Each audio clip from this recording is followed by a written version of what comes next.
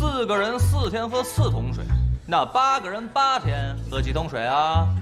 这1人1天喝1桶水，那8人8天应该是喝8桶水。错！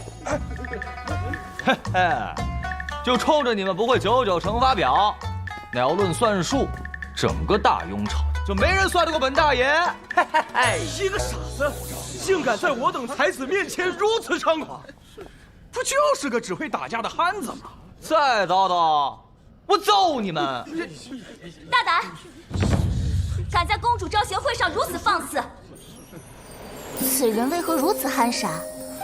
回殿下，他就是西城的一个傻子。好漂亮啊，怪不得元神喜欢。为号，想在公主招贤会上获得魁首，得先过老夫这一关。出题吧。好，那你可听好了，一小贼每刻走1里，捕快半个时辰后追赶，每刻追3里，何时能追上？此题可是老朽钻研。2刻钟追上。你莫要总打盹。来了。魏汉子答对了。大人，这怎么可能？如此复杂之题，未足1日，怎能解啊？哎，就问你服不服？不服！魏号小儿，你可敢再接老夫一题？没空！我今天是冲着公主来的，你个老头，竟耽误我办正事了，知道吗？韦憨子，你休要猖狂！就算你赢了在场所有人，也不该说出大雍朝没人算得过你此等狂语。丫头，我可没骗你啊！你要是不信，你可以把大雍朝所有的读书人，包括那些文武百官，都叫过来跟我比算术啊。不过，他们要是都输了，你可要嫁给我。登徒子，你信不信我？哎，别动不动登徒子嘛！我告诉你，虽然我叫汉子，但我不傻。你别听外面人乱说，你跟着我，肯定不会让你吃亏的。你就这么说定了啊！明日在聚贤楼，我开门迎战。丫头你啊，你再敢叫我丫头，你就把你认识的所有的会算数的人都叫过来，说好了啊，都输给我，就嫁给我。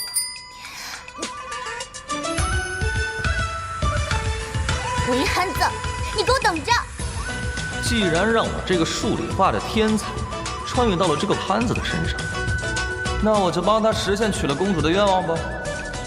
不过说心里话，这位公主，我也是莫名的一眼相中了。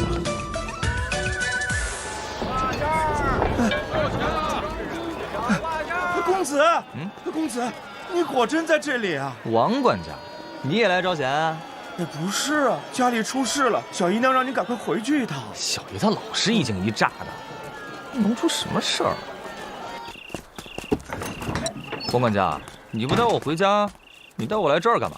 那是因为咱们韦从。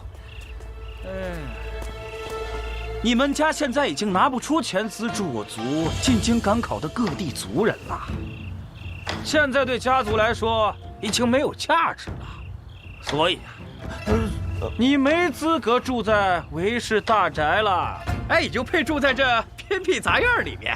哎呦，看我打死你！你死你又动手了呀？人都骂到家门口了，我平时有这么怂吗？我打的就是你！你等着，打死你！小姨呢？我在里面。公子，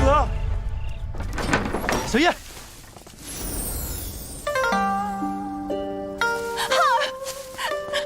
你总算回来了。他们也太欺负人了。他们算哪根葱？我找他们去。你干嘛去？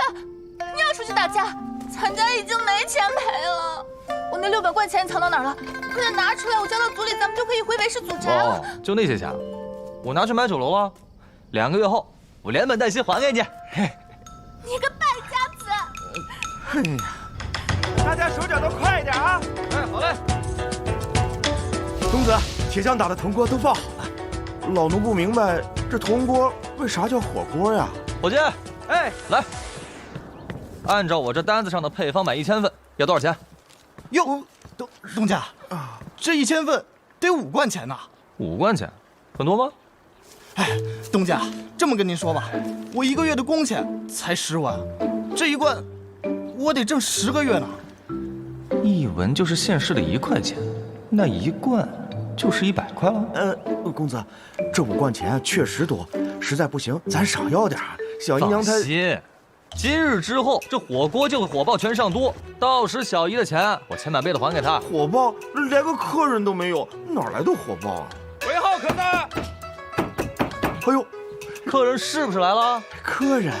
哎，都愣着干什么？接客呢？哎呦，拜见各位大人，大人里面请。请。你就是伪憨子啊？啊，叫谁憨子呢？我认识你吗？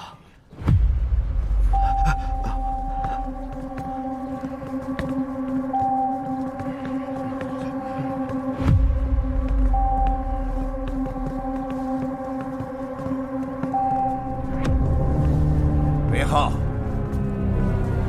是你在招贤会上大放厥词，说自己算术能力在大雍朝无人能比。哦，你们是公主派的人啊！今日本官便率民部众官员会一会你。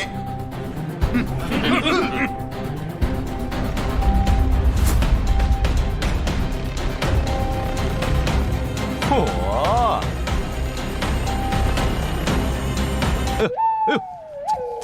东西都熟了。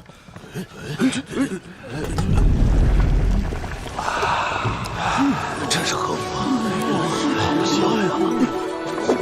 闻之垂涎，味绝矣呀！这是何物？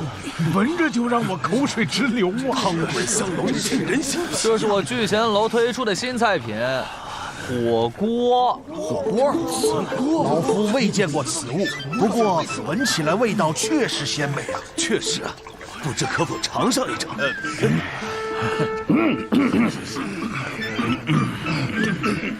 哎呀，你们要比就比，别围在这挡着我做生意。好，尾号听题。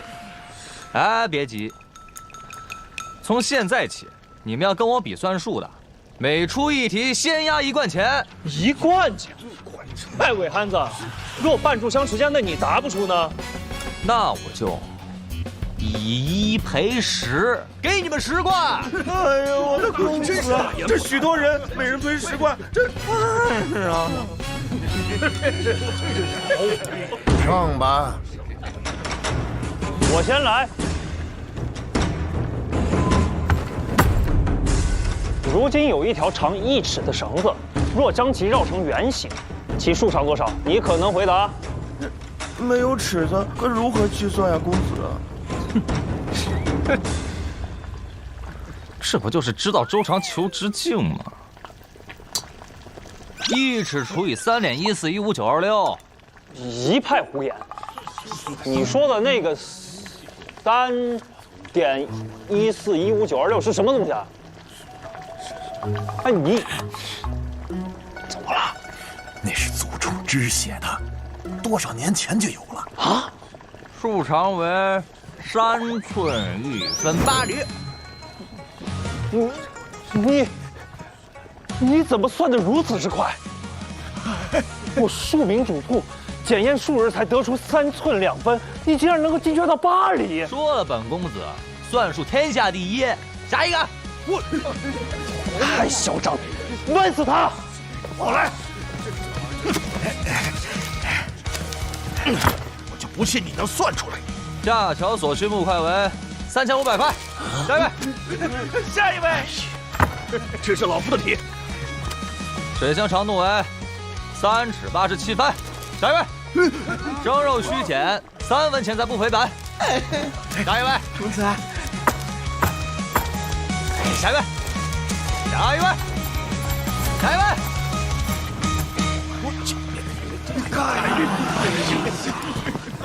你说这是小儿兄弟这玩意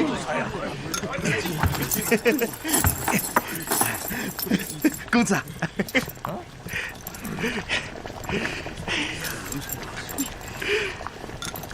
输了的大人可在本店免费食用一次火锅。啊！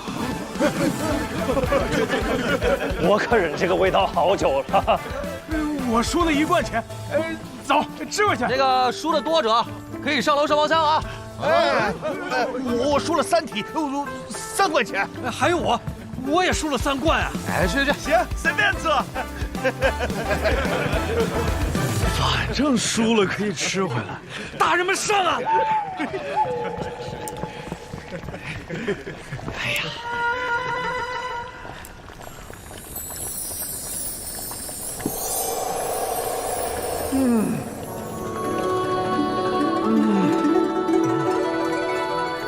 肥牛凝脂纯坚血，毛肚轻抚荡齿后。啊，如此人间美味，吃着比闻着还要香。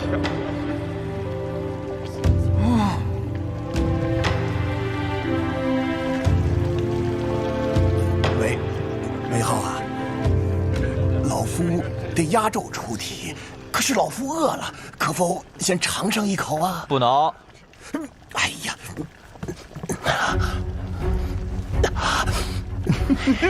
真当我闲得没事找你们这些当官的来比算数啊？今日之后，聚贤楼必将名扬上都，成为最贵的酒楼。这波营销真是太成功了。真是个憨子。是真的，奴婢一开始也不相信，但是西城那边的人都这么说。这个韦浩整日在外面打架，感觉脑袋像是缺了一根弦，很冲动。怪不得会有如此轻浮的行径，原来是脑袋有毛病。他们家原本可是西城首富，父母去了巴蜀，现在由一个小姨带着。哦，那就怪不得了，家中独子5代单传。也不知道朝中那些大臣跟他打赌怎么样了。聚贤楼吗？走，看他的笑话去。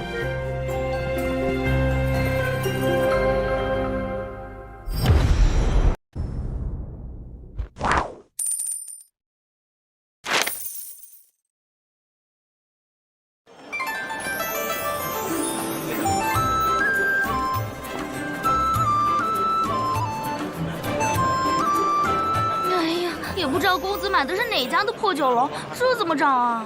这小子对生意一窍不通的，哪家生意不好就去哪家找，定能找到。像这种就不用看了，分头找。走。哎呀，怎么排这么久还没轮到我呀？你才多久呀？我都排1个时辰了，难不成这些人都是来找韦憨子比试的？哎，诸位不要争抢，先拿号，一个一个来。哎。后面排队呢，可快！我们来找人。哎，不要急啊，一个一个。大庸还有如此火爆的酒楼？这小子怎么研究出来的？哇！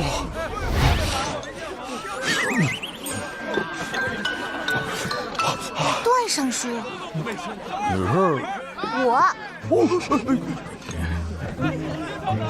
你不是来此处跟韦浩比算术的吗？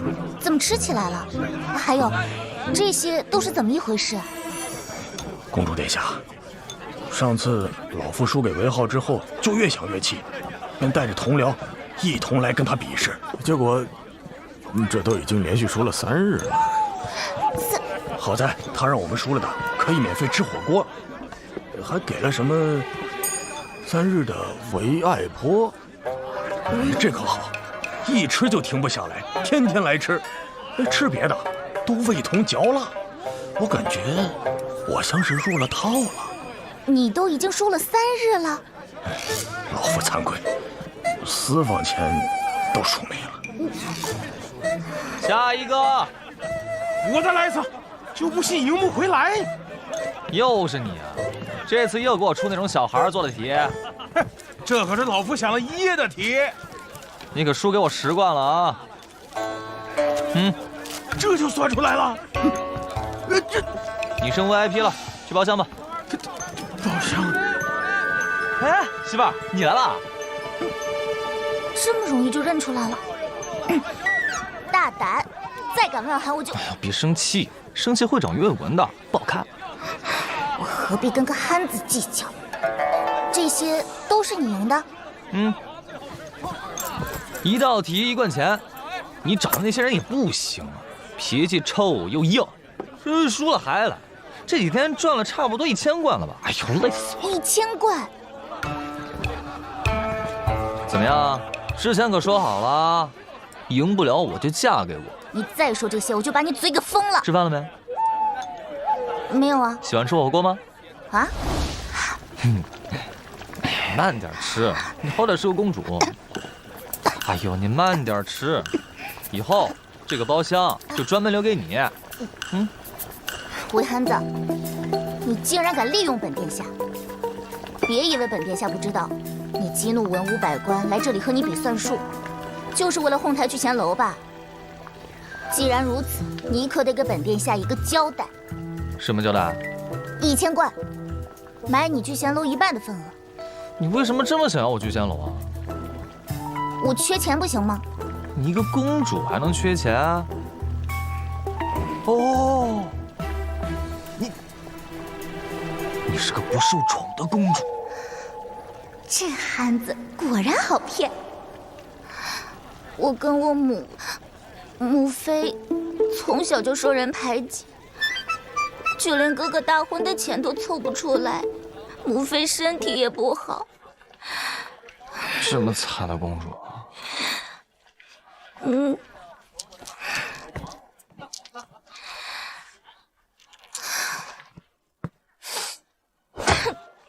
这些是定金，你准备好契书吧。这什么玩意儿？你拿来当定金？什么玩意儿？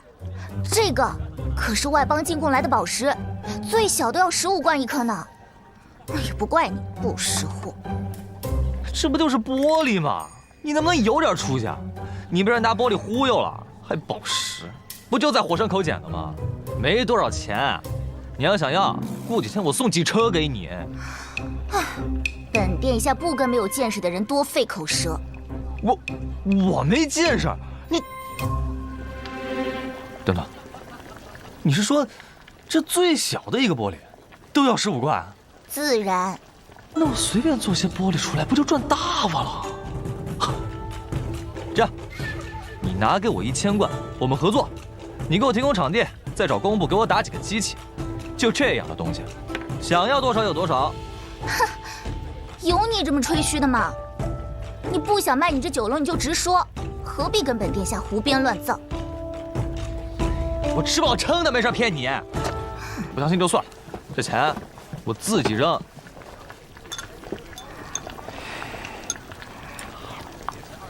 行，1000贯就1000贯，不过要说清楚了，如果你这东西挣不了钱，这聚贤楼1半的份额可得归我了。是。这酒楼的生意也太好了吧，都排了半个多时辰了。啊，小娘，你看，不吃了，免单。还是那句话，只要过来吃就免单，咱们自己家的酒楼，啊！好你个臭小子！小野在外面想吃顿饭排半天是吧？小野，疼，松手，都掉了，娶不了媳妇了。哎，不是，你自己家的酒楼你不知道，你非要排队，你还怪我，你不会直接进来吗？我哪知道这个酒楼是咱们家的？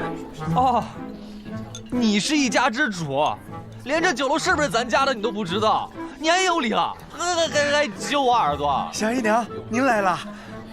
哎，去，把楼上的包厢给小姨腾出来。好，小姨娘这边请。孩儿真是出息了，长能耐了。请。这么火爆的酒楼，怎么可能是这个憨子弄的？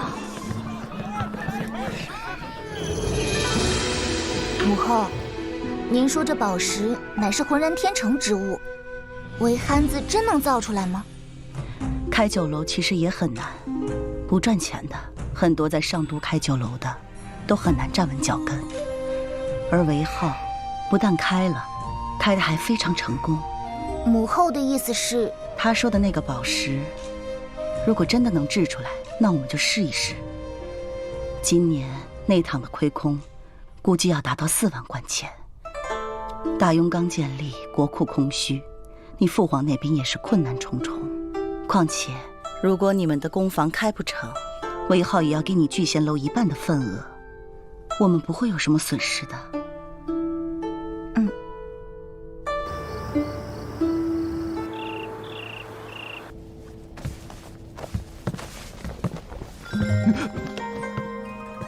小姨，你怎么进来了？给你搓澡啊。浩儿，按照现在聚贤楼的营收，我们是不是很快能回韦家老宅了？对啊，那你有没有分别的吗？打小我就帮你洗澡，趴下一些，我帮你搓澡道。趴下。或许我们还可以买一处新宅子。哎呀，要不我自己来？你自己又洗不干净，每次还得让我重新给你洗。我有这么傻？可怜的浩儿都不知道自己有多寒。你站起来吧。不，下面我自己来。这孩子长大了。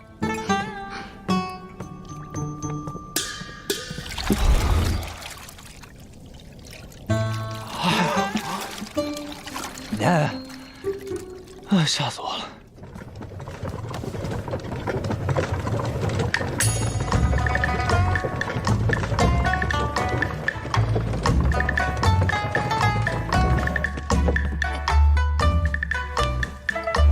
你这是按摩？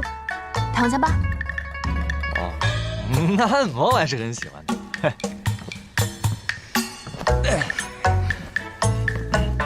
这几天累坏了吧？小姨帮你放松放松。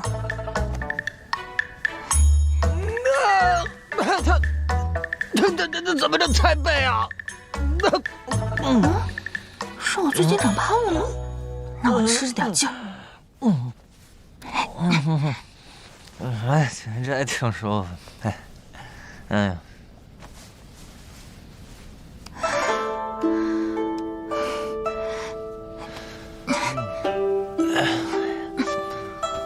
虽然不是亲小姨，但对我这个憨子可是真好啊！舒服吗？舒服。使臣此话何意？请大雍皇帝陛下能够支援我部100万担粮食。本朝没有那么多粮食，今年西北大旱。大雍粮食也短缺，没有那么多粮食能够给到你们北仓。不过，你们倒是可以找民间去买。没有什么事的话，你们就下去吧。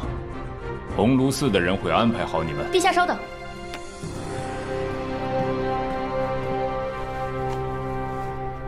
陛下，我是往来草原与西域间的胡商朵香，受北仓所托前来协调通商。我部虽然没有大雍的财力，不过我们有宝石。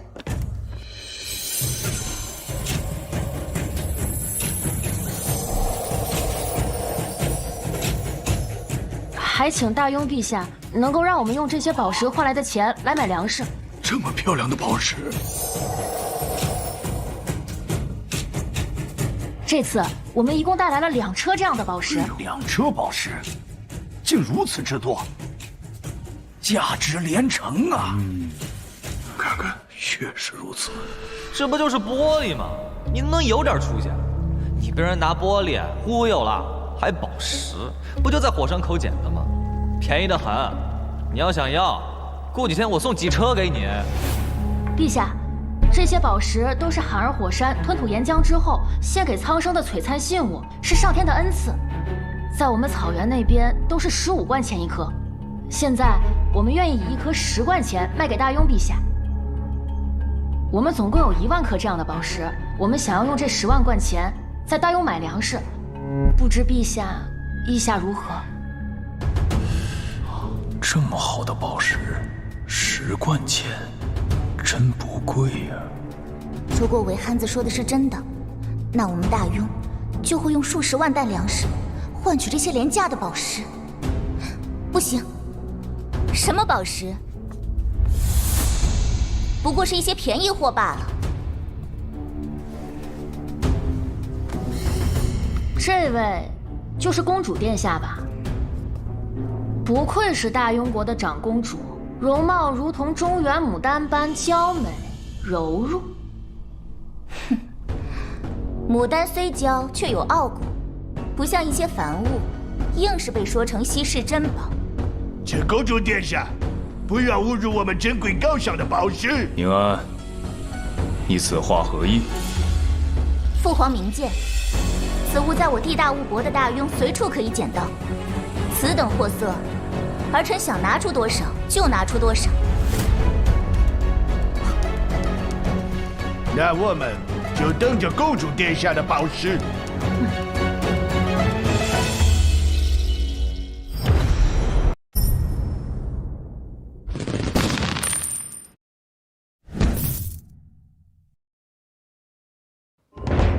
此事韦东家尽管放心，之前公主殿下已经吩咐过老夫了。只是你造如此复杂的炉子要多甚啊？莫不是聚贤楼又要推出什么新的菜品？好了，段大人，这次不是吃的，你就按照这个图纸给我照着做就是。至于成本，可否按材料成本价给我算啊？这不是聚贤楼的贵宾卡吗？有效期1年，不用排队，所有菜品一律8折，绝对成本价。丫头，老臣参见公主殿下。刚才韦浩已经和老臣说了。我有急事找你。那老臣这就下去找人打造。你说那个宝石很便宜，对吧？我把这1000贯带来了。你有多少那样的宝石？我全都要了。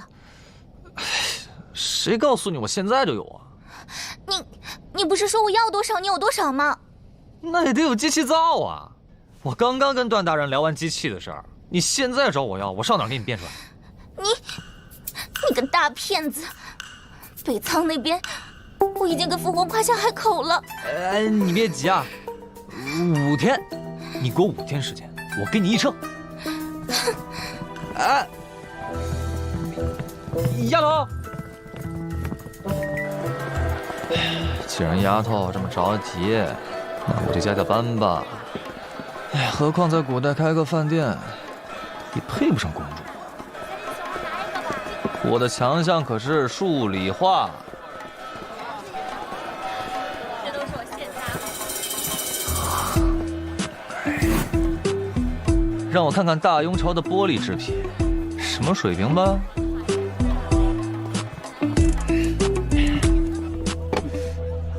您这是60贯卖给您，60贯可以，本店抽取1升啊。行，老板，这个多少钱啊？我正好卖给店家呢，你要的话就60贯，省了中间费。多少钱？60贯，就这个？不值吧？这顶级的琉璃宝盏，你觉得60贯还贵啊？你是不是没有见过什么好东西啊？你说我没见识？你这东西漂亮是漂亮，但是这也不是稀罕物件啊。不稀罕，你去整个上都城找出第2件试试。反正不值60贯。穷鬼！你是在说我吗？哎，没见过世面的穷鬼！你这张嘴真是挺欠揍的，我看你。干嘛呀你？还想打人啊？来呀，谁怕谁啊？你要是不敢，你就是4脚趴。这么憨？比我都憨。老板，这个多少钱？公子，60块。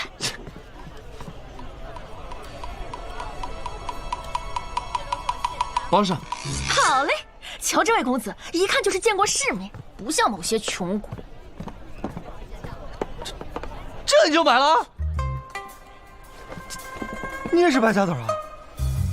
这位兄台，你可不知，这种琉璃可是很难得，就这成色的，一年也就出1、2件。那也不值60贯啊！这是你故意的吧？公子拿好。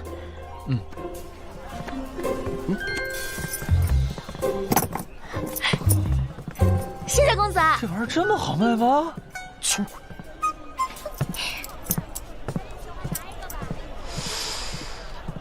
这种品相的玻璃杯就能卖60贯钱，那我要是也烧出来，那不是挣大钱了？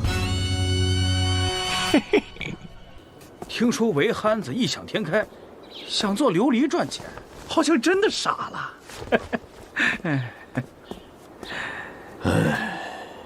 想当年，他父亲做到了西城首富的时候，也没能做成琉璃工坊。现在这个憨子，居然想要重蹈他父亲的覆辙，哎，非得要把好不容易做起来的聚贤楼给败了。哎呦，这谁不知道？这琉璃工坊开了就赔，不然大家早就做了。想要重回祖宅，我看他们是没机会了。这行，这行。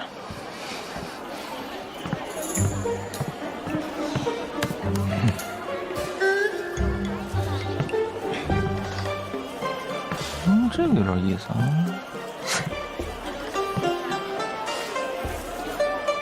一堆烂沙子有什么好看的呀？大庸竟是些蠢货。你谁呀？是你？你个穷鬼来这干什么？我穷鬼？我韦浩从出生起就坦然别人说我是穷鬼。告诉你，我今天还就用这些沙子做出宝石了，任那些破东西都卖不出去。沙子做宝石？哎，哎，那2间新开的琉璃工坊，不会就是你的手笔吧？那是自然。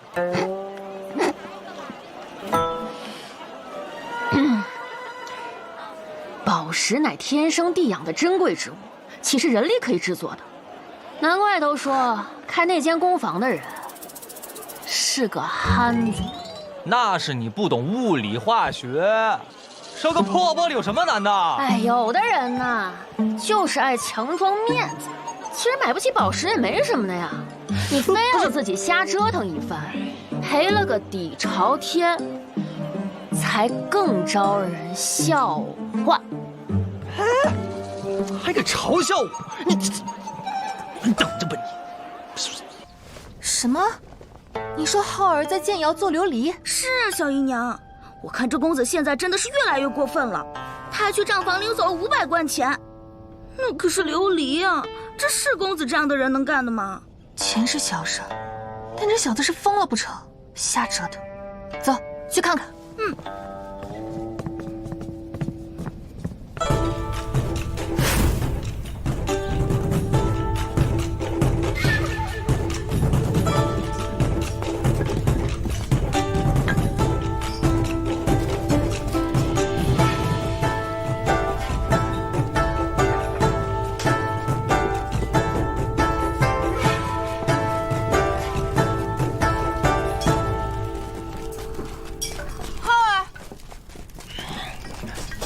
小姨，你怎么来了？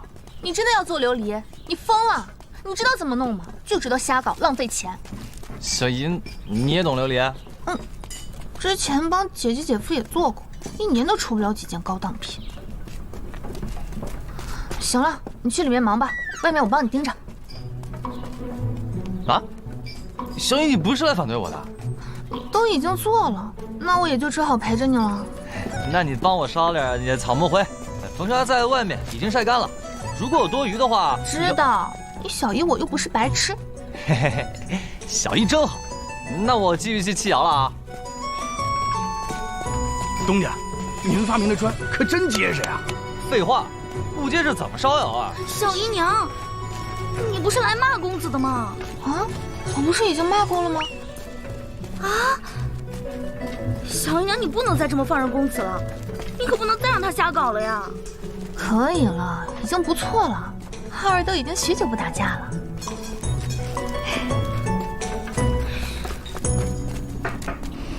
宁安呢？怎么没有见到他？刚出宫去了。这段时间，皇家的生意都交给了他去打理。没办法，太子要跟着你，臣妾也只能让宁安去了。这内堂还剩多少钱？上个月就没有了。什么？上个月就没钱了？陛下，这些不该让你操心的。不成，等宁安回来，让他到甘露殿来，朕要听他说说现在的情况。今年朝堂那边也非常缺钱，民部那边的缺口达到了30万贯，还不知道从何处弥补啊。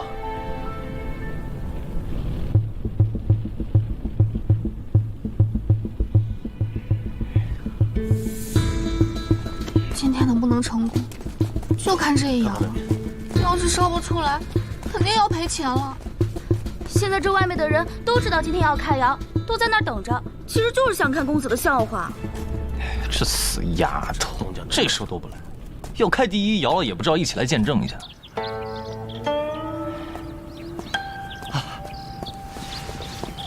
殿下，父皇那边还需要多久？陛下这会儿正在商量军机大事，要不您再等等。父皇真是的，让我回禀内堂的事，自己还忘个干净。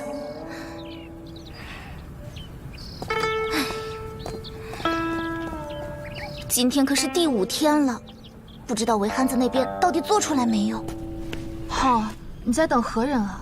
公主，自己的宫房开窑都不来，心真够大的。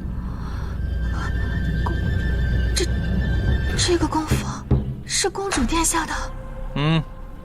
他是我合伙人，我们1人1半。那他会不会？他会什么？他什么都不会。算了。哎，差不多了，开窑吧。好嘞，东家。里面温度高，小心点啊。会小心的，东家。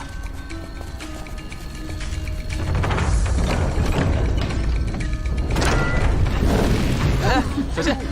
大家都退一退，让温度散一散。差不多了。来，伙计们，都小心点啊！哎，走。公主有分的宫房，万一烧不出来，那会杀头的。浩儿他压力应该很大吧？浩儿，你放心，你一定会成功的。我刚看过了，你跟姐姐姐夫做的都不一样。哎，小英，你掐我干嘛？就这点事儿，看给你紧张。谁紧张了？你不紧张，你掐我？我掐我自己，我疼。你掐我就不疼了？真是。东家成了！哎，快！拿个东西出来看看。好嘞！天哪，东家，这是什么？我从没见过，是宝石啊，这么漂亮，肯定价值连城啊！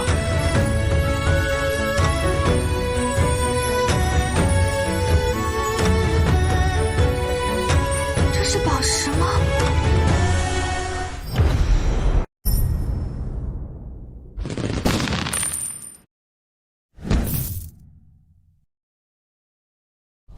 这是什么？我从没见过，是宝石吗？这么漂亮，肯定价值连城啊！这是宝石吗？怎么如此晶莹剔透？我们是不是算是烧制成功了？太好了，浩儿，你不用被砍头了，太好了！小英，什么砍头啊？没什么。小英，你别一惊一乍的，我再给你看个让你更高兴的。哎，伙计，把旁边那个窑也拿2件出来。好嘞，来了，东家，这是什么？花瓶吗？比陶瓷做的还好看。光滑流转，星河璀璨，怎么如此好看？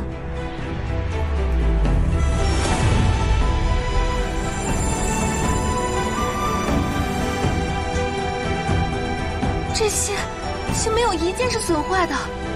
浩儿，你是如何做到的？小 case，走。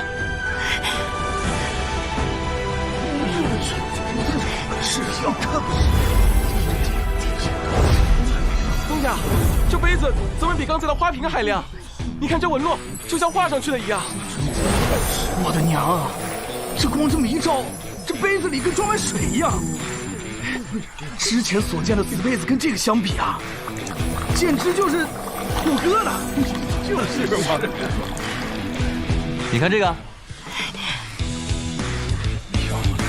这杯子就像是把光裹在里面一样，远看像雾，近看感觉有宝石镶嵌在其中，果真是精妙绝伦。好了，待会儿把窑里剩下的都装车送到聚贤楼去，这些就留给小姨慢慢看吧。啊，放心吧，东家，当心点儿，拿稻草都给我隔开啊！好嘞，东家。这聚贤楼的火锅绝了，辣的够劲，鲜的入味。这个东家对饮食竟然有这般巧思，难怪生意如此火爆。这可比我们在草原到处贩卖赚钱快得多。来，把那几盒琉璃珠子给我摆到最显眼的位置，再扯上一块布，显亮。好嘞。穷鬼！你认识聚贤楼的东家？啊？他？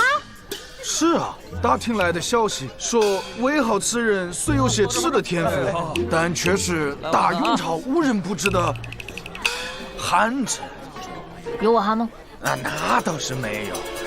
来这儿吃饭的都是达官显贵，他们缺的不是钱，是稀罕物件。大家快来看看，好漂亮啊！哎呦，生辉啊！掌柜的，你这弄的是什么稀罕宝贝啊？他怎么会有我们北仓的宝石？还这么多？是啊，今天还就用这些沙子做出宝石，让你那些破东西都卖不出去。他真的做出来了，看看，红的像珊瑚，绿的像翡翠，阳光一照还透着光。哇，公子心眼夺目啊！莫不是北仓来的宝石？你看这颗淡紫色的，比我家夫人的珍珠还润呢！哇，回东家，你这宝石怎么办啊？大家先别急，这宝石不仅独特漂亮，而且上都城没有第二家卖这个。最关键的是，它物美价廉，一颗只要1贯钱。1贯钱？1贯钱，懂什么？这么精美的物件，只要1贯钱。回东家，你不会算错钱了吧？别算错，就这个价。1贯钱？怎么是你啊？这样的宝石在我们草原都卖15贯，凭什么你卖1贯钱？我想卖多少钱就卖多少钱，关你什么事儿？就是不买靠边，不买靠边去！你们看，这才是真正的宝石，他那都是便宜货，假的。我觉得还是韦掌柜的好。是啊，你看韦掌柜的纯净至极，而这位姑娘的细细看来，明显有些杂质。是啊，就是啊，老百姓也不是雪亮的，这看着确实不太聪明。还是韦东家的宝石更好一些。你这确实好，还是韦东家的好。但正因为如此，你更不能这样卖。我这种宝石都值15贯，你怎么能只卖1贯钱呢？确实，我这个宝石一看最少值20贯钱吧。是啊，但是我就卖1贯钱，怎么样？韦东家，我是来的，我要包下这2个。我也要，这个是吧？1贯钱，都1贯钱。我也要。我出200贯钱，全包。我不卖。都得给我，乞丐我都包完了，给我乞丐。行，大家不要急啊！知道吗？阿祖，人太多了，得排队。这么多人，要耽误早朝了。哎，小兄弟，我想买你手中那几颗宝石。想买去排队去。我出2贯1颗。家夫人一听说，这不就让我2贯？没想到一会儿的功夫还排起队了。2贯自然是可以啊。哎，阿祖，你们买了？你先排队买着，阿祖有急事，我先进宫了。这，王公公，你去催催我父皇，我还有重要的事情要出去呢。殿下，刚刚小的进去要说，被陛下瞪了一眼。哎，房大人，我找陛下有急事。哎，房大人，房大人，陛下，陛下，房仆爷，可是有什么要紧的事情？陛下，你看看，臣刚刚获得了一些好东西，特意过来呈现给陛下。看看是不是品质上佳？这宝石，怎么叫此等宝石啊？真是好东西呀，品质上佳呀！这不是北仓的宝石吗？爱卿，从何处得来呀？回陛下，在东城的一家店铺里，一贯钱一个啊。那北仓各部落以此物珍贵，奉为珍宝。可臣得到的消息，在那个店铺里，这种品质的宝石数不胜数啊！这比北仓上贡的那些可精致太多了。数什么？听说这聚贤楼有稀罕宝石卖。这，给我拿起来！是你在卖宝石？是你？哎，都让一让啊！让啊！哎，东家，宝贝放哪儿啊？啊，不，放满。哎，好的。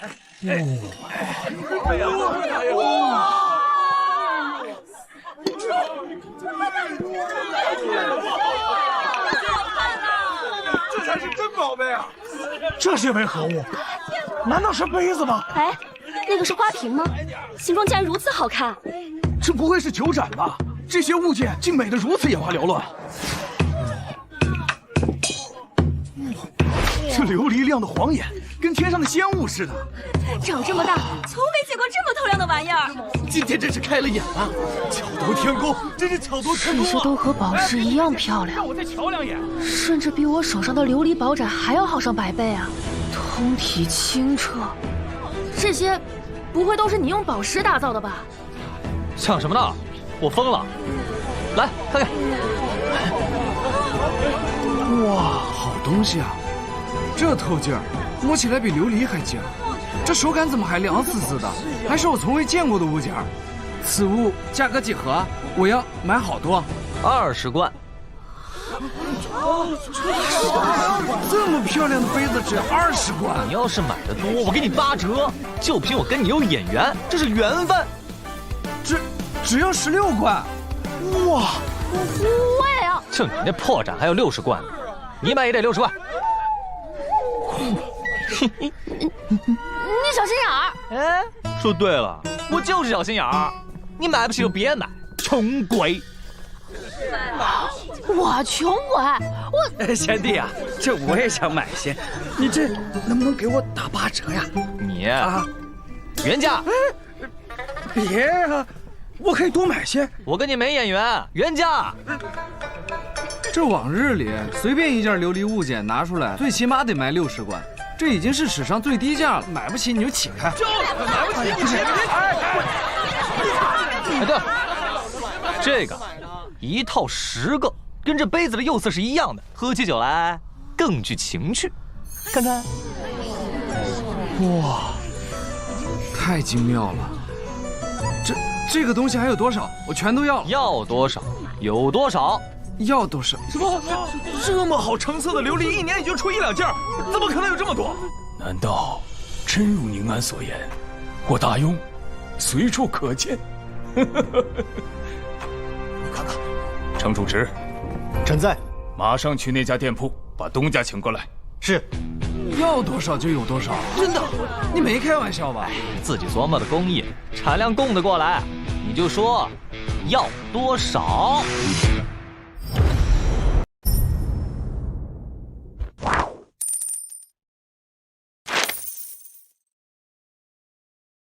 陛下，臣建议立刻查封这家店铺，查封这些宝石，待调查清楚后再说。这是为何？这个宝石来路不明，按理说，这些宝石同钱币无异，应该归朝廷所有，献给陛下才是。可是，他们居然在市场上私自贩卖，完全没有把朝廷放在眼里。此言差矣。难道不是吗？如此大量的宝石现世，应该作为祥瑞献给陛下才是。臣赞同长孙仆射的话，此物还是需要调查清楚后再说。但也确实打消了北仓对我朝的不臣之心。若是真以此物来换我们10万贯的粮食，无妨。查清楚也好，查查这到底来自何处。如果没有问题，朕对那个东家重重有赏。可民间一有财富就要充公，只是暂时查封，房卿无需担忧。是。程主持，臣在。就着你去办吧。是，陛下。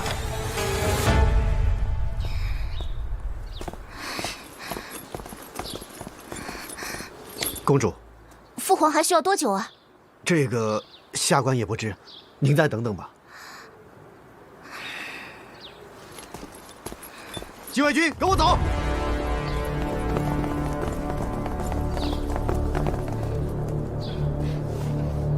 殿下，皇后娘娘请您去一趟凤鸾殿。可有说是何事？是太子殿下花钱花多了，皇后娘娘震怒。王公公，若是父皇召见，你就说我在母后那边。是。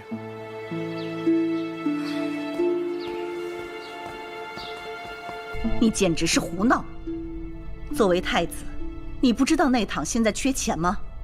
要不是太傅过来告诉我，我还不知道你买什么琉璃竟花了5000贯钱。若是让你父皇知道了，他该怎么看你？母后，儿臣是一不小心买多了些，可是这些琉璃是真的漂亮，儿臣是真心喜欢的不行。不信您看，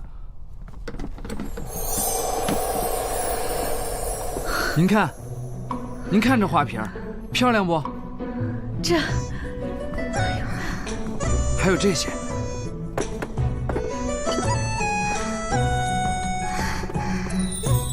这琉璃杯，通透如冰魄，斑斓若霞蔚，可谓是承得住光影，装得下这人间雅致。这也太惊艳了！那当然了。哎呀，我大雍竟有如此至美的琉璃。哦，对，还有这个杯子，母后您看它的形状，这不是还晶莹剔透的。皇兄，你这从哪儿买的？在聚贤楼买的。什么？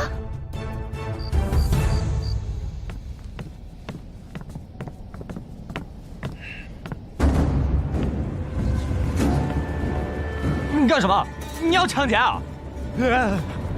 你到底是商人还是绿林好汉啊？本来不成仁义在啊！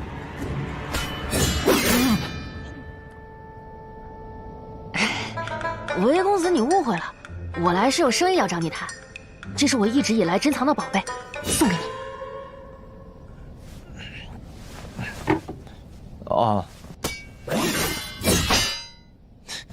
你是来求我的？什么话？是合作？怎么个合作法？听听。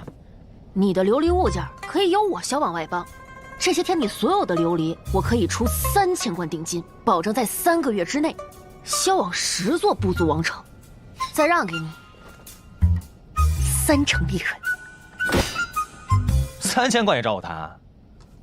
我本来就没带多少钱，剩下5000贯钱我还要买粮食呢。买粮食？卖粮食哪有卖琉璃挣钱啊？那不一样，现在草原缺粮，这是救命的钱。8000贯，跟你谈。我这定金都快占到总数的2成了，哪有做生意要那么多定金呢？琉璃物件在上都都是抢着要的，根本不愁卖，8000贯都拿不起。怎么到底谁是穷鬼？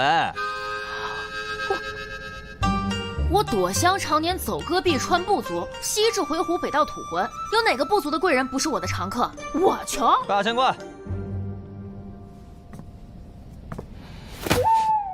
少1贯都不行。慢走不送。你别后悔。断开！进军门差。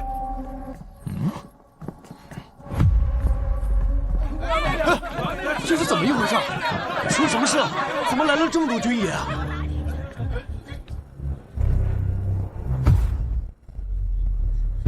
都散了，这里不卖了。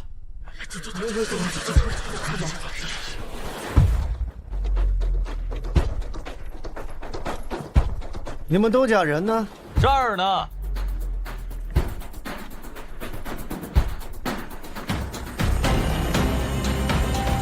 这位军爷，我是东家，有什么问题吗？待会儿跟我们走一趟，我们要查封这里。这家店就是黑店，我看就得赶紧把他抓起来，严加审问。怎么哪儿都有你的事儿啊？为什么要查封啊？我没有违法。禁军查封，难不成你有意见？给我拿下！都别动！我看谁敢动！你大爷的，你谁啊？说查封就查封？啊！看到老子店铺赚钱了，来没抢啊？胆子不小啊！不认识我们禁卫军？禁卫军怎么了？啊？禁卫军没有坏的吗？敢对禁卫军不敬，有本事过来打！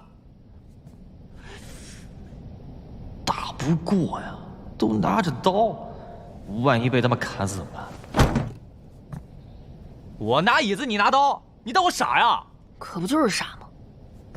不敢，有种单挑，或者一起上，不许拿武器，敢吗？一起上？你侮辱谁呢？来，我不用武器，过来打。成，但先说好，如果你输了，其他人上也不能带武器，就是要赤手空拳打一架。我要是输了，你们带我走，我没办法。好，我保证不用武器。但我要是赢了，你们不准查封我的店铺，更不能带我走。来啊！看招！力气不小啊！去！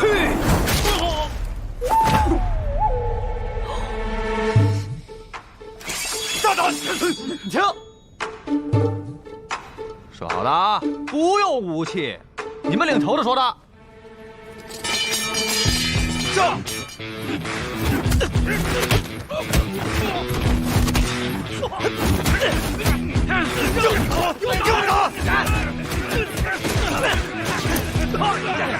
按住他！看到我老大，弄死你！这不行，我让你亲我，让你亲我！你也打小爷！干什么你？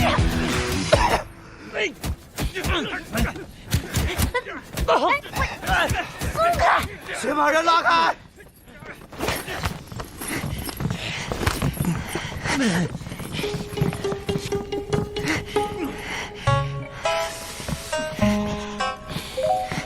说好的啊，不许打击报复。你小子最好给我老实点，不然小心我揍你！我力气这么大，不当兵可惜了。我是独子，还未加官，当不了兵。你就是命好，要是生在乱世，可由不得你。想不到竟然与北仓有所勾结啊！那正好，一起带走。和我有什么关系啊？送入刑部大牢。不是，你们就这样打击报复的吗？见过殿下，您怎么来了？这店铺怎么回事？殿下，您也要买琉璃吗？这里被封了，是陛下亲自下的命令。被封？那韦浩呢？韦浩是谁啊？就是这家店的东家呀。您是说他呀？他把我们10几个人都打伤了，现在要送到刑部大牢了。什么？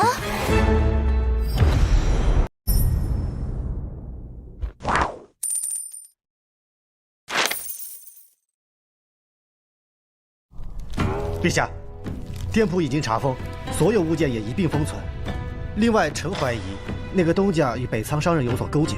北仓？你这脸怎么回事？这，回陛下，臣和那个东家打了一架，那小子力气好大，伤了我们好几个。放肆！敢和禁卫军打架，让刑部好好收拾这小子。是。哎呦！我说你们，你们凭什么管我呀？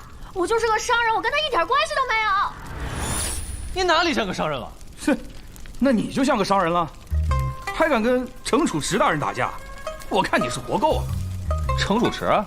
谁呀？那可是肃国公程三府的儿子。程三府？这是国公的儿子？好不容易给内堂找到了赚钱的方法，才刚开始就被封了。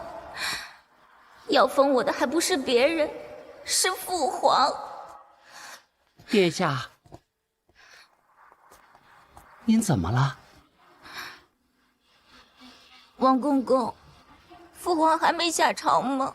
下朝了，刚才还问起殿下了呢。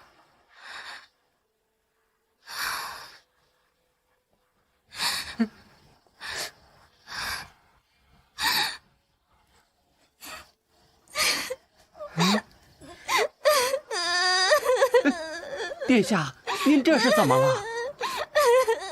哎呦，哎呦，哎呀！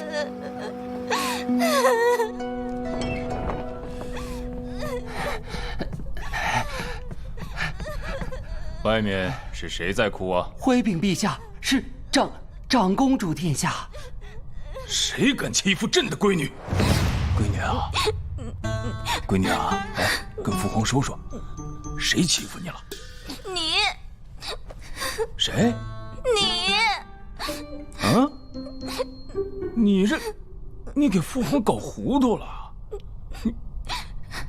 闺女啊，那北仓的宝石，正如你所言，我大庸随处可见，你是如何知晓啊？你还好意思提？你为什么把我店铺封了？那挣好多钱的店铺。啊，这父皇不会封店铺啊！再说了，封店铺的事情也不需要父皇去啊。就是你封的，禁卫军还在那儿呢。不可能！来人啊，去查。陛下，陛下，何事？今日禁卫军确实奉命去查封了店铺。啊！啊！哎，是卖宝石那家店铺。哎呀，闺女啊，别哭了，别哭了啊，我的闺女。闺女，你好好跟父皇说说，为什么那家店铺会是你的呢？我出了钱就是我的，你为何要把店铺封了，还把韦浩抓进了牢里？韦浩又是谁呀？听着耳熟呢。儿臣本来想跟你汇报，连开业礼都没去，没想到才开了半天就被你给封了。闺女啊，都是父皇的错，跟父皇好好讲讲，到底怎么回事。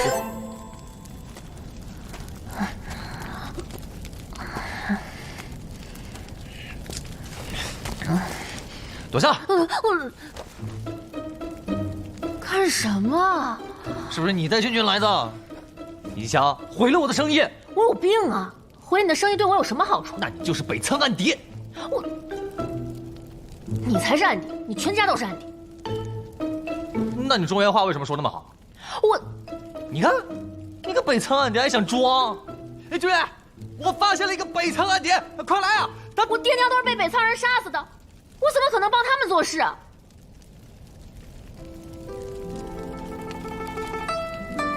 我虽然家在北仓，可我的父母就是因为被叛军盯上了家产，所以才会被他们。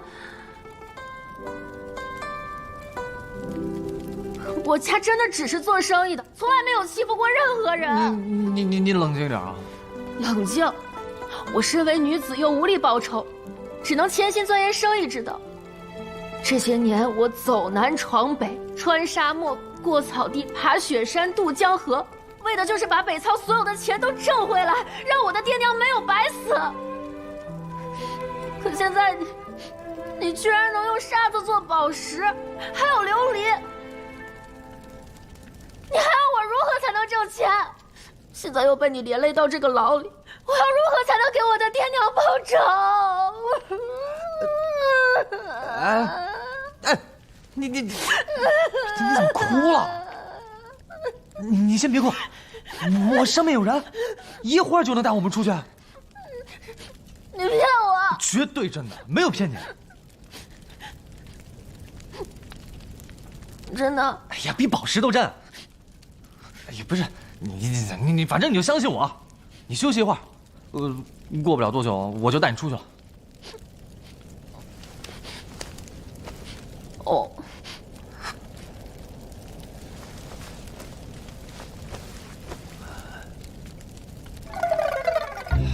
如此赚钱？儿臣之前也不相信，幸好他让儿臣占了50%的份额，今年内堂的用钱应当是足够了。此生意还避免了让北仓人占取10万贯的便宜。坏了，韦浩还在牢里。闺女，哎呀，朕把他放出来就是了。父皇，还是我去接他吧。啊？为何？您不知道，他这憨子脾气倔得跟驴一样。我之前跟他打包票，说一定能保住他。现在让他进了大牢，我怕他一犯憨，以后都不做了。这制作宝石之法，只有他会。女儿没参与，只有他知道。那朕也去，看看这韦憨子到底有什么本事。父皇，您还是别去了，他这个人满口胡言，我怕他一犯憨冲撞了您。父皇堂堂大雍皇帝，难不成还容不下一个憨子吗？闺女，你也太小瞧你老爹了。那，您乔装一下。这好，父皇乔装一番，与你一同过去。哎，干嘛呢？麻利点，赶紧把东西搬到屋里去。都小心点啊！小姨娘，小姨娘，公子被抓进刑部大牢了。什么？出什么事儿了？小姨娘莫慌，公子已经托人递出话来了，说让您切勿担心。去了刑部大牢怎么会没事呢？那可是个只要进去就出不来的地方。难道是把公主给得罪了？不行，我得去找浩儿。小姨娘，这公子是怎么了？可千万别出什么事啊！到底怎么了？这个韦憨子竟敢私造宝石，谋私利！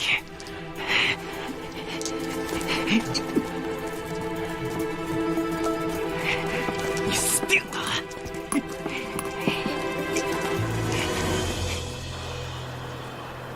我2个8，这东西好玩，比骰子好玩多了。小圈，你怎么想出来的？这算什么？你们这几个的工钱够干啥的呀？以后跟着我，带你们吃香的喝辣的。你这憨子居然还会赚钱，2码事儿好不好？我平时是憨，但是赚起钱来，我脑子可灵光了。哎，聚贤楼知道吧？我弄的。哎，生意好吧？听说里边很贵，我可没去吃过。一会儿我给你们写个条，你们都去吃，不用花钱，我的。谢谢。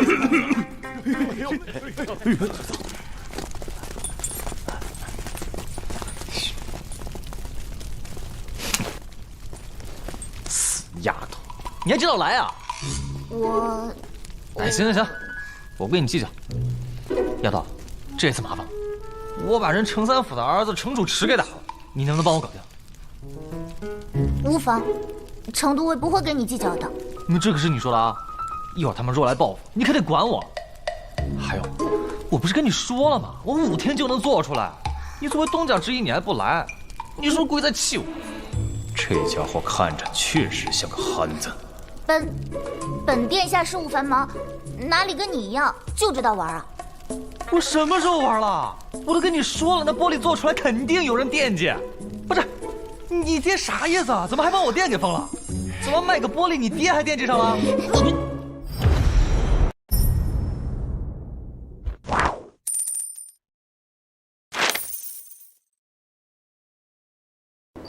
你爹啥意思啊？怎么还把我店给封了？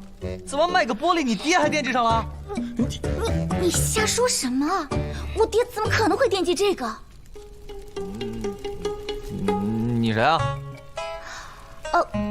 这是我府上的詹事。哦，公主府的詹事，难怪气宇不凡。哎，我到时候去府上提亲，你是不是能帮我搞定皇上啊？登徒子，你瞎说什么？我瞎说什么？男大当婚，女大当嫁，谁家的闺女不嫁人啊？这汉子居然还敢打朕闺女的主意！只要你嫁给我，我琉璃工坊的股份全是你的。你就看看，整个大雍有谁比我更大气？这么多，都送给我？这才多少？没多少。你知道吗？今天本来我们都要发财了，好多商人来找我订货。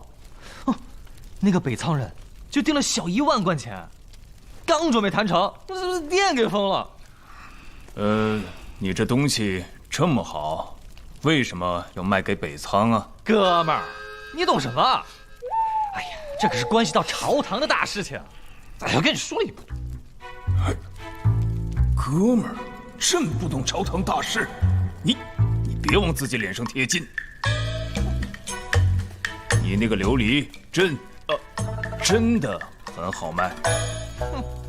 我们大雍的人都抢着找你求购，你却要卖给北仓，你就不怕别人弹劾你有通敌之嫌？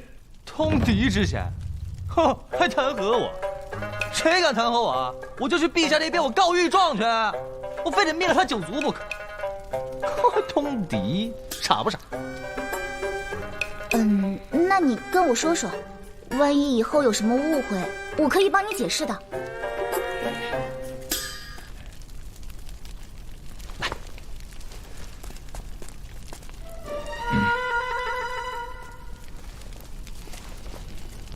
一个琉璃杯子能卖那么多钱，一只羊才80文，那1贯钱能买一群羊呢。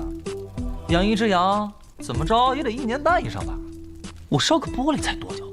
更何况他们那些宝石，我都是用琉璃渣来做的，根本没有成本。哎，我们把这些东西卖给北仓、南朔那些商人，外邦人花钱买这个得卖出去多少牛羊啊？牛羊卖给谁了？还不是卖给我们大雍。他们牛羊买多，他们就没有钱去买粮草、买装备了。用一个小小的琉璃制品，就能制约北仓等外邦国的战备，岂不妙哉？如果以后他们一直喜欢，就还要一直买，用不了多久，他们就没有钱打仗了。我可是听说，我们现在大雍边境还在跟北仓打仗呢。用我这个办法，要不了多久，他们就穷得打不起了。好啊！你看着，用不了3个月，那边境就开始卖牛羊了，甚至战马都得出售。确实，如果北仓那边能买去许多的话，肯定会影响他们的战备，再加上我大雍的税收还能增加不少钱，此消彼长。那么，大雍和北仓的战事，用不了几年，也许就能见分晓了。你还算有点脑子。哎，丫头，走，我带你去看看琉璃工坊去。哦，对了，那个北仓人啊，就是个憨子，没事给放了，说不定以后还有大用呢。一个憨子，还说别人是憨子。我就说吧，这公子他就不是发财的命，这得罪了公主殿下，不被抓起来才怪呢。小姨娘，如何了？狱卒刚刚说，公子被公主带走了。啊，小姨娘，带走了。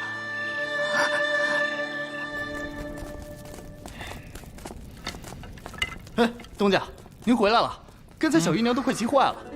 哎呀，我不是跟她说了不要担心，你赶紧去给小姨报个信儿啊。好嘞。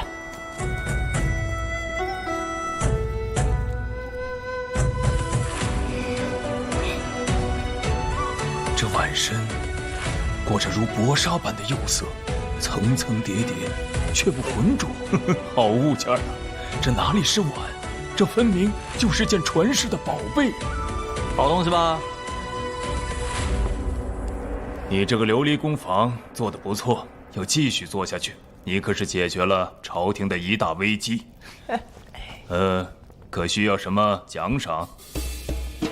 奖赏？什么奖赏？谁给啊？我会上奏陛下。哦，那没必要。估计也给不了什么好东西。如果能给我个侯爵当当，那我也是很开心的。到时候我就跟你身份相当，就能上你家提亲了。侯爵估计是不能给你的，但是如果你能答应我一个条件，给你一个伯爵，倒是能够拿到。哟，什么条件？说来听听。伯爵也行啊。如果你对外说，这个宝石是他做出来的，并且你以后不再私自制作，这个爵位你就能够拿到。这，行。但你们要答应我一个条件，就是你们做出来的这些所谓的宝石只能往外面卖，不能干扰大庸的货币体系。这憨子还懂得替大庸朝堂考虑。自然。丫头，待会儿我就让人把上午赚的钱给你送出去。你家不是缺钱吗？先都给你用。不过说好了，晚点我还是要平分的。另外，这些制作琉璃的工艺，晚点我也交给你。小问题，没几个钱的东西。没几个钱。看这个出息。真好看。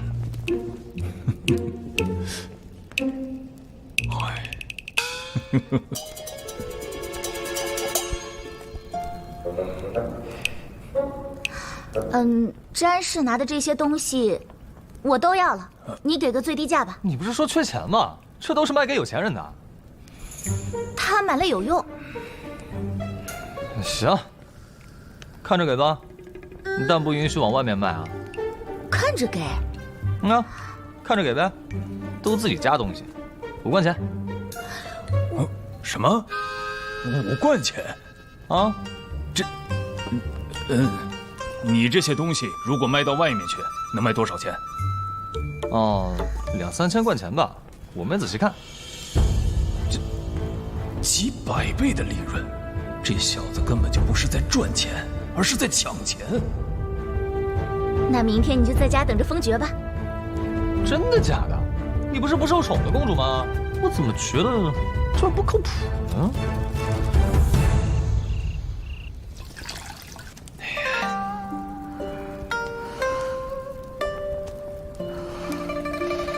小姨，我不是派人给你送过信了吗？怎么还急火攻心了？我想了许久，伴君如伴虎啊，你帮公主殿下做事还是太过危险了。实在不行，咱们就把宫房让给公主啊！让不让都一样，反正我早晚会娶公主，早晚是一家人。你怎么开始说胡话了呢？咱们只是普通的小老百姓，最多也就只是赚了几个钱。公主殿下那么高高在上的人，怎么可能会看得上你呢？你这样的想法要是被皇家知道了，会毁了你的。我怎么觉得公主已经有点喜欢上我了？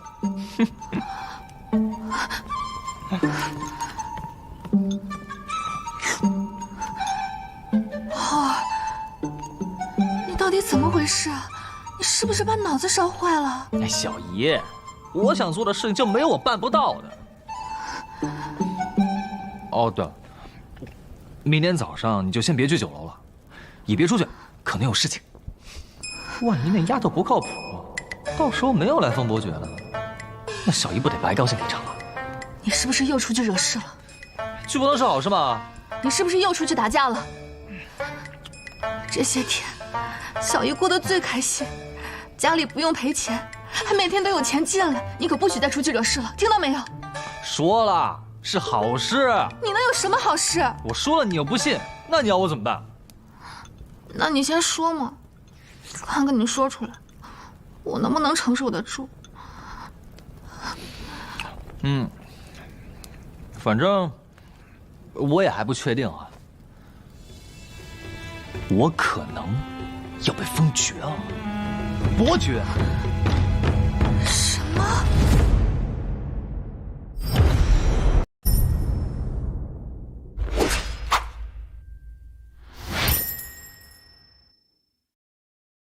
我说我要被封伯爵了。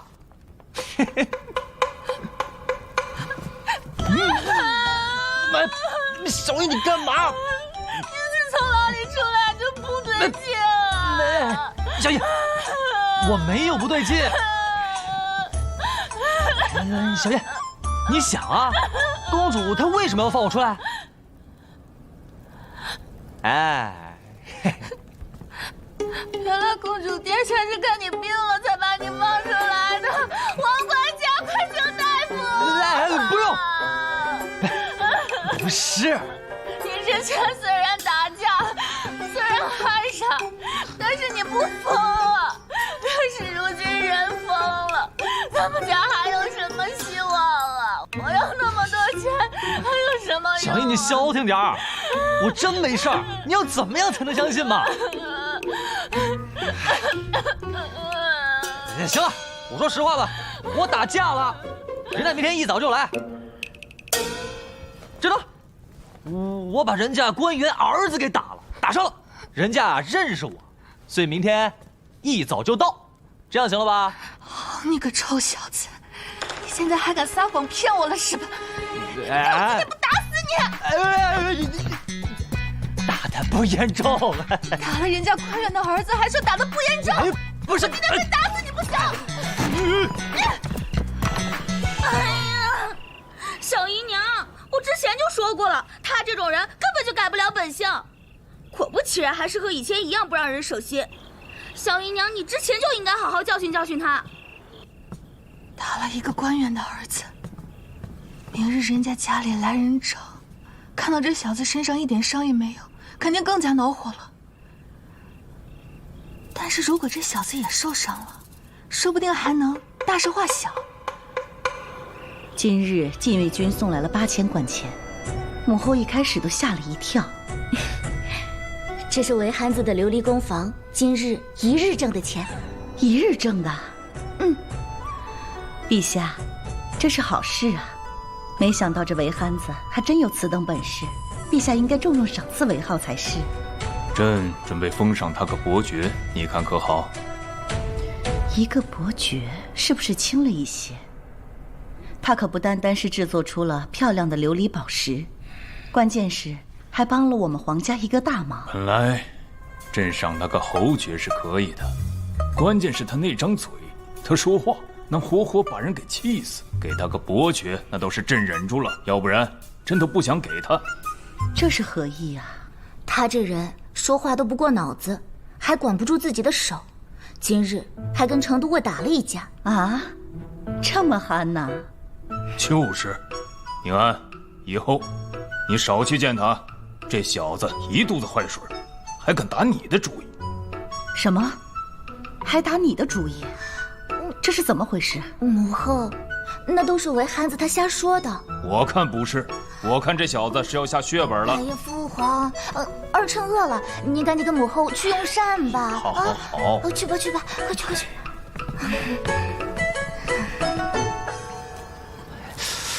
公子，公子，这。哎呀，冻坏了吧？来，告诉你不让你打架，不让你打架，你非不听，你非得打架。你看，小姨疯了。我跟他说实话，他说我疯了。我说我打架，他还要揍我。你说我怎么办？公子啊，跟小时候一样，那你肯定是打架了。哎，算了。小姨娘肯定睡了，你也早点休息啊。你也不相信我，是不是？谁不知道公子你是个憨子呀？你说你封爵了，那谁敢信呢？啊，信，我信公子。早点休息啊。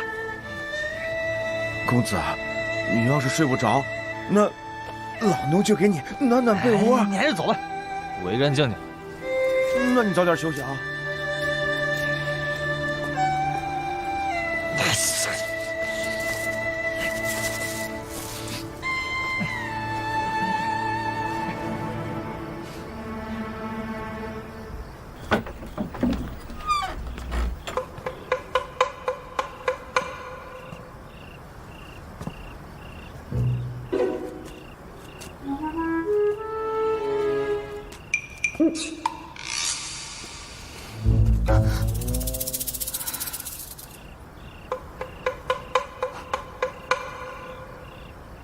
浩儿，长得还有点小帅气。如果不知道你是个汉子，别人指定都以为你是个翩翩公子呢。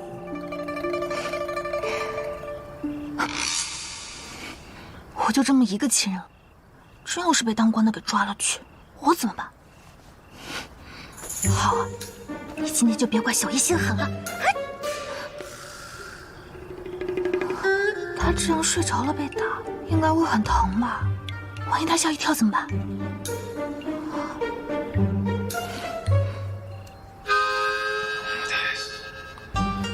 你别闹，这小孩凑合啊，谁敢打小爷我睡觉？你是谁，小爷？你是谁，小爷？小爷，你打了人家官员的儿子，还是老小爷，还敢叫你爹娘？我今天就替你爹娘教训你！打不打？打！小爷，你别拍我！打不打了？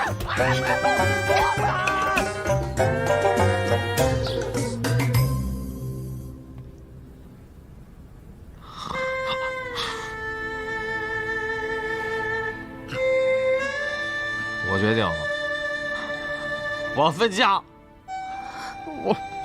我一会儿我就出去买套房子去，我还要跟你分开住，哪有这样的？打人就算了，还要趁着睡觉的时候打！别碰我！哪有这样当小姨的？我那不是也是为了你好吗？那你只要不再进那刑部大牢，那你把人家官员的儿子打了，人家上门能饶了你啊？可是他们要是来了，看到你这样，说不定还能可怜可怜你呢。咱们赔他点钱就是了，对吧？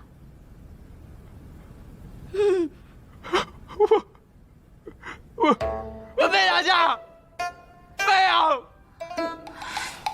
来了，小姨娘，来人了！看这阵仗可不小，像是宫里来的。宫里来的？啊！哎，快走！啊！慢点，小姨娘。王管家，你快帮我！啊！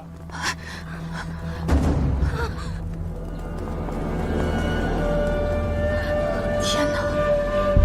这汉子打的是宫里的人，那还有救吗？韦浩府上，是，公公请。韦浩人呢？你又是何人呢？想你是韦浩的小姨，浩儿，快把浩儿叫来。公子，这，慢点。见过公公。你这是？这是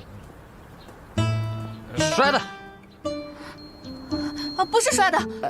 啊？是我打的。啊？公公，这件事情是浩儿的错。浩儿他脑子这儿有问题。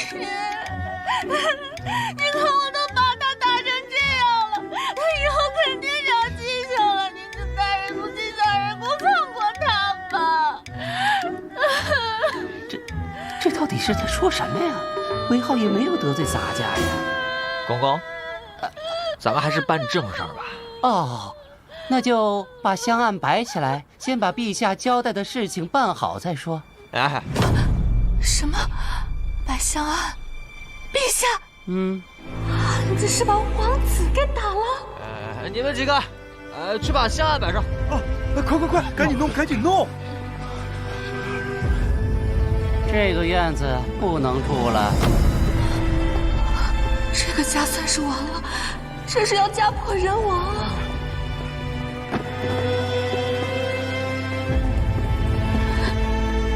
公公您请。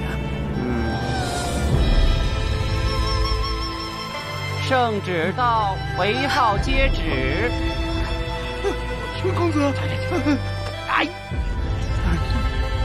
也许是我最后一次见到浩儿，等会儿估计就要被押走了。奉天承运，皇帝诏曰：韦浩因协助公主治保有功，特赏赐土地1500亩，10邑700户，10封300户，封平阳开国县伯，钦此。谢陛下。什么？平阳开国县伯？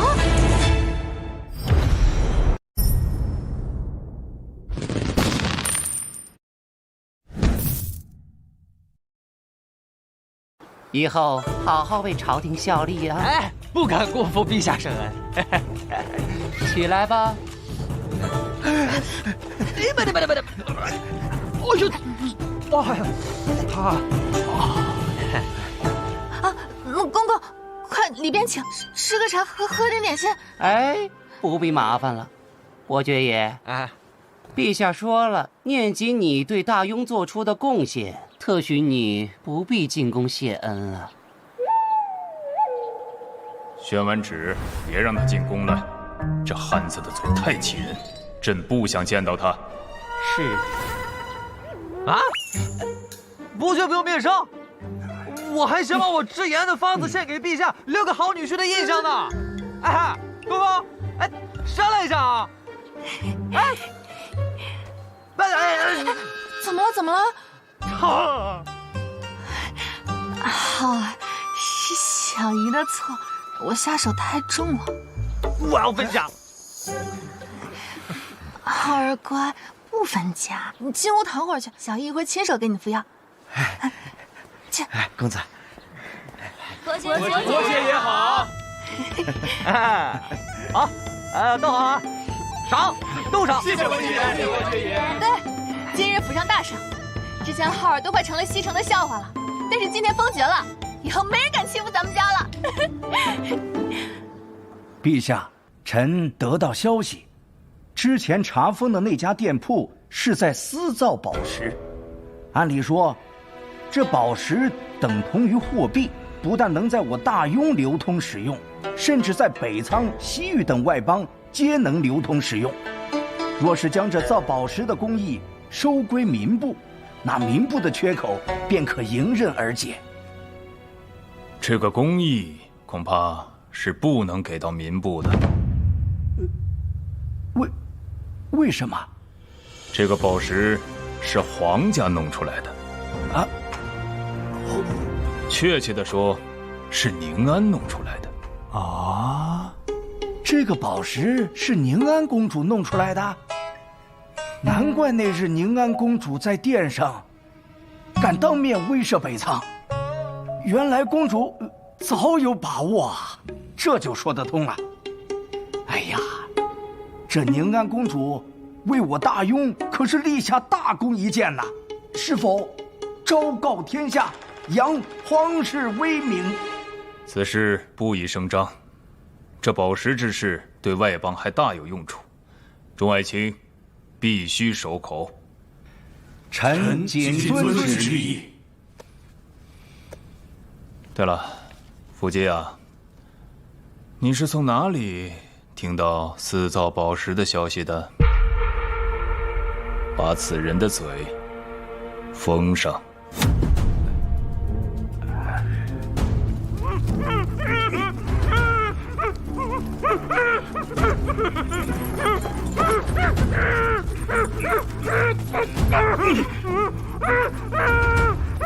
老实点，进了这里就别想出去了。陛下有旨，不能让此人与任何人说话。是。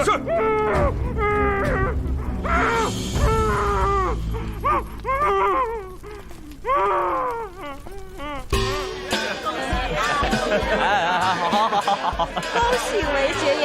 谢谢大家，恭喜啊！好，谢谢。谢谢各位街坊们，我们西城的百姓啊，都是受过你不接恩惠的。韦大善人要是回来了，一定开心坏了。来，这2只老母鸡给韦爵爷补补。好，谢谢啊。是啊，这次可是为我们韦家争光了。韦族长好，见过族长。恭喜恭喜！啊，恭喜！谢谢谢谢谢谢谢谢。组长，里面请。哎，好。夫爵，这是我们家一点心意。今天晚点都来聚贤楼吃饭啊！哎呦，聚贤楼可好了呢，我们到时候带着家人一起去。老夫今日是特地来贺喜的，咱们韦家总算也出了个爵爷了。林洛也恭贺组长，恭贺韦家。韦浩啊，韦浩。快，把公子叫过来。以后还请韦爵爷多多帮扶啊！你们俩晚上一定来啊！一定一定。韦浩啊，上次老夫实在是迫于族里其他族老的压力，无奈将你们赶出族宅。这次，老夫是专程来接你和绫罗娘子回去的。我不回去。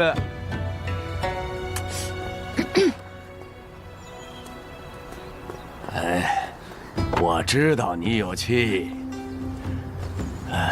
可是啊，有个事实你也得清楚，家族这些年对你家的照顾是不可无视的。当年要不是家族的庇护啊，你父亲也不可能成为西城首富，你的酒楼也早被其他势力给抢走了。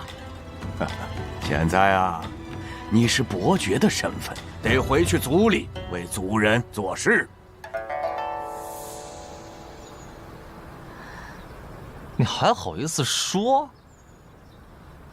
你们除了让我爹给族里交钱资助其他人，你为我爹做过什么？啊，你管这叫庇护，这叫剥削！我跟小姨没有利用价值了，把我们赶出来，现在我封爵了，又让我回去，我们家看着这把我欺负吗？怎么会是欺负呢？哎，浩儿，族长的意思是让我们搬回韦家祖宅去住。我不回去。那你封爵的圣旨，能不能让老夫带回去，供在韦氏的祠堂里？你想得美！族长，你再得寸进尺，你信不信我抽你？韦汉子，你竟敢对老夫无礼！别！老夫可是族长！族长！哎呦，你算什么族长？打的就是族长！这个汉子，老夫饶不了你！公子，你把族长给得罪了，我们就真的回不去了。破宅子不回去也罢，我们现在又有钱又有地的，我自己造一个现代化的宅子。现代化？啊！我要好好设计一下，1500亩呢。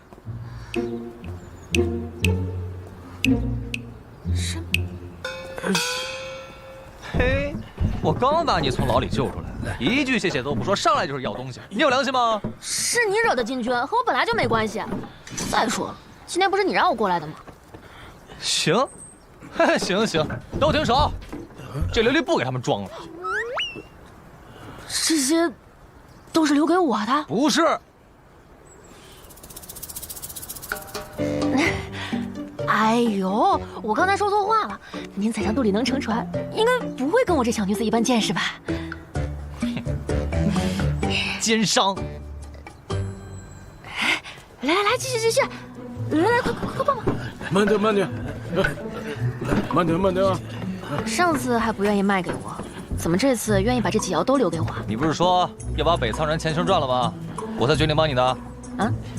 这两者有什么关系吗？我就是一个喜欢帮别人实现梦想的人，你不懂，懂吗你？这好不容易解封了，这货怎么都被这些北苍胡商给装走了？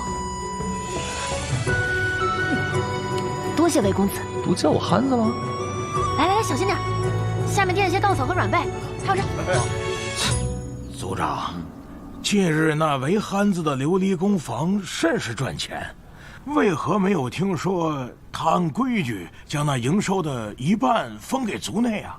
莫说分成了，就连我去他家祝贺封爵之喜都被他给赶出来了，简直目无尊长，不成体统，一个十足的汉子。现在多了半个伯爵，韦家的官员又损失了一个户部给事郎。族长，可打听到韦从到底得罪了什么人呢？朝堂风云诡谲啊，谁知道他干了什么蠢事，得罪了大人物？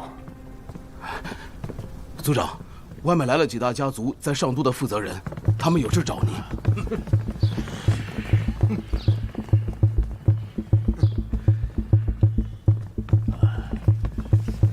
几位一同前来，可是有什么事情？确实是有事要与你们韦家谈。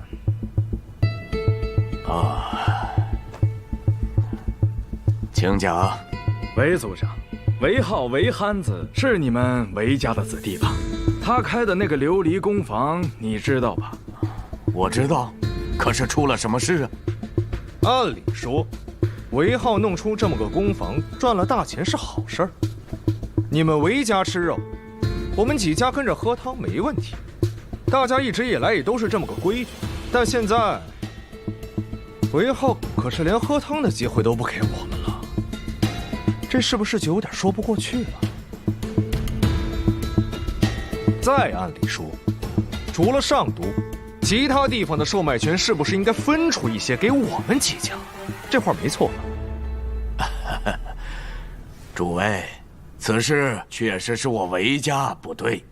但是你们在上都想必也听过老夫和韦浩的事情，实在惭愧呀，老夫说服不了韦浩啊。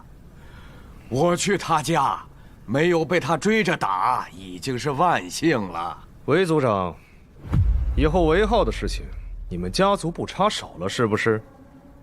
你们说服不了韦浩，韦浩也不按我们世家的规矩了。要么你们家族亲自处理这件事情，要么就交给我们几家来处理。韦浩这个工坊还是很赚钱的，他一个人这么控制着，有点说不过去吧？对，这不行。是啊，成何体统？再说了，他也没给过你们韦家一个字儿。我想我们要对付他。你应该不会有意见吧？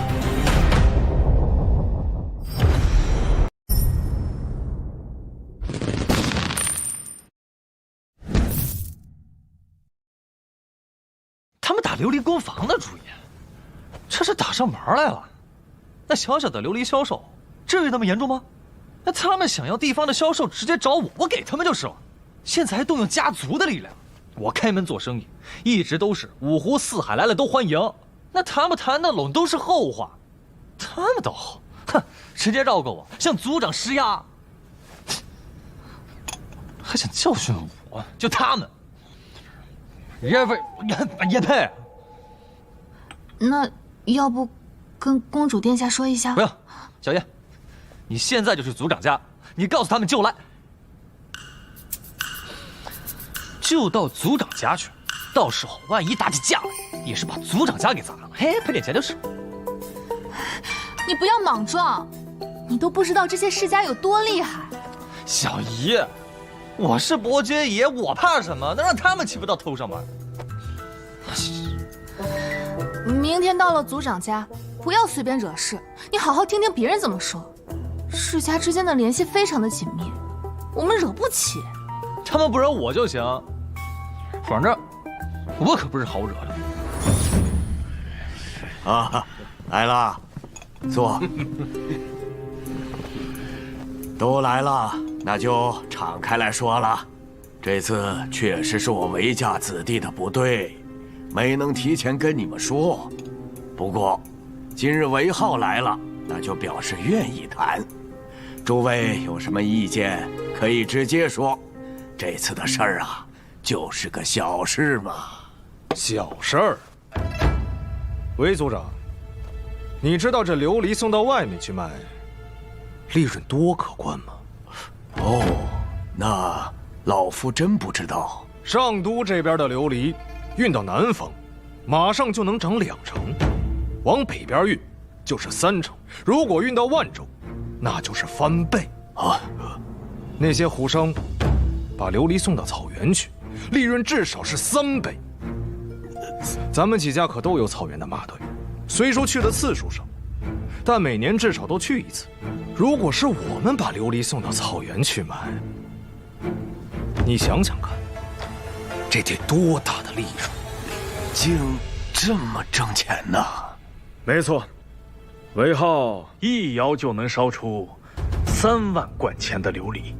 如果把它们全部拿到草原那边，最少能带回来12万贯。这么多吗？韦浩啊，这批货我们能拿多少啊？这批货？对呀，你昨天出了2窑，明天还有1窑，没错吧？这批货，前4窑我已经答应给胡商他们了，第5窑给本朝商人，第5窑你们可以拿。你宁可给那些胡商都不给我们？总有个先来后到吧。我只能说，在你们家族的地方售卖，我可以给你们，但是这批货不在这次之列。这么耐着性子，看来是把我的话听进去了。不管怎样，这批货必须给我们5成这个事儿才能平了，否则别怪我们世家处罚你。你放你的屁！你算哪个虫？处罚我？你算老姐处罚我？你什么你？告诉你啊，老子今天过来跟你们谈是看在族长的面子上，为了这个世家的利益，我已经让了几个地方给你们，你们还要分5成利益？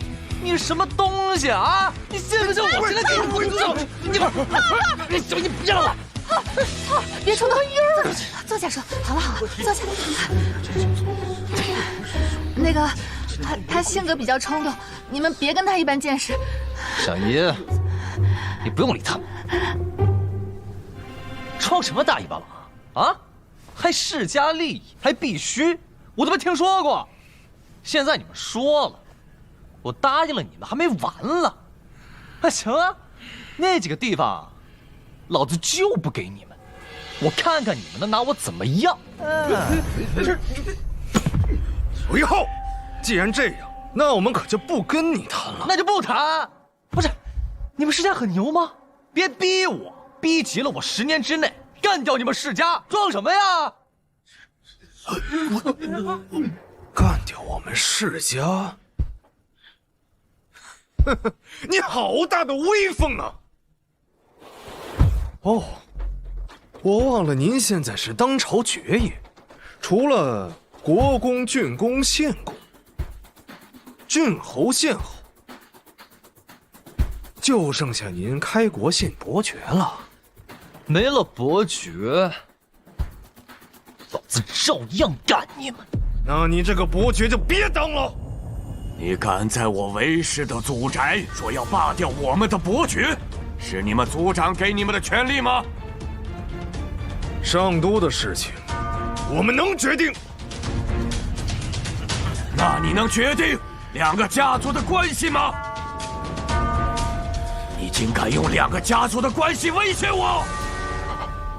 哇，族长硬气起来了。成。哼，韦族长，既然韦浩他不懂我们世家的规矩，你不教他，自然会有人教他。不过韦浩，韦爵爷，我相信要不了多久，你就会来找我们，到时候就不是5成的货了。你得求着我们收下你琉璃工坊5成的份额。我先收拾你这张嘴！你别来我早就看他不顺眼了。你们是世家吗？你们是强盗？你们觉得自己很牛吗？这汉子脑子有毛病！快走，别跑！哎，有本事放马过来啊！你当我是吓大的？好了。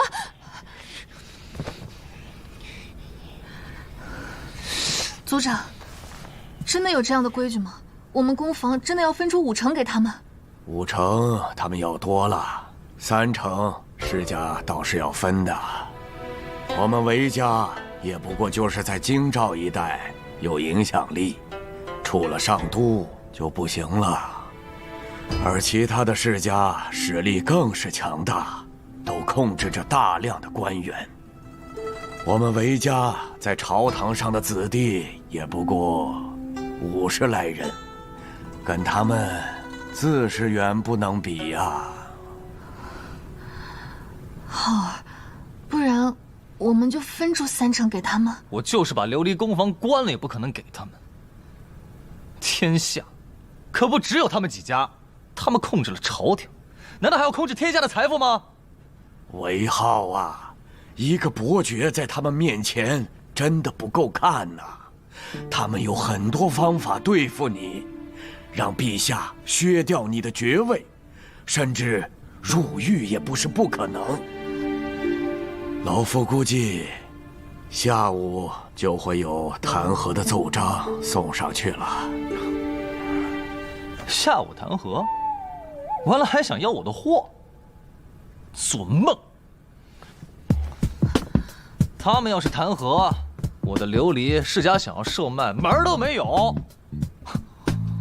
我宁愿砸了。走啊！好。还吃得下饭啊？咱家的琉璃工房估计是保不住了。世家他们要收购完5成的份额，还说不给就要给我好看。现在不知道有多少弹劾奏章都到陛下跟前去了。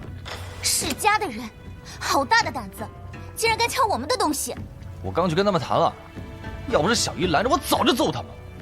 他们还说，让我求着他们收购我们的份额。狂啊，真狂啊，把我惹急了。我10年之内我就干掉那些世家。世家可是父皇的心病，只是大庸现在不得不依靠世家。憨子，10年之内干掉世家，你知道世家意味着什么吗？怕什么啊？不就是天下寒门无书可读吗？你们皇家不是有那么多书吗？你把它们给我，我去印刷，让天下的人都有书可读。韦浩，印刷，你知道印刷需要多少钱吗？哎呀，那是他们不懂。哎呀，那现在怎么办嘛？没事，你放心吧，我保你了。你保我啊？你还是帮我看看怎么找到陛下，让他老人家出个面吧。丫头，你说我们把3成的份额让出来给那些国公，可好？哎，国公在，那些世家总不敢告我们了吧？不行。不行什么？一毛不拔的铁公鸡，就我跟你这个落魄公主，怎么守住这份财富？做梦！你知道琉璃工坊1年的利润是多少吗？死憨子，你才1毛不拔的铁公鸡呢！你就气死我吧！反正我不给啊，要给你拿自己那份去给。哎，行，先吃饭吧。吃完饭我去琉璃工坊看一下，你呢，想办法帮我看看怎么见到陛下吧。我是真是扛不住了。父皇，有人欺负韦憨子。什么意思？就是我们皇家的琉璃工坊，世家那边要拿走5成，韦憨子不同意，他们就说要把他送到牢里去，还让韦憨子去求他。父皇，世家那边也太过分了，不仅看到韦浩挣钱就要抢，现在还让官员去弹劾他。怪不得朕昨日收到不少弹劾韦浩的奏章。父皇，你可要给韦憨子做主啊！怕什么？他们还敢欺负到朕头上，让他放心就是。可是他现在很愁，估计会找那些国公谈。世家那边也太猖狂了，见不得人赚钱了不成？有什么办法？那些世家都是紧紧绑在一起的，寻常百姓谁能和他们抗衡？父皇，韦憨子说，给他10年时间，他要干掉那些世家，还说什么印刷书籍就是了。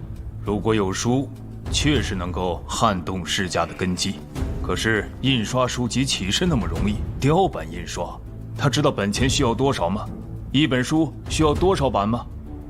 这小子！父皇，女儿之前也说过这些，但她说我懂什么，她是不是真有什么办法？改天我得好好问问她。不用问，没有办法。陛下，世家这样可不是好事啊。朕也知道。可是有什么办法呢？全部都杀了，谁帮朕来治理天下？臣妾认为韦浩是有办法的。陛下不如考虑召见他详谈一番。啊？让他进宫？臣妾是觉得韦浩这孩子确实是有些本事的，陛下见见有利无弊。好，那就见见吧，省得他吓得就乱找国公。后天吧，让礼部去通知。那些世家都想让朕收拾韦憨子，哼，想得倒美！朕就要支持这韦憨子。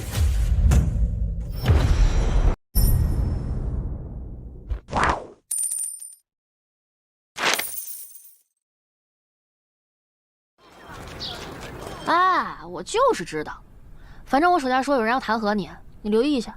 这都知道，消息挺灵通啊。我们在大庸这么多年，也会有一些自己的老友的。多年以来，世家一直想要染指草原的生意，也一直在打压我们，我们没有答应。毕竟，如果没有了胡商，那就没有办法给大庸带来草原上的消息了。嗯？难道还有人专门找你们收集消息啊？那倒没有。就是边境的将士，有时候会问我们一些消息，我们也会告诉他们一些我们知道的，不过可不敢全告诉。要是被北仓或者别的部落知道了，我们可就完蛋了。这个也算是他们谋生的手段，倒也能够理解。我要回草原上送货了。啊？这就走了？这么着急去挣北仓人的钱？还是你最懂我。哼。所以一定要来草原找我玩啊！嗯。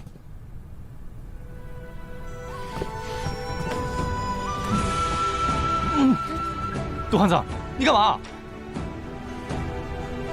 韦憨子，你自己小心点。我走了。妈，你平安。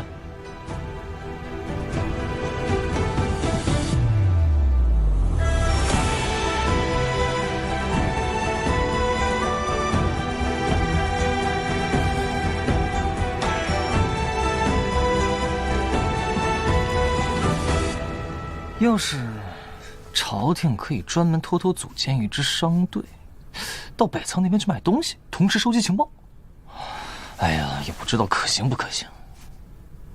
不对，也许大庸早就这么做，我都能想到的东西，他皇上能想得到。韦憨子，吓我一跳！你个丫头怎么鬼鬼祟祟的？你竟然敢这么跟本公主说话！饿了没？去聚仙楼。我有个事跟你说，明天上午你得进宫面见我父皇了。这么突然？明天就去？嗯。我还没准备好呢。你要准备什么？见面礼啊，我还能空手去？哎，不行，我得回去了。哎，我还没说完呢。明天上午你不管遇到什么事情，都别太惊讶哦。嗯。小丫头，肯定有事情瞒着我，说。我就是有事情瞒着你，你自己猜去吧。你怎么把套路出来啊？你这让我怎么接？明天你可要好好表现啊，不许乱说话，也不许乱跑，那里可是皇宫，你要是乱跑可就麻烦了。还有，哪怕是不高兴，你也不能表现出来，知道吗？放心吧，我见了皇上我还能乱说话呀？等我见了皇上，我就让你从落魄公主变成后宫独宠。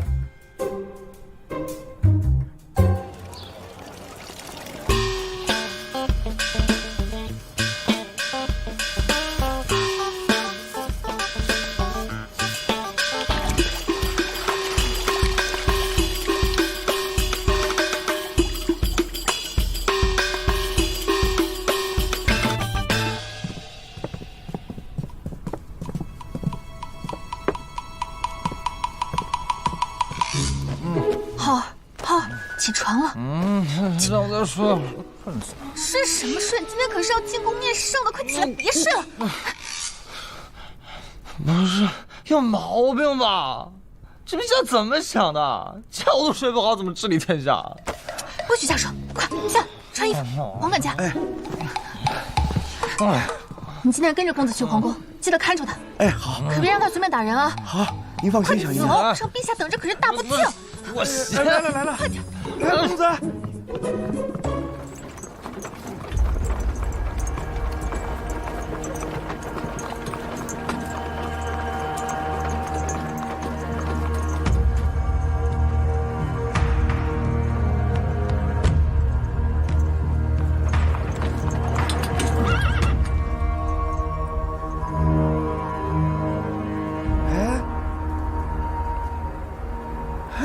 公子，公子，这不对劲呐！不对劲，什么不对劲啊？你看呀，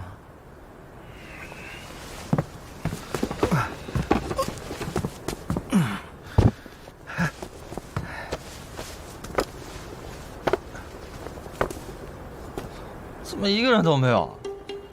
王管家，你是不是搞错了？公子啊，老奴都在上都城几十年了，肯定不会搞错。只是我奇怪，这怎么没有一个人呀？哎，哥们儿，这是不是上城的大门啊？兄弟，吱个声儿。那没人啊，这儿啊。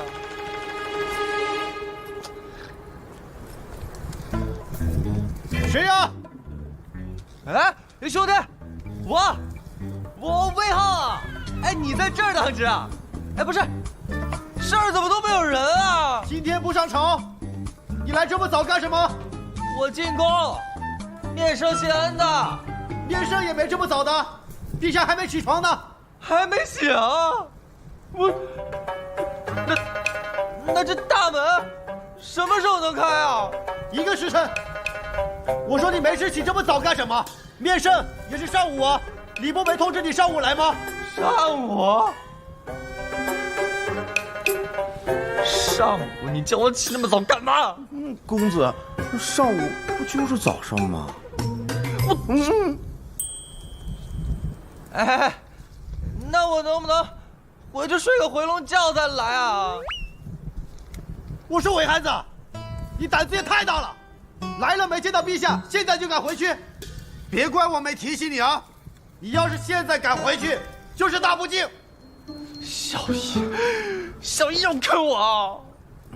我起个大早赶个晚集，我真服了。算了，等我一下。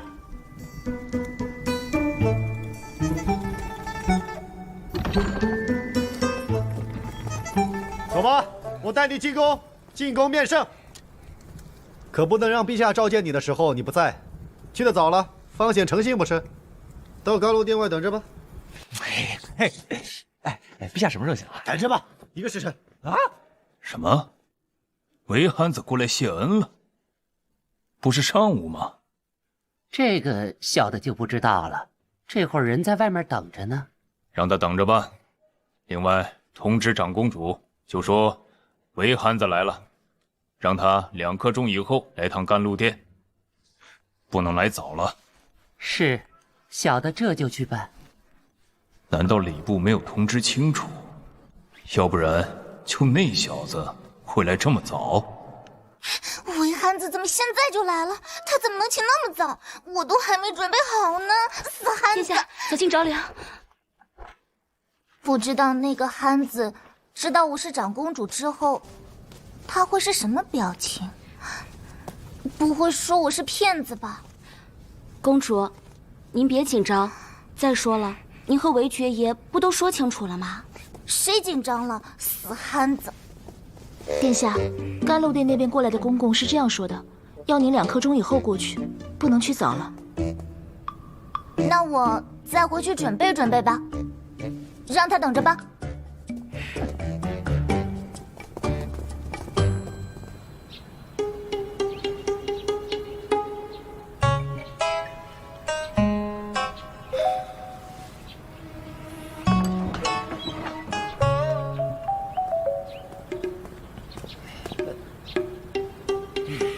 宣平阳开国伯韦浩进殿。你叫我了。哎呦！把你身上的佩剑、佩刀都交出来。我没这玩意儿，我带这玩意儿干嘛？我又不打架。给我搜。来，你是不是记仇啊？就算是太子殿下来了，也得搜，这是规矩。搜。来，搜。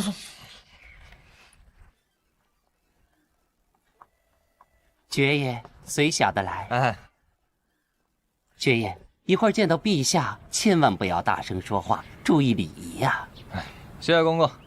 这次我没带什么东西，下次你去聚贤楼吃饭的时候报我名字就行。别的，哎呦，这边。走。平阳开国伯韦浩觐见。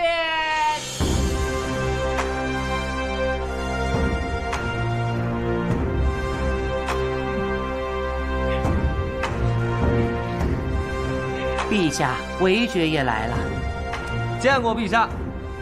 海浪，你这次起得挺早啊，不是让你上午来吗？哦，这个我小爷搞错了，通知是上午，他天没亮就叫我起来了。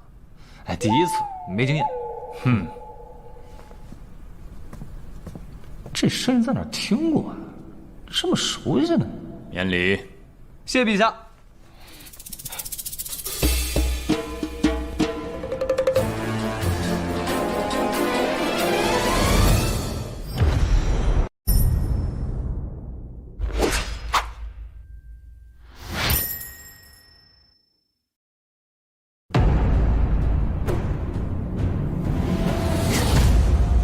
是，是朕。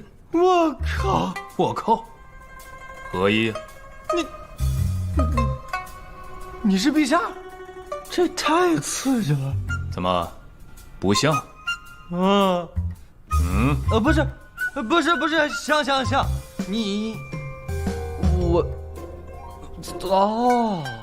所以，你让我想想这是什么情况啊？想什么？想你之前是怎么跟朕说的那些话吗？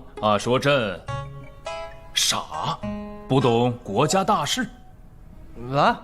谁说的？谁敢跟陛下这么说话？你说的呀。陛下，你先等一等，我自己捋一捋。我现在有点乱。你是丫头的詹事，你又是丫头大爸，你为什么要给一个不受宠的女儿当詹事呢？不受宠？你知道宁安是谁吗？废话，宁安我还能不知道？谁说废话？谁说废话？我怎么知道？不是你不会是冒充的吧？哎，不能，大清早就出现在皇宫，你不是冒充的？韦浩，宁安也叫宝清，知道是谁了吗？丫头怎么还有一个名字？不是这丫头取那么多名字干嘛？你在这胡言乱语些什么？魏宁安，朕的闺女，大雍嫡长女宝清公主，这没听说过？还有不知道这个的？丫头是嫡长公主？民间不是说嫡长公主是最受宠的吗？你是真不知道？没事，受不受宠的也不重要。哎，岳父，那我跟宁安的事情，你答应了？你喊这什么？没事，岳父，宁安跟着我不会吃亏的，我能赚钱。对，还从来没有人喊过朕岳父的，这个汉子居然喊朕岳父，这感觉怎么有点亲切呢？岳父，你看看这个，这是何物啊？尝尝。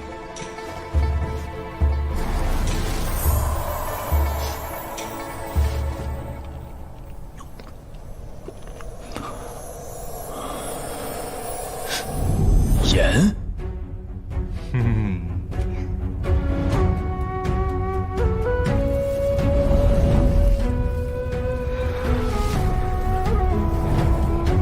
这为何如此细腻啊？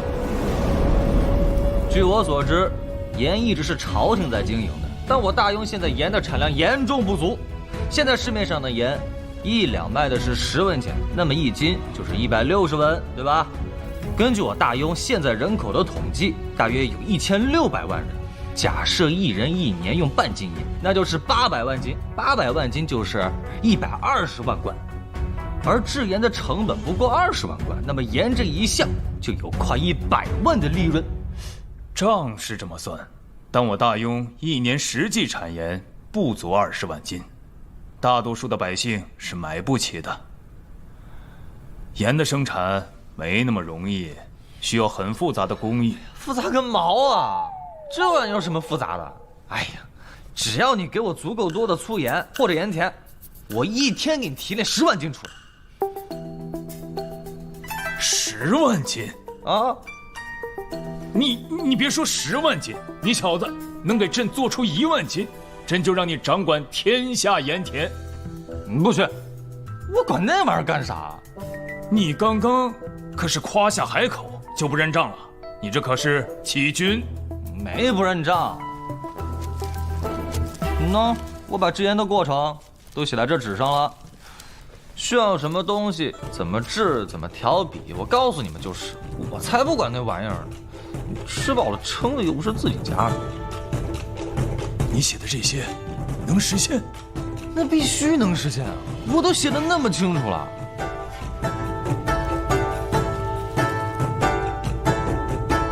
都是有可取之处的。朕会交给工部处理。岳父，那我和宁安的那个韦憨子真金刚娘，你再喊朕岳父，朕就把你送到刑部大牢里面待着，你信不信？岳父，这东西你都说了，我这方子也给了你，不带你这样的。陛下，长公主求见。让他进来。是。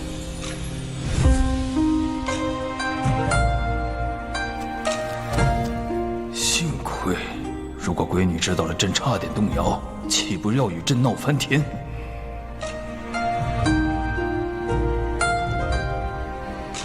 长公主，好你个丫头，你不是骗我说你是落魄公主吗？你自己骗我就算了，你还组团来骗我。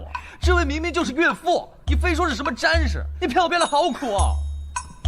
谁组团骗你了？你自己没看出来怪谁啊？对啊。不是岳父，你现在上街上随便拉一个人问问，你问问他知道你姓什么叫什么吗？不是，我都没见过你，我怎么知道你是谁啊？你们父女俩都不讲理啊！岳父，谁是你岳父？你别瞎叫啊！啊，好了，我和岳父聊点事情，你的事儿我晚点再找你算。韦憨子，你跟谁算账？你气死朕了！你回去吧，朕现在不想见你了。哦，行，走，丫头，岳父让我们回去，中午上我家吃饭去吧。走，给朕撒开！干什么你？哼，韦憨子，你自己都自身难保了，还纠缠朕的闺女。你看看这些奏章，弹劾你卖琉璃给胡商的，说你勾结北仓的，加上之前的上百本了。岳父，你知道我那是故意的，那些世家就是眼红我的公房。不是，这好好的一个大庸怎么被世家给控制了？怎么被世家控制了？朕还在这儿呢。他们要是把我逼急了，我非把他们连根拔起不可。难道你有对付世家的办法？啊，就是你之前说的印刷书籍，不过不是你们现在用的这种。哎呀，我现在也放不出来，我要放出来，他们非杀了我不可。若憨子真有此法，那么对付世家就有望了。韦憨子，朕护着你。你保我？没用。你在宫里面，我在宫外面，我被杀了你都不知道。死憨子，你莫要再跟父皇胡说了。我胡说什么？你看着，不出20年，朝堂上世家的官员就被换掉一半。你自己也是韦氏家族的子弟，你这种办法用了，就不怕害了你们韦家？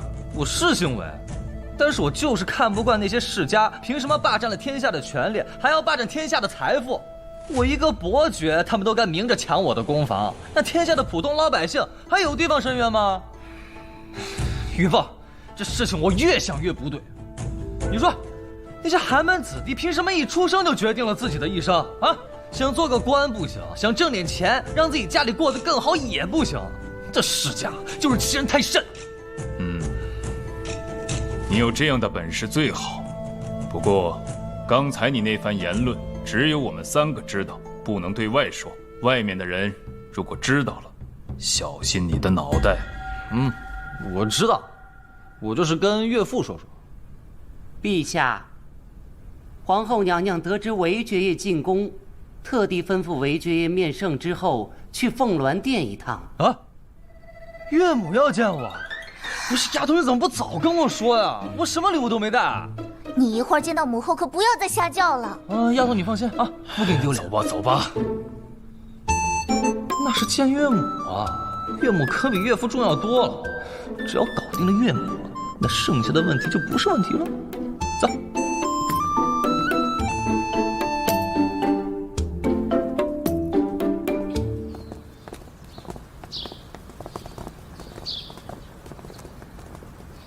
陛下，陛下可是要出去？我和岳父要去岳母那边。岳父？瞎问什么？我岳父。你岳父？陛下居然不反对韦憨子这么叫他？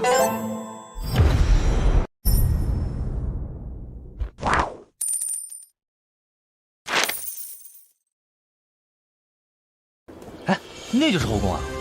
岳父，你3000佳丽就藏在那里啊？朕哪有后宫佳丽3000？谁说的？都这么说。记住了，朕没有，别给朕抹黑。不信的话，可以问问宁安。父皇说的是真的，后宫所有妃子加起来也就30个，那也不少了。要我说啊，这皇宫就是太大了，一家人串个门还要走半天。改天啊，我好好重新设计一下，整个上下楼方便。你会设计宅子？那当然，我的府邸要是我自己设计，绝对让你们眼前一亮。那你倒可以设计看看，朕看看你到底是不是吹牛。父皇，那些弹劾的奏章怎么办啊？那还用说，收拾他们。收拾他们倒是可以，但是需要你前往刑部的大牢待几天，可好？啊！岳父，父皇，你不会坑我吧？你就如此不相信朕吗？你去刑部大牢待几天，朕调查一下，收拾几个官员。公房的事你可以放心，谁还敢和皇家抢东西，不要命了。对了，你对外先不要说朕是你的岳父，否则的话不好收拾他们。岳父，你能不能换个方式？刑部那边你熟悉，朕上次看你和那些狱卒相处的不错，换个地方，朕还担心你不习惯。那要待几天啊？提前说好啊，最多10天。不用10天，回去和家里说清楚，无需担心。行，不过刑部大牢太冷了，我要带点东西去，最好给我个独立空间，我要带些用具过去。带什么？书签、笔墨纸什么的。干嘛？你要在大牢里算账啊？对啊。你看啊，我们琉璃工房平均5天出1窑，一窑4万贯，2个月就是48万贯。我们平分，另外还有聚贤楼的生意。这么多钱啊！这么多的钱，你准备怎么花呀？怎么花？我都没想过，没拿到钱啊。岳父，你问问他，我到现在可是1文钱都没拿到。这快过年了，总得给我分点钱吧？1文钱都没给他呀？那可不，我连本钱都没收回来呢。这孩子为了宁安，真是付出了很多呀。过年肯定给你。成，嘿嘿。不过韦浩，既然你喊朕岳父，那朕就要提醒你。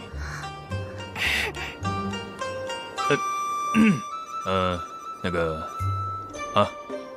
你看啊，一个琉璃宫房，你就能够分这么多的钱。朕现在还在，还能帮你守着，但如果朕不在了，太子登基了，或者说再下一任的皇上登基了，你这个钱能不能守住，就不知道了。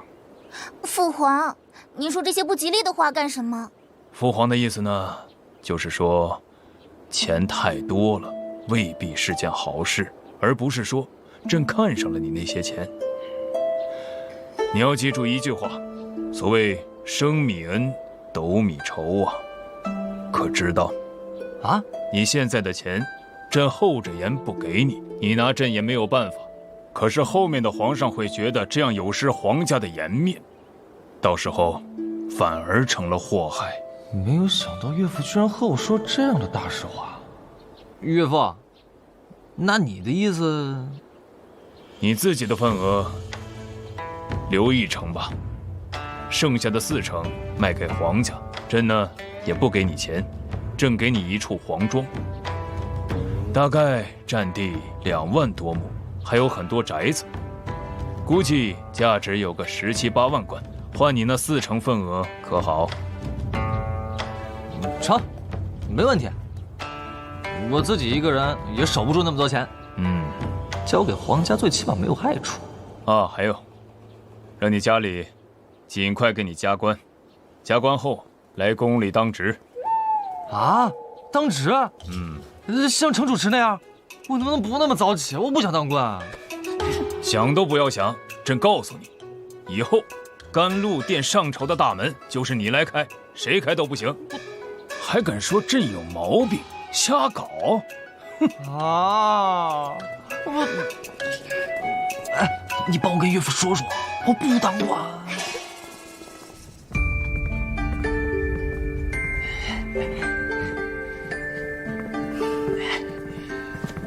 岳母好。岳母，韦汉子。嘿，岳父已经答应我和宁安的婚事了。朕可没答应你啊，是你小子非要喊的。好。岳母，我这次来的匆忙，什么都没有带，主要是不知道会来您这儿，您别见怪啊。我下次来见您，肯定给您带礼物，保证您喜欢。有这份心就好。岳母，您长得可真年轻，若不是知道您是皇后，我是怎么样都不愿意相信您是宁安的母亲的。看起来更像姐姐，嘿，太年轻了，是不是？这孩子长得那没话说，本事也厉害，不错。韦浩，你家里就你一个男孩，姐姐8个。对，我是独子，5代单传，家里有8个姐姐都嫁出去了，不再上读，1年也回来不了1次。我爹这不去巴蜀探亲探了大半年，封爵了都还没回来呢。不过我听说他们过年的时候会回来。封爵了嘛，姐姐们都想回来看看我这个弟弟。不错，是个实诚孩子。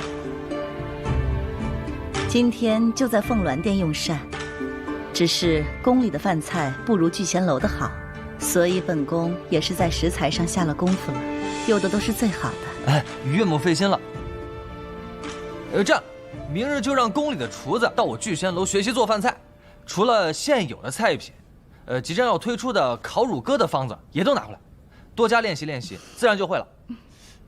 朕一直听百官们提及聚贤楼的饭菜如何美味，可还未尝过呢。让我媳妇儿给你带，不行就来岳母这边吃呗。那感情好，浩儿有心了。母后，哪能让岳母吃不上小婿聚贤楼的饭菜嘛？好，我们去用膳吧。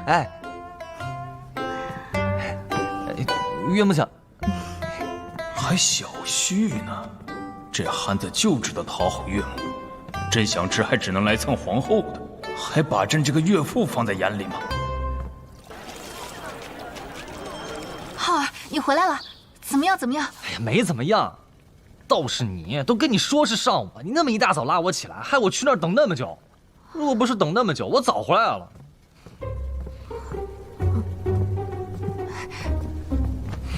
是吗？那上午不就是早上吗？你这一天没吃饭了，都饿了吧？吃过了。吃了。陛下设宴了？没设什么宴，家常便饭。太好了，这说明陛下很重视你啊。哼，你知道宁安是谁吗？公主啊。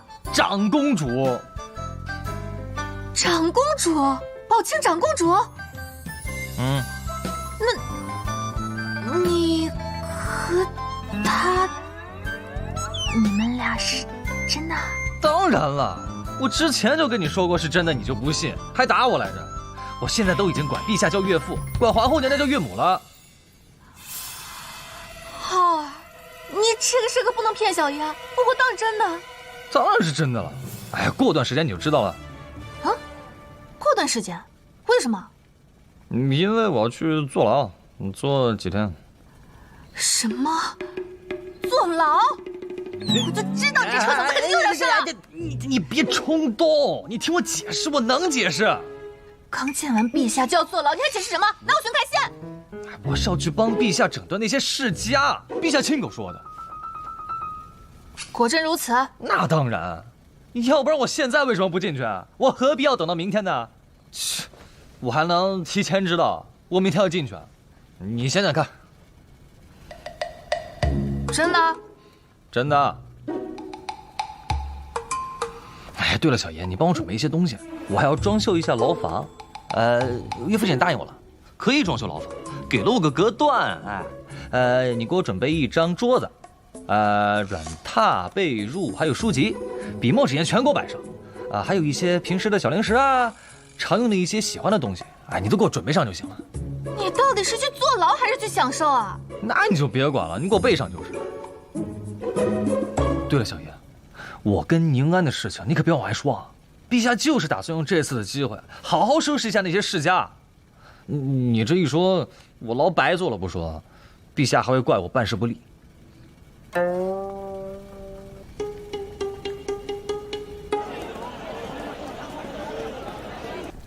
这事是父皇不对，没有你，哪有什么琉璃宫房啊？小事情，除了琉璃宫房，我还能弄很多其他的宫房，只不过没什么用，没必要，舒舒服服赚点小钱就行。可是这个宫房是你一手建立的，我什么都没做，就是花了点钱。当初你也不是缺那点钱，孔毅让我入股，也是想要帮我。现在倒好，父皇全都收走了，你就只剩了1成。哎，没事儿，财富给我们，我们也守不住。你想想看，一年赚几10万贯钱，那是我们能守住的吗？岳父说的对，现在岳父疼你，那下一任陛下呢，还能继续疼你啊？我皇兄也挺宠我的呀，他平常还偷偷找我借钱呢。哎呦，傻丫头，你怎么没听懂我的意思呢？你说完了，咱们成亲的时候，你都给我配几个通房丫鬟就行。死汉子，你找打呀你！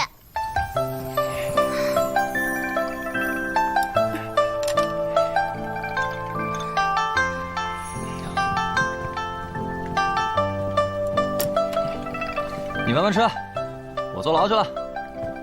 哎，牢房里冷，等铺子，你多加点被子。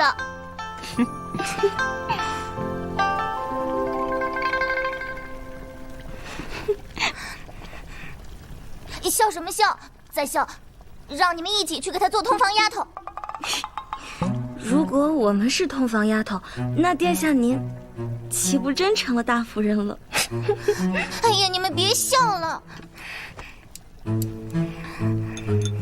吃好啊，王管家，来加点汤。哎，公子，哎，这个给你，你按照这个图给我打个炉子。这干嘛用的？你先打着，我一时半会儿说不清楚。我坐牢去了啊！啊，好，保重哈。哎，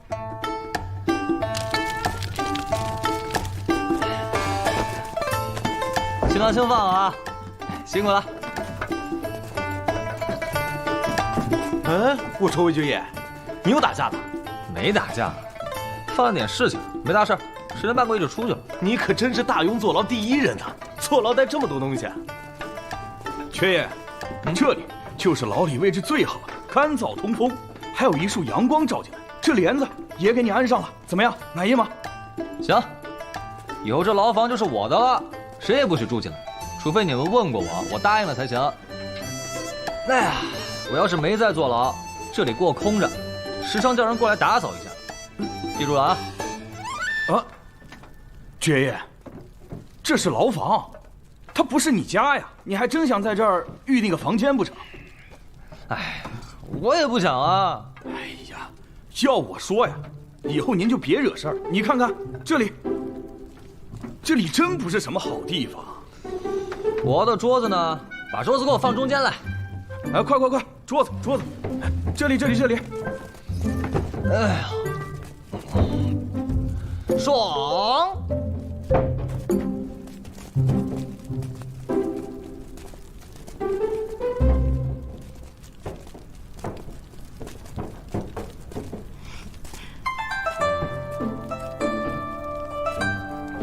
浩儿真争气，坐牢都坐得这么出息。小月，你来了，来摆上，大家一起吃。快！小叶，你给兄弟们带酒了吗？没带，你还未及冠，不能喝酒。是啊，爵爷，我们也喝不了酒，现在正当值呢。等改天我们去聚贤楼吃饭，你再请我们大伙喝酒。也成，那就吃饭啊，一起吃。谢谢爵爷，快，都来啊！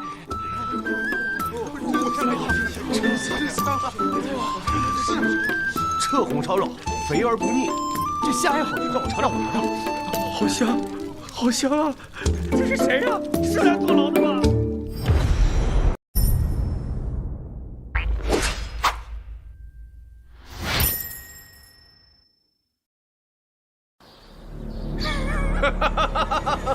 进大牢了吧？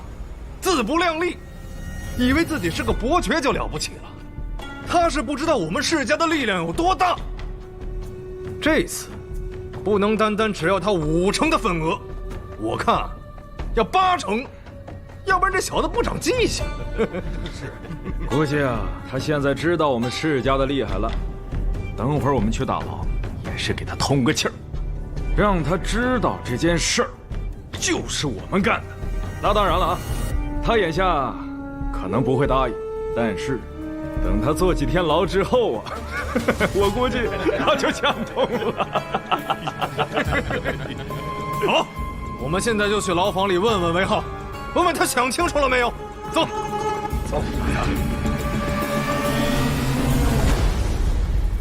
世家的人，让他们滚啊！老子现在困得很，他们是再烦老子，我现在出去揍他们一顿。去，就按照我的原话说。什么？揍我们？这韦憨子如此大言不惭，看来是被咱们整得气急败坏了。可不是。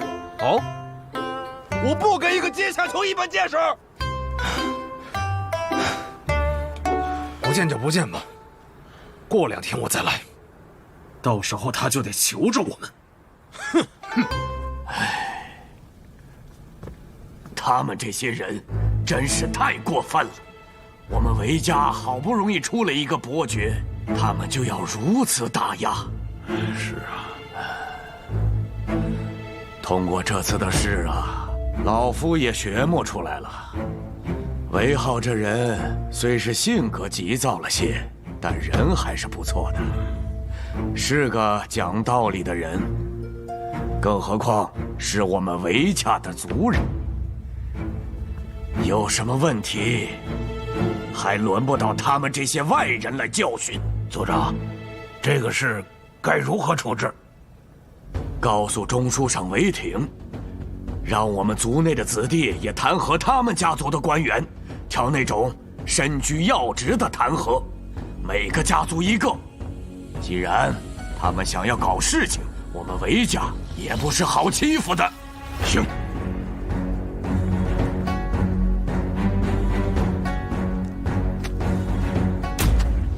这些是韦家官员弹劾的奏章，给朕挨个好好调查一下。是，韦家那边刚一弹劾，陛下就调查，甚至还要调查之前几个弹劾韦浩的官员。陛下这是……快点儿，快走，快点儿！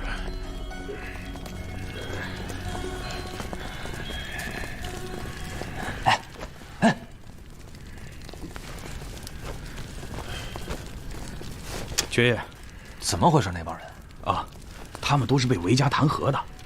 这次可是有不少官员被拉下来，差不多得有10几个呢，都是朝堂5品以上的官员。可惜了。韦家弹劾？对呀。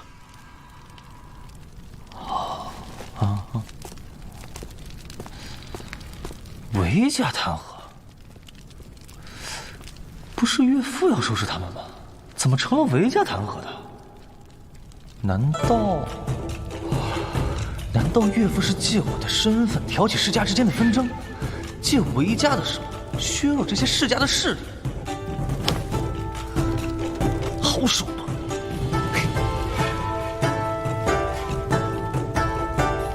什么？全都抓了？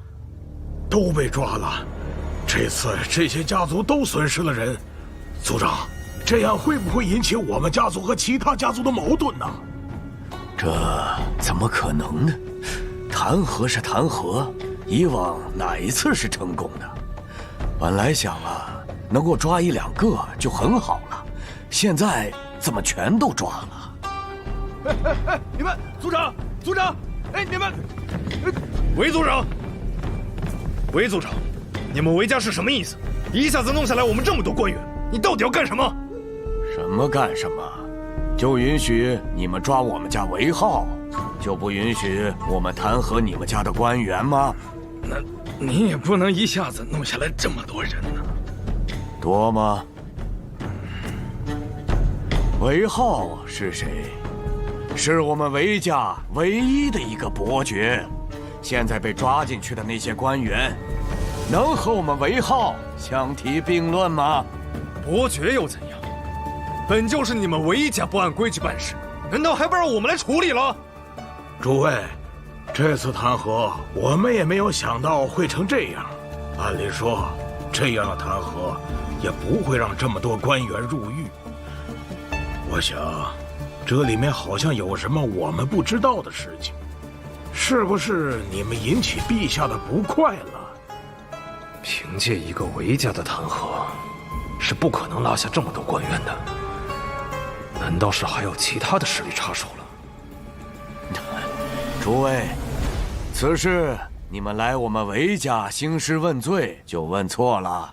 先不说我们有没有这个能力拉下这么多官员，就说你们把韦浩弄进大牢里，韦浩是个冲动的人，你们这么做只会适得其反。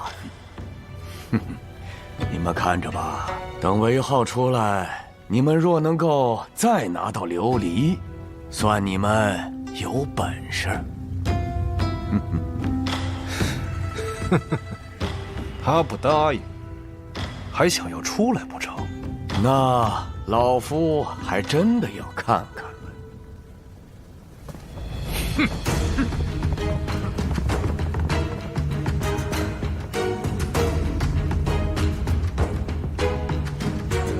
再不知天高地厚，就再弹劾他几个官员。差不多了啊！啊，这就好了啊？还需要多复杂？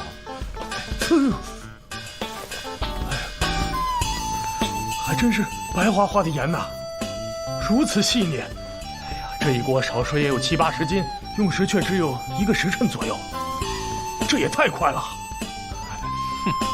你回去大规模做的时候，多用一些锅，先用大火，然后再小火烘烤出盐就行。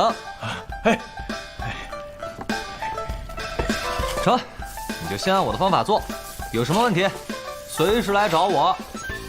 老夫这就回去跟陛下复命，多谢韦爵爷，多谢。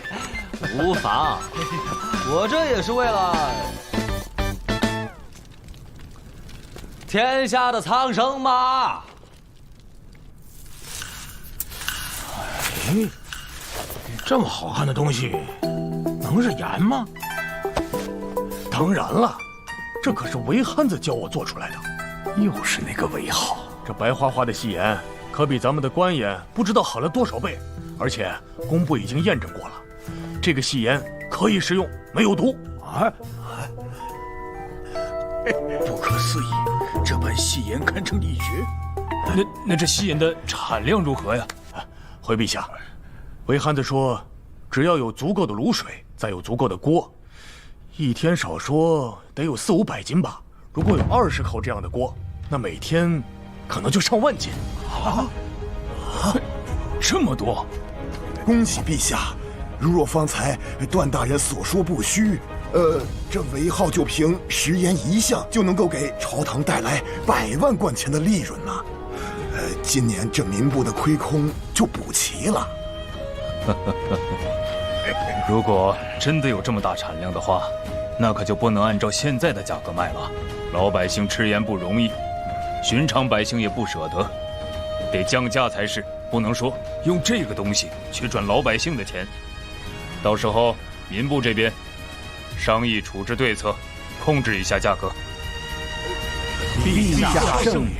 韦浩此举可是有功于我大庸，得好好赏赐才是。诸位有什么建议啊？陛下，按如此功绩而言，赏个国公都成。咱们现在前线将士连粗盐都吃不上，韦浩可是解决了将士们吃盐的问题啊！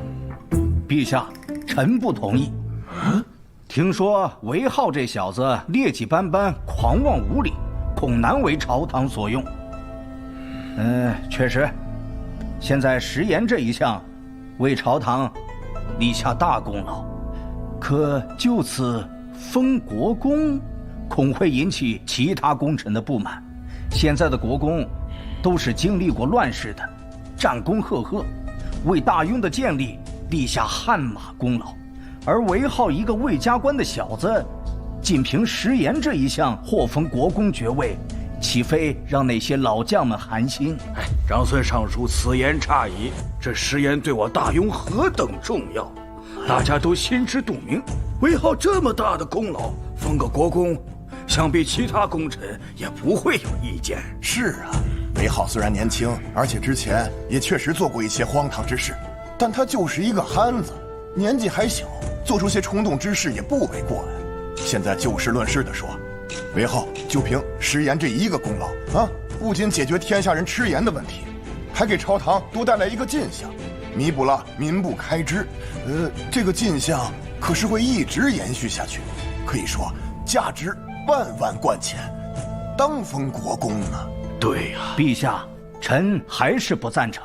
如此年少就封国公，将来还不知道狂成什么样子。这小子确实说话不经大脑，这么年轻就身居高位，难免遭人记恨。封国公不行啊！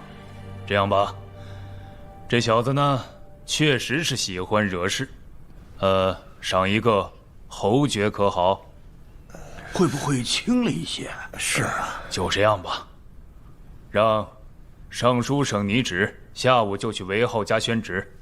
陛下，这韦浩还在牢里面，是不是该放出来了？哼，先不放，先这样关着吧。奉天承运，皇帝诏曰：盐乃国之命脉，历代皆有祖制，朕心忧之。韦浩天资敏达，心怀社稷，于制盐之术另辟蹊径。朕念其功绩卓著，特封韦浩为平阳开国侯。侯爷，钦此。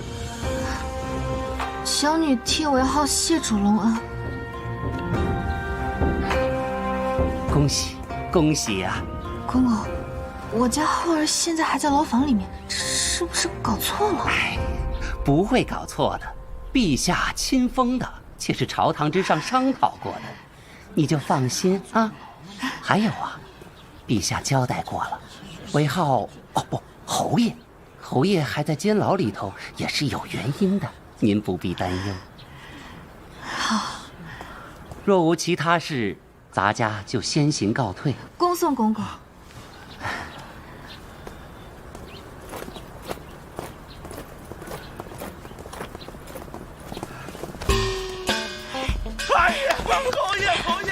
浩儿可能还不知道这个消息。王管家，你去准备一些好吃的吃食，备一些喜钱。我要去让刑部大佬把这个好消息告诉浩儿。哎，好，还是我自己去吧。我不会是做梦吧？我们府现在是侯府了。这汉子不会是走了什么狗屎运了吧？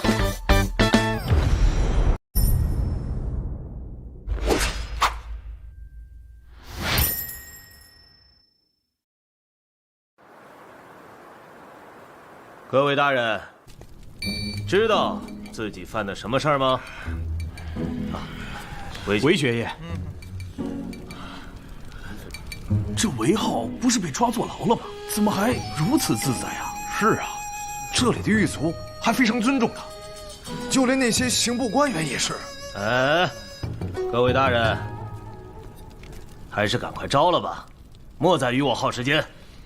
啊，我觉得你就问问他，你家有多少钱？钱从哪儿来的？还有，为什么诬陷我？诬陷我对你有什么好处？问。韦爵爷说笑了，这个还在审问，我不管。就这个长得尖嘴猴腮，肯定是个贪官，我插死他！岂有此理，庶子！你还看？还看？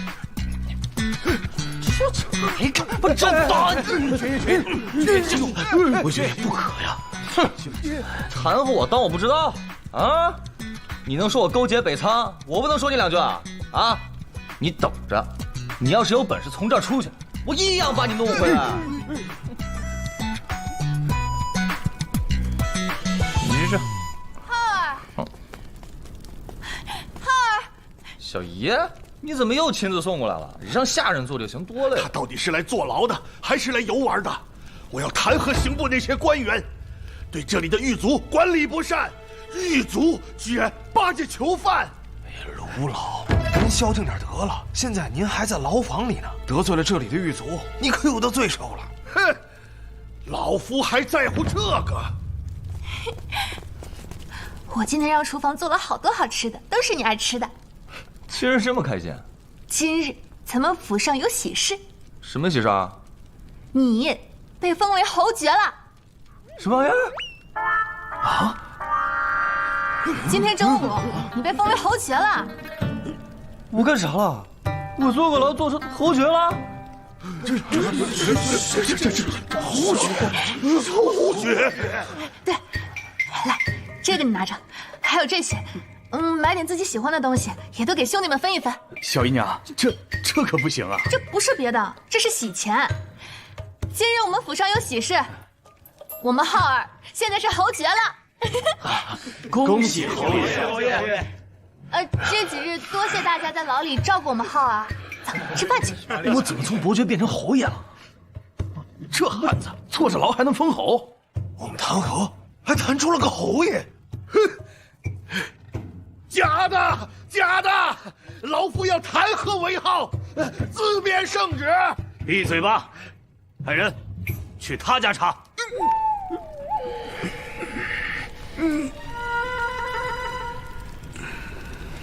哎呀，以后这韦侯爷不得了啊！什么？韦浩封侯爷了？这是刑部大牢传来的消息，还能有假？听说他在牢里活得还挺滋润，此事蹊跷呀！呀，会不会是韦浩背后有什么人呢？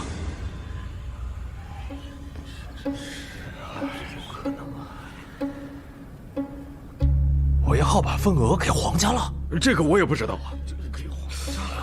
是不是我们把他逼得太急？这不是给别人做嫁衣了吗？现在还不能确定这个消息。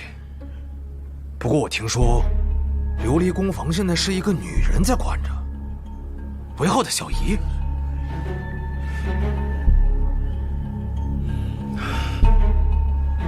我们明天去工房看看，正好和他们谈谈，顺便打听一下，这个女人是谁。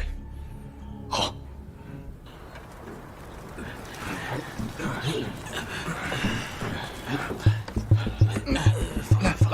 好。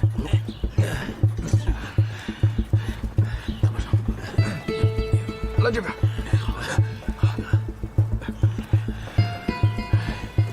劳烦问一下，刚刚进去那个女人是谁啊？也是我们东家呀。你们东家啊？她叫什么呀？是哪家府上的人？这个就不太清楚了。反正啊，我们都喊东家。哦，麻烦帮我通报一下，就说崔家人求见。这让你去你就去，他会见我们的。成。那你们等一下，我去问一问。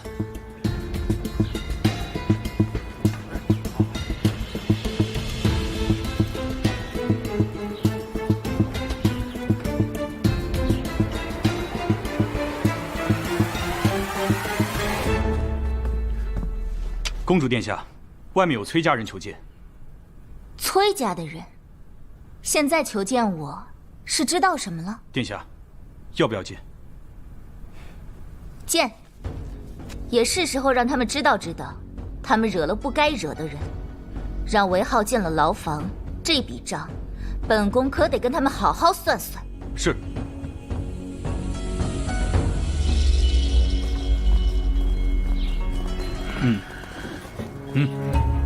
搜身。什么？我们也要搜身？要见我们殿下，这是规矩。什么？殿下？难道这里真被皇家接管了？也不知道是哪位公主。进去吧。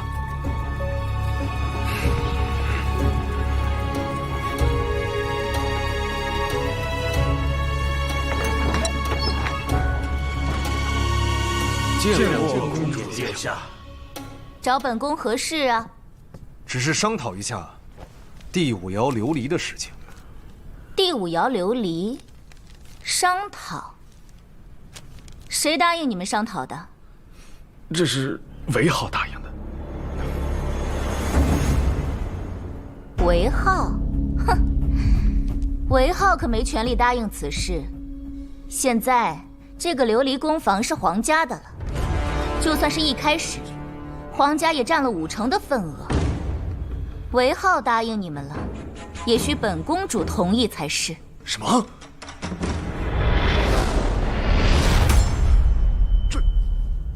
长公主？啊！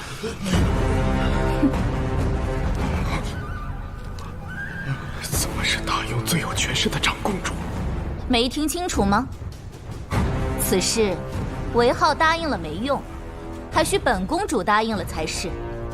现在韦浩在牢里，严重影响了琉璃宫房的生产。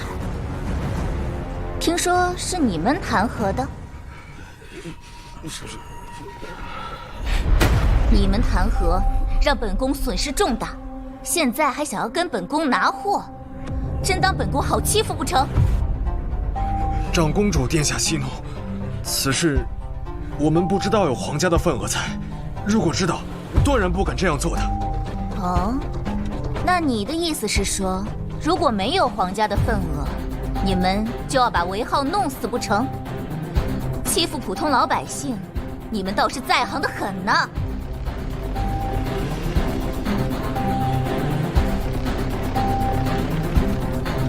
行了，没有别的事情，你们就出去吧。这琉璃本宫是不可能给你们的，毕竟韦浩还在牢房里。请。殿下息怒，请殿下再给我们一个机会，我们手里还有很多订单，拿不出琉璃。出去。我们。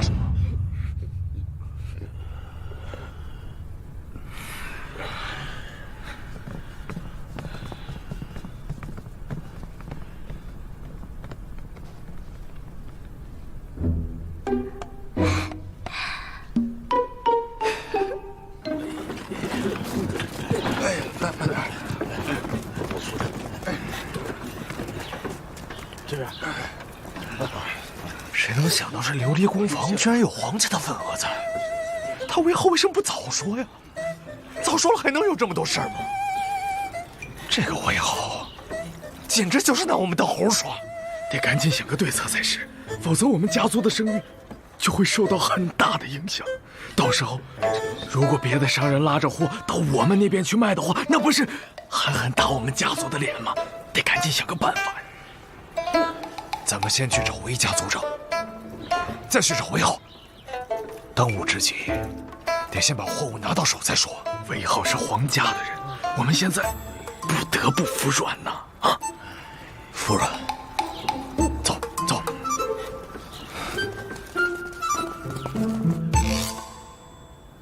族长，各世家上都负责人又来了。哎呀，又来干什么呀？想逼我们韦家逼到什么时候？他们真当我们韦家好欺负的呀？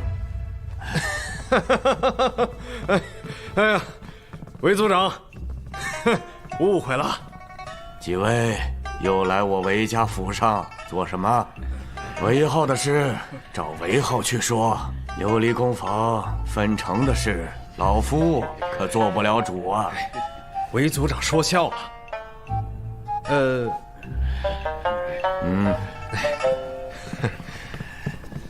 不知道韦族长可否知道，韦浩这个琉璃工坊有皇家的份额？什么？皇家的份额？怎么可能？韦浩什么时候认识皇家的人了？如果不认识皇家的人，哼，他怎么能坐着牢就封侯了呢？封侯啊！韦浩封侯爵啊！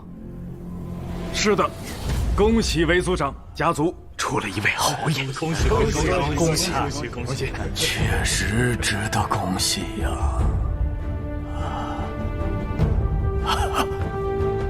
大喜呀！我韦家终于出了个侯爷呀！恭喜族长！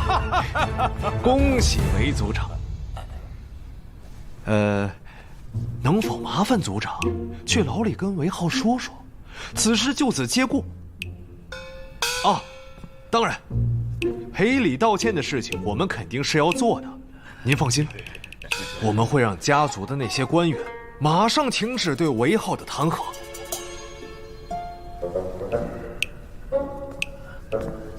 好，说到弹劾，这次可真的是误会大了。你们弹劾韦浩将琉璃卖给胡商的事，实际上是皇家允许的，也就是说，你们在说皇家的不是，甚至是在说陛下的不是。怪不得这么多官员被抓，老夫也是现在才想明白的呀。原来问题出在这里，我们弹劾韦浩，不等于就是弹劾皇上吗？韦族长，那当务之急应该怎么做？不是我在说你们，之前你们就是做得太绝、太嚣张了。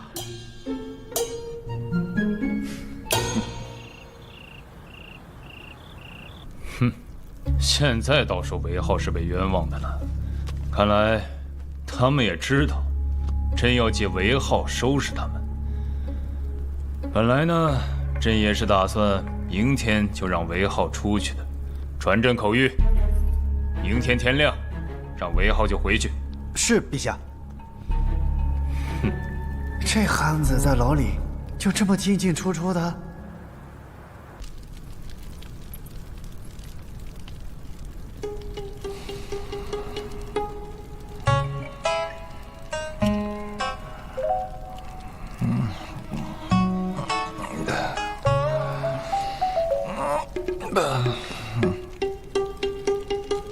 我靠！你也起来了？犯什么事了？我就说你不老实，早晚要进来。滚！你看我像是进来的吗？大清早的不说点好的？不是的。来口我的。陛下口谕，你可以出去了。啊？陛下口谕，你可以回去了，还愣着干嘛？收拾东西走。走。你这些东西不要了？要啊，这是我房间，我不来别人也用不了。你们到时候帮我把这些东西收拾归拢一下，我下回还要用。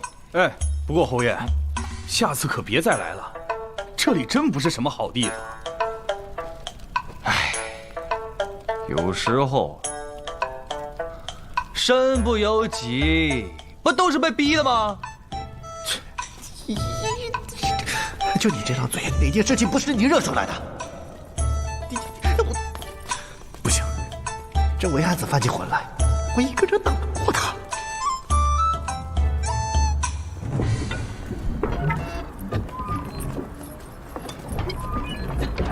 快回去吧，就快下雪了，估计晚上就会下。你看这天，估计是马上下了。你呢？不回去啊？我还当值呢，以为和你一样。你，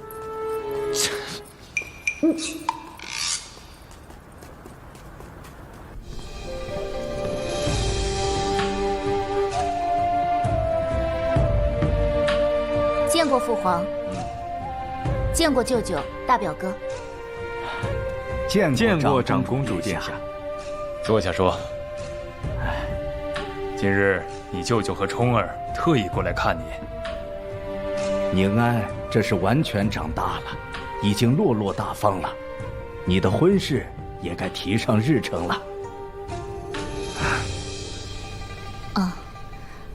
多谢舅舅记挂，但此事还不着急。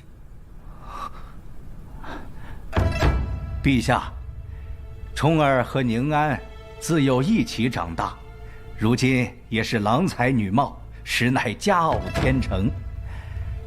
臣斗胆，还请陛下尽早为两个孩子赐婚。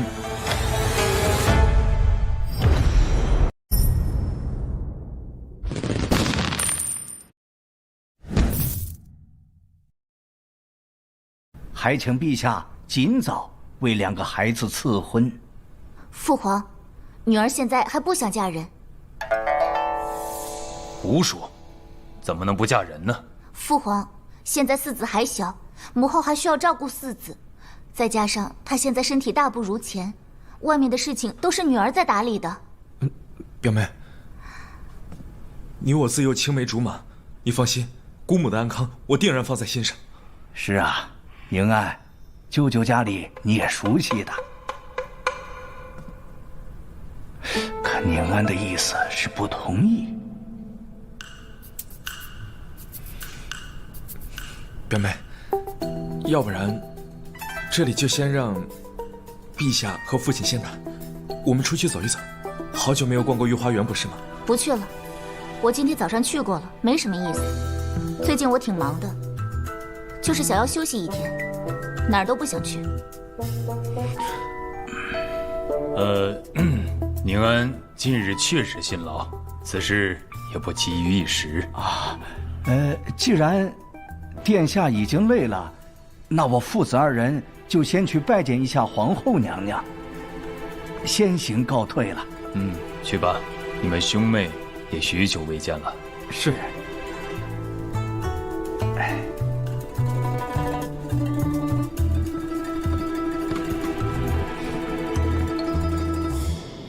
小姨，我回来了。浩儿，你从大牢里出来了，陛下肯放你回来了。那当然，再不放我出来，我找他闹去，这都关多久了？公子，你回来了啊！你坐牢之前交代我做的那个炉子，我做好了。走走，看看去。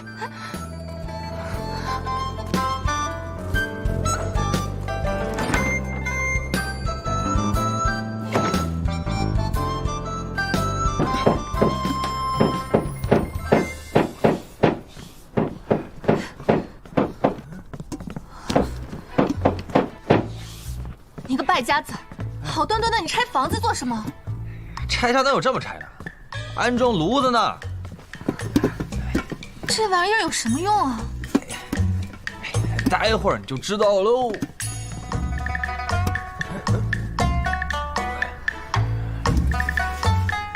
王管家，把我那个柴火跟水壶给我拿来。好嘞。净瞎忙，浪费铁。这些铁都是为了明年庄子里的农具准备的，不好买的。公子，你们不是糊涂了？你把炉子安在这屋里，到时候这烟吹满屋子都是，这还怎么待人啊？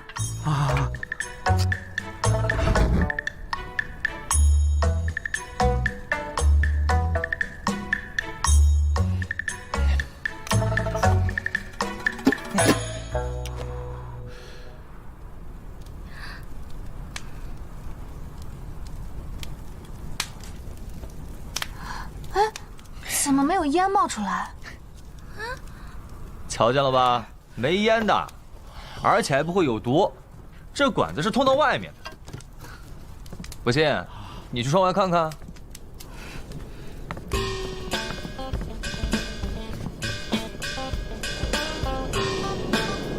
确实，这烟都往屋子外面冒了。哎，行了，把窗户关上吧，冬天开着窗多冷啊。这屋子里确实是暖和了不少。这玩意儿，烧水也好用，我们呢就能随时喝上热水了。我都感觉有点热了，没想到你这炉子还真行啊！我做的东西，那能不行吗？真是。哎呀，现在舒服了，摸哪儿都不觉得冷，家里也不缺热水喽。哎呀，小姨娘、公子，有了这东西，那可要省下来不少木炭呢。柴火府上可是有不少，况且这柴夫每天都会到上都城来卖柴，这补给起来也方便呀。哎呀呀，舒服，这样过冬天才不会冷吧？王管家这东西就一个，还有吗？还有，就是还差点没做好呢。哎，走，带我去看看。哎，走。你说浩儿怎么就这么聪慧呢？这种吃喝享乐的法子，公子可精通着呢。浩儿可不是只会吃喝享乐，如今这韦府也是西城最光鲜的府邸了。还有最能赚钱的聚贤楼和琉璃宫房，谁不知道咱们家出了个侯爷？谁还能比咱们家更有前途？之前都说回家出了个憨子，可他们现在还有人敢嘲笑浩儿吗？憨子怎么了？憨子也封侯，将来还要和嫡长公主成亲呢，谁还有这个本事？小姨娘，你说什么呢？小姨娘，有一位自称魏宁安的小姐登门拜访。什么？宁安小姐来了，快开中门！哎，是。你快去通知浩儿，就说长公主来了。小姨娘，你莫不是糊涂了？长公主怎么会来咱们府上啊？你快去吧。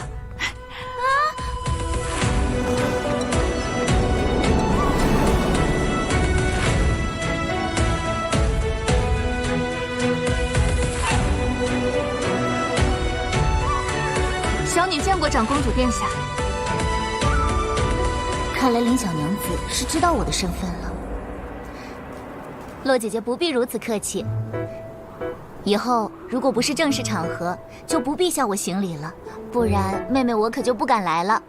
洛姐姐，殿下可能还不知道，我其实是韦浩的小姨。我知道啊，可是姐姐长得如此好看，我就觉得应该叫你姐姐。多谢公主殿下夸奖，快里面请，外面冷。我是来找韦浩的，韦浩在吗？他……丫头，你怎么来了？这么冷的天也出来，你不怕冷啊？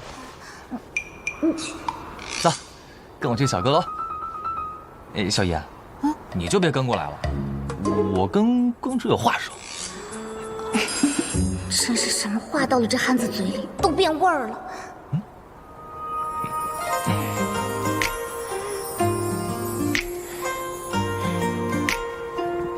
戒烟我是傻大汉，于是只会摆手指来掐算。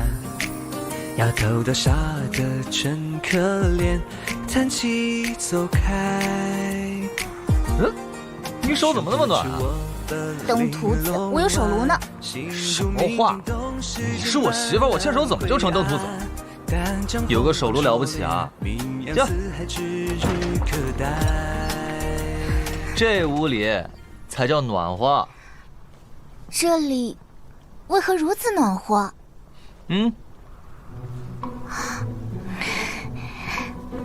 这是何物？比宫里的火炉还小，竟能让整间屋子都暖起来。这是暖炉，冬天在家里放上这个，特别暖和。暖炉？嗯，真好，这样以后就不用在屋子里穿这么厚重的衣服了。喜欢啊？等咱俩成婚，我把新房子里铺成地暖，到时候你就可以光着脚在地上跑了。谁要嫁给你了？我父皇要把我许配给我表哥了。什么？表哥？嗯。岳父怎么说话不算话啊？而且他脑子是不是有问题啊？这近亲结婚是会生畸形儿的。哎呀，不行，我得去找他。哎，什么近亲结婚？什么畸形儿啊？这个，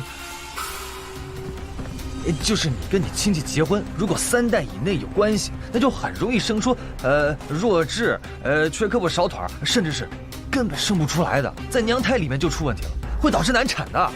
岳父怎么把你往火坑里面推啊？瞎说，怎么会有这种情况啊？这种亲上加亲的事情，我们这儿到处都是的。那你去查一下不就知道了？你一查，这多少孩子活都活不成。你说的可是真的？哎呀，这事儿我骗你干嘛呀？你表哥叫什么？我不能把他的名字告诉你，但他这人确实讨厌。他以为我不知道，他总去画坊，院子里还有几个通房丫鬟是他的小妾，大我7、8岁，还想要跟我成亲。这不就是渣男吗？比我都渣！你把地址给我，我非得打他一顿不可。替你消消气。给我消气？我当然更气了，敢惦记我的媳妇儿。等下，你表哥是你母亲的兄弟的儿子。哎呀，那我打岳母的侄儿，岳母我蒙面去，行了吧？出息！你就这点胆量啊？我韦浩怕过谁啊？那你是我的底线，我蒙面那是不想让岳母为难嘛。你知道就好，我也不想让我父皇和母后为难，但我知道，他们都是站在你这边的。啊？真的？嗯。看来我平时这一声声岳父岳母也不是白叫的。松开！韦浩，一点都不想要了是吧？打不着。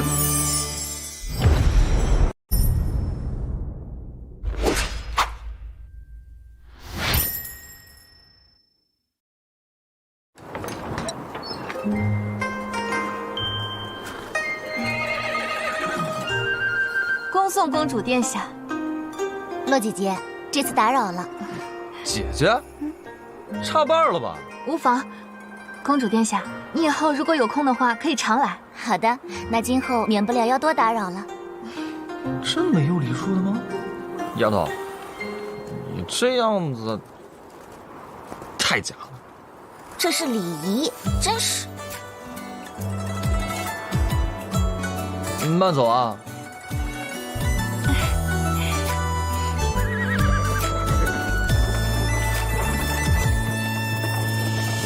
透不出头3更月，带着鬓发窗翻间。我韦浩怕过谁啊？那你是我的底线。我蒙面那是不想让岳母为难嘛。殿下忧心忡忡的去找韦公子，出来之后心情大好。可是韦公子有办法帮殿下解围？那憨子能有什么办法？他不气我就算不错了。对，这个韦憨子啊，总是不着调，整日没个正形，出言莽撞，还老是打架，确实配不上殿下。他是有很多缺点，可这才是一个活人，不是？韦憨子，他小事上是不着调，可是大事上面，他从来都没有含糊过。我交代给他的事情，他都能办好，说过的话也都能说到做到。相比于其他人的虚伪，本宫更喜欢他的耿直。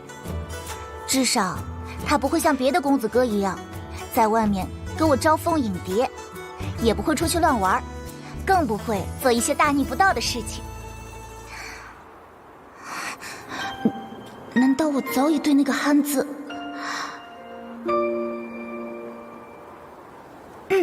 你派人去民部调查一下，所有关于堂兄妹、表兄妹近亲成婚之后，孩子是不是会有畸形的问题，然后把所有的文书都拿来给我。是。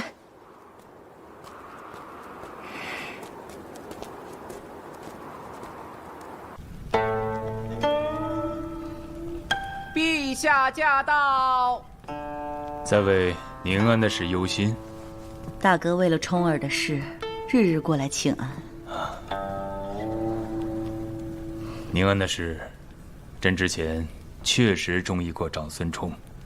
论亲疏呢，他是你亲侄子，知根知底，断不会委屈了我们的女儿。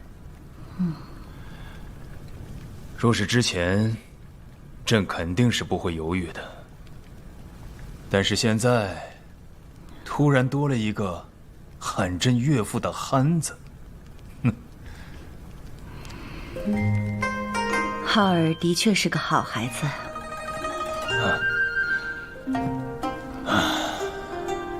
这韦憨子，你很重视啊？为何呀？你没有看出来，宁安现在每天都很开心吗？虽然嘴上天天喊着韦憨子招惹他了，但是他每天都是开心的。之前在宫里面，虽然也有很多玩伴，但臣妾从未见他如此开心过。加之陛下你一直想跟世家那边联姻，世家一直没有同意。韦浩这边现在的确是个突破口。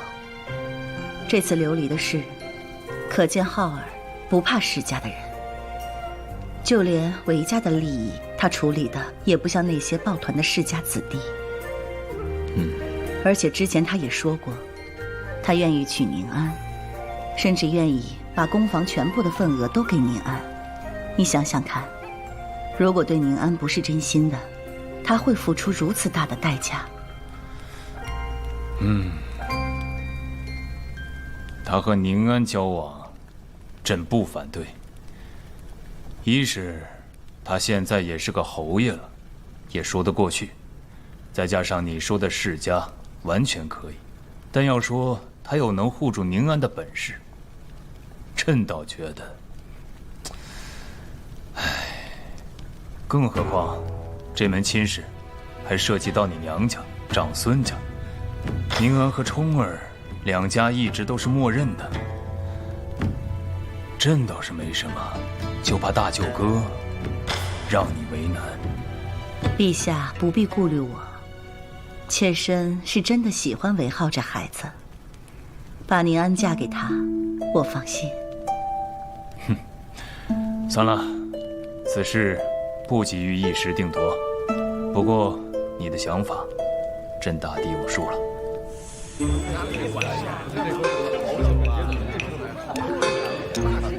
哎，王管家，公子来了。今天客人怎么这么多？还不是因为您做的那个暖壶。现在这些客人说了，在咱们聚贤楼吃饭，那如沐春风啊，比在府上待着都舒服。别说是老顾客了，就是新顾客都说了，不去别的酒楼了。嘿，那必须的。公子，楼上清场了，说是太子殿下在用膳。哦，大舅哥来了，正好。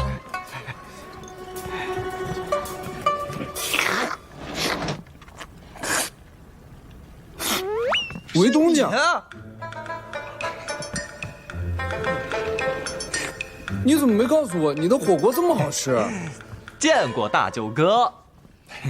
你这称呼，不对，你刚喊姑什么？大舅哥。等会儿，什么大舅哥？是不是搞错了？他们没跟你说吗？岳父跟宁安没跟你说？宁安，公主，姑的妹妹，岳父。对啊，我已经跟岳父，就是陛下说了，我喜欢宁安的事情，岳父岳母我都见过了，他们没反对我跟宁安的婚事。这你都不知道？不能啊！岳父没跟你说吗？大舅哥，大舅哥，大舅哥，怎么可能？韦东家，你可不要胡说，父皇知道了，非宰了你不可。还有，姑的妹妹宁安还能嫁给你？我胡什么说？我天天叫岳父岳母，那是岳父岳母认可的。殿下，你殿下，姑不是说了，没事不要来打扰姑。殿下，皇后娘娘派人传话，说是请您和韦侯爷前往凤鸾殿用膳。哦，好，你跟岳母说一声，我一定来。是，韦侯爷。不是，是真的啊。哦，对了，我上次跟岳母说了，这次见岳母要带礼物。这到吃饭，我两手还空空的。大舅哥，我不跟你说了，我先走了。哎，等一下，韦浩，你都没说清楚呢。哎，回头说，我去给岳母拿东西去。你先回凤鸾殿吧，记得帮我说一声啊。拍岳母的马屁才是正经事，只要岳母的马屁拍得好，那以后就是给自己弄了个巨大的靠山呢。儿臣给父皇母后请安。怎么就你一个人？韦浩呢？他说给您拿什么礼物去了，说是上回答应的。这孩子，下次一起带来也是可以的。拿什么礼物？这个儿臣就不知道了。父皇，母后，儿臣有个事情没搞明白。妹妹和韦浩那事儿是真的吗？他一直管儿臣叫大舅哥。儿臣怎么说都不管用。他叫你大舅哥算什么？他还称朕为岳父呢。行了，就这样吧。他是不会听你劝的。那不是，这是真的。你这个做皇兄的，妹妹的事情一点也不关心。不是，母后，儿臣哪有不关心？只是。最近不是太忙了吗？天天又要看奏章，只是儿臣做梦也没想到，宁安会喜欢那韦憨子。父皇母后，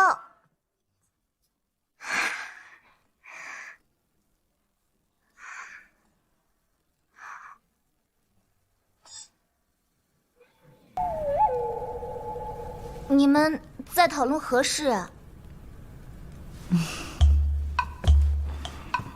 妹妹，这么能瞒，这事儿还瞒着兄长？何事？何事？你和韦憨子的婚事儿。皇兄，你可别瞎说，哪有？这事都还没定下来呢。父皇，母后，妹妹急了，这事儿还没定下来呢。皇兄，你别瞎说，别说。还不承认？你看你脸都红了。皇后母后还在这儿呢。你想着就这样。好了，你也是。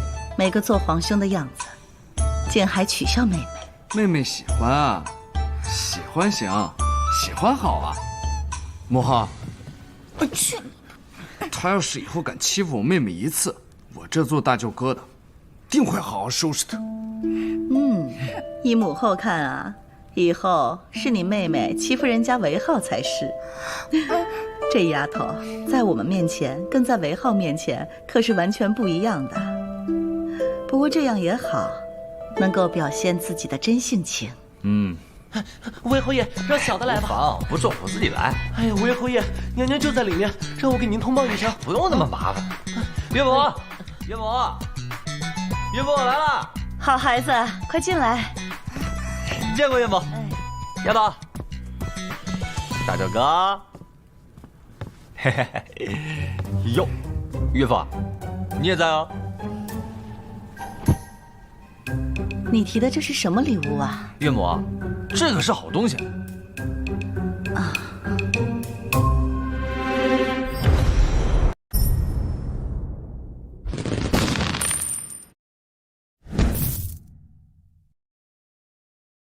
岳母，你往常是不是大部分时间都在这儿啊？是啊，怎么了，浩儿？哎，行，你们谈着，我去装个东西。你们这也太冷了。这孩子。真是的，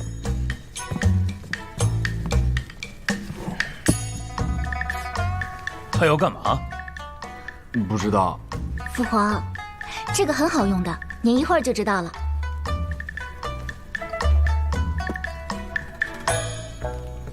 殿下，小禅送过来的，说是民部收集的结论。果然是这样。母后、父皇，你们看，这是什么？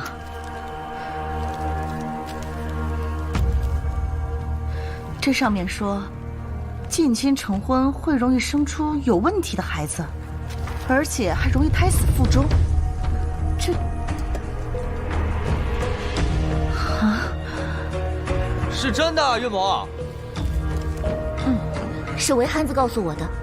儿臣一开始还不相信，让民部去调查统计了，没想到真是这样。500家近亲结婚的人家，其中夭折过1个孩子的就有300多家，胎死腹中的孩子更多，而且出生以后就有问题的孩子也有100多个。怎么会这样？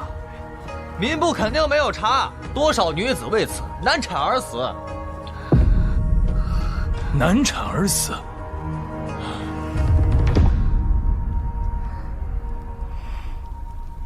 父皇、母后，你们为何如此看着妹妹？你舅舅想让宁安嫁给长孙冲。长孙冲？如果真是调查的这样，万万不可啊！父皇，王德，陛下，让民部进一步调查此事，朕要全大雍的统计。如果果真如此，这将严重影响我大雍之江山社稷。遵旨。你去调查此事，也是为了不想嫁给冲儿吧？不想。为何？就是因为喜欢韦浩吗？就算没有韦浩，女儿也不想嫁给长孙冲。他都那么大了，府里还有好多的小妾，还是画舫的常客。女儿在外面就时常听闻他的传言，说今日又带府上哪位去画舫玩了，明日又带哪位了。母后，您也不希望女儿嫁给这样的好色之辈吧？还有这样的事？千真万确。舅舅也是，不就是想通过我来保证他们一家子的荣华富贵吗？他也是皇兄的舅舅，不也都是一样的吗？为何还要通过我？好了，不想嫁过去，就不嫁过去。但是，你也不要说这些得罪你舅舅的话，毕竟你舅舅对于本朝也是有功劳的啊。女儿知道，女儿从未在外面乱说。多谢父皇、母后。傻丫头。好了，大功告成。你们有没有觉得很暖和呀？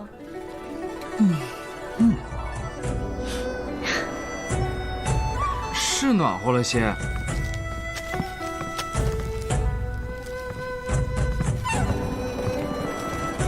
韦浩，这是什么？这个叫暖炉，很好用。只要屋子里安装这么一个炉子，整个屋子都暖和了。真的很暖和。岳母，这个是不会冒烟的，所以不用担心呛烟，更不用担心炭毒。我在家已经实验一番了。嘿，对了，这个管子呢是通到外面去的，让宫女注意一些，千万别堵住，要不然就烧不着了。这个底下用的是木柴，木柴可比炭火便宜多了。好。哎，这么小个炉子能让这么大的屋子暖和起来？当然了，岳父，不是我说你，岳母这屋子这么冷，你就不会想想办法？你也不行啊！这韦憨子，你没事儿，说我父皇不行干嘛？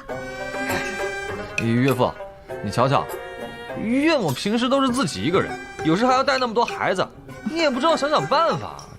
是真不想让这儿暖和吗？外面的天气本来就冷，朕的甘露殿也是冷，到了晚上睡觉更冷。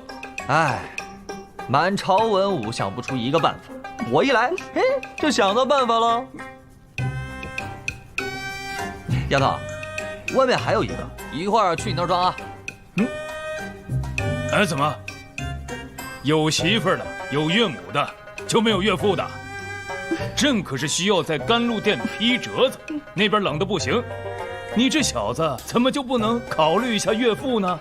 先给父皇吧，父皇需要御证，每天要批阅好多奏章的。你瞧父皇的手，都生冻疮了。岳父啊，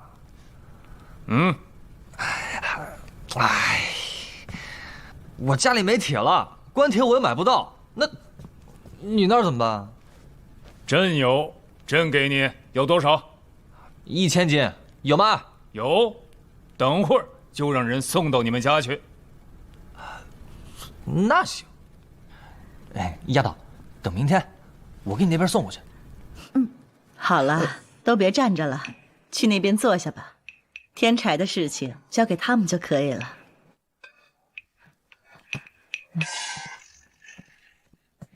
原本冬天就难熬，生了孩子后就更怕冷了。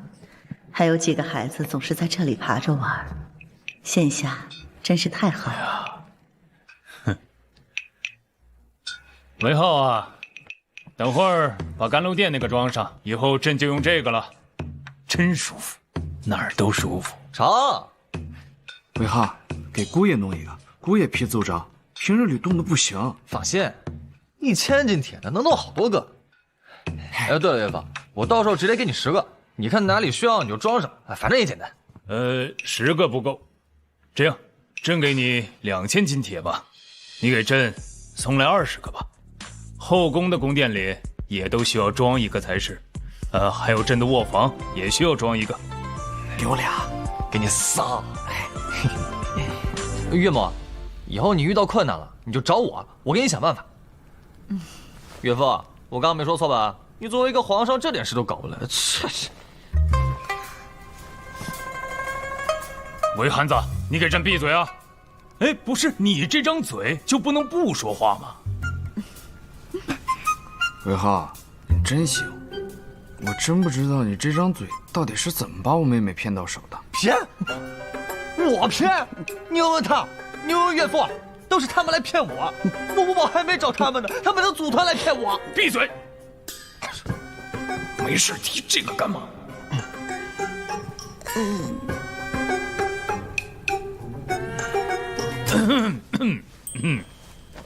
那个工部那边，段伦一直没能按你给的配方制出盐水，找了朕好几次，让你去工部。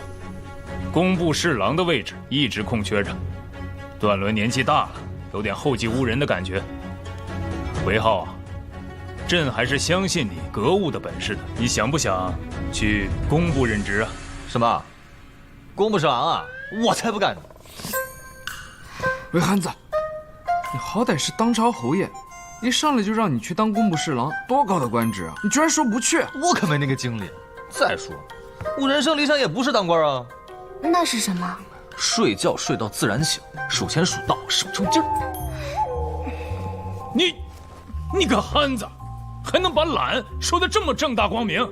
我明天可以去工部帮他个忙，反正不做官。我觉得当个侯爷挺好的。好了，陛下，韦浩现在还未加官，确实不合适。当值的事等加官了再说吧。嘿嘿嘿嘿，还是岳母对我好。你呀，先用膳吧。哎，走。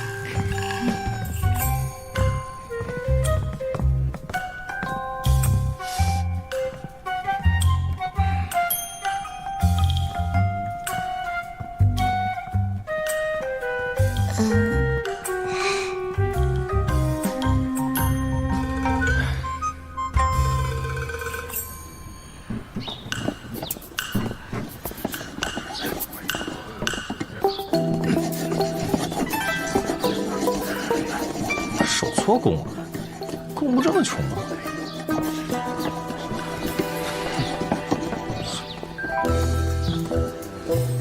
这玩意儿能抽多少水啊？瞎搞！哎呀，这支架也不对，水位一高，支架就塌了。哪来的毛头小子？出去，出去！不要打扰老夫。你还不信？行，修吧，到时候塌了别怪我没提醒你。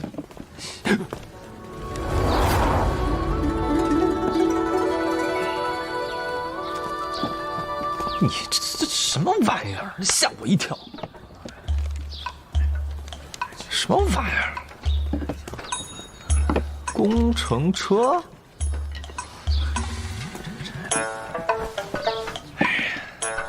拉力不够，最少需要增加2组齿轮，但加2组齿轮会不会吃不消啊？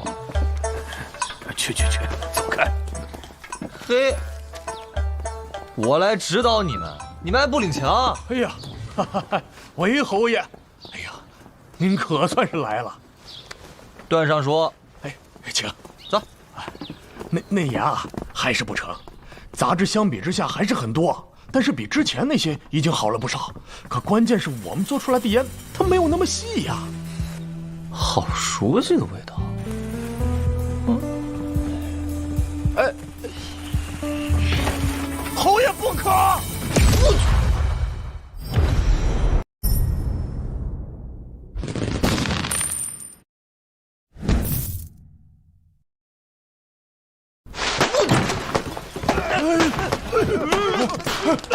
侯爷，侯爷，侯爷，你没事吧？还没事。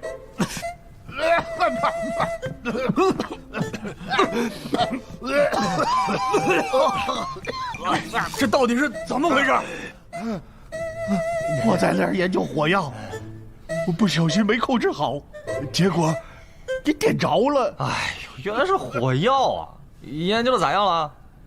这位是我们工部的一个主事，天天说要研究火药。他就是看了江湖片子做出来可以燃烧的土，他也想自己做出来，结果3年了毫无进展。哎呀，火药还是有很大的作用的，只要研究出来了，对我大庸肯定是有巨大的帮助。哎呀，韦侯爷，还是你有眼光啊！这火药要是弄得好啊，肯定能够有大作用的。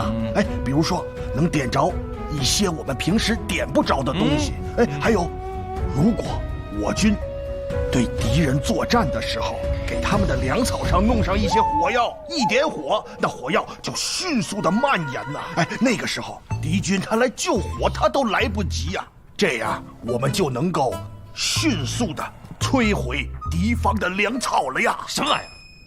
那汽油不是更快吗？汽油，你这纯浪费火药啊！你听韦侯爷这意思，您也会制作火药啊？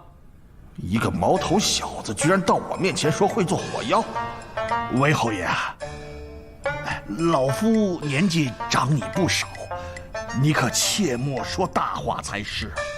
这火药岂是你这样年纪的人就能做出来的？又不难。哎，你等着，我现在就给你弄点，让你见识见识。段大人，给我准备几个竹筒。竹筒？竹筒不知道什么？去呀！怎么了？你怕我把工部点了呀？你们打听打听我韦浩多有钱，就你们工部这房子，我一天赚好几间呢。这侯爷，咱们还是抓紧去研究细盐的事儿吧。这个火药它不重要，无妨，用不了多长时间，省得你们工部那些人啊，天天用鄙视的眼光看着我，好像他们多厉害似的。不是我吹牛啊，就整个工部所有人加起来，论造东西，我说第2，那谁敢说第1啊？哎，去！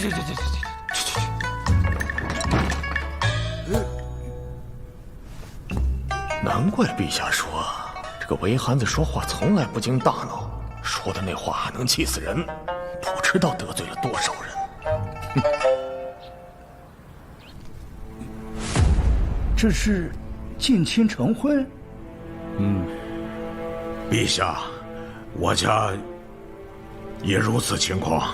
以前不知道为啥，没想到是。陛下，此事需重视才是。如果是真的，一定要严抓此事。我大庸人口本来就少，之前战乱，不知多少人丢了性命。如今大庸稍微安稳了一些，正是需要繁衍人口才是。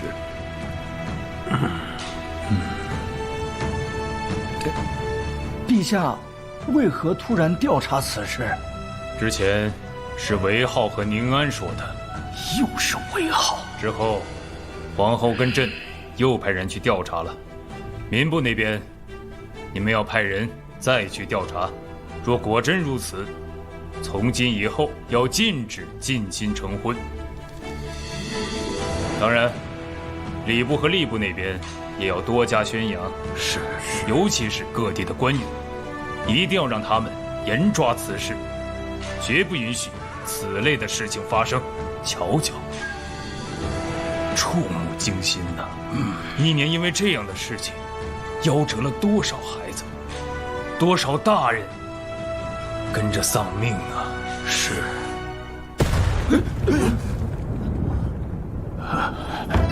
来人！陛下，可知是什么地方传来的声响？回陛下，听声音像是从工部那边传过来的。陛下，让老臣去看看。好。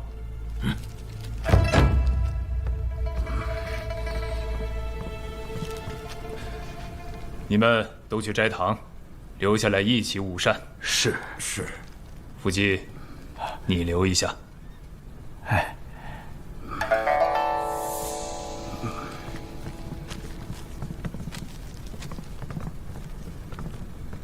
福记呀，此事一开始朕和皇后还以为是宁安编出来骗我们的，没想到果真如此。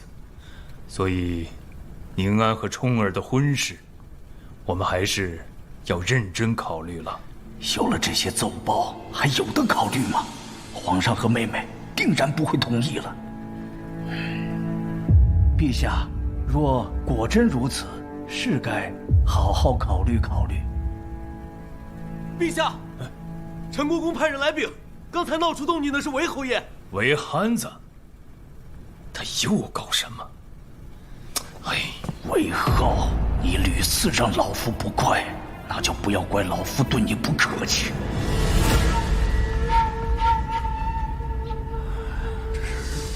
各位大人，韦浩，这是怎么回事啊？哎呦，岳，还不能叫吗？不是出了牢就能叫了吗？不能。哦，陛下，我今天不是去工部看研吗？就顺便帮工部调制了一下火药，因为第一次实验，所以就多放了那么一点点。啊，如此说来，这动静是你闹出来的啊？陛下，这韦浩惊扰圣驾，微臣以为应当严惩。你哪位啊？韦浩，这是长孙上书，不可无礼。长孙冲的爹？哦，舅舅啊！什么舅舅？你不就是那个儿子想娶宁安的那个舅舅吗？庶子，你竟敢！真是你，那我就得给你说道说道了。韦憨子，陛下，陛下，韦侯爷刚才帮助工部调制火药，这火药的威力巨大，若用在军队之上，那我们大庸军队的实力将如虎添翼，至少能减少70%的伤亡啊！这个东西这么有用啊！韦浩，这个药到底怎么回事？陛下，我们已经在工部实验了，不小心炸了座房子，威力绝对没问题。对，韦侯爷所言不假，工部之人呐，人人都可以见证，这火药威力实属惊人，把他们都给震惊到了。这还只是粗制的火药，等我提纯了，我估计城墙都能给它炸了。什么？炸城墙？韦浩，休要在此信口雌黄。是骡子是马，拉出来溜溜。各位要是不信的话，我当场就可以展示火药的威力。陛下，老臣刚才听那工部的爆然之声，如同这雷霆一般。也想见识见识这火药到底为何物啊！哎，俺也想看看。好，段大人，火药给我。陛下，这火药的威力实属太大，还请您和各位大人移步到空旷的地方验证。哎，不必了，开始吧。啊，在这儿炸呀？炸。哦。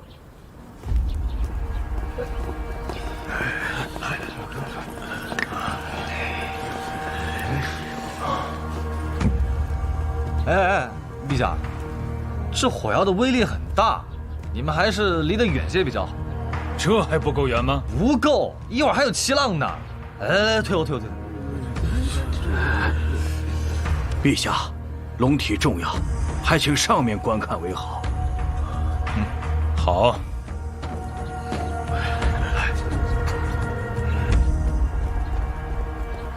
九九，你赶紧上去。哼，就要再跟老夫攀亲带故。老夫这把年纪，什么大风大浪没见过？哼，一个小小的火药，就能让老夫在乎吗？哎呀，好言难劝，该死的鬼！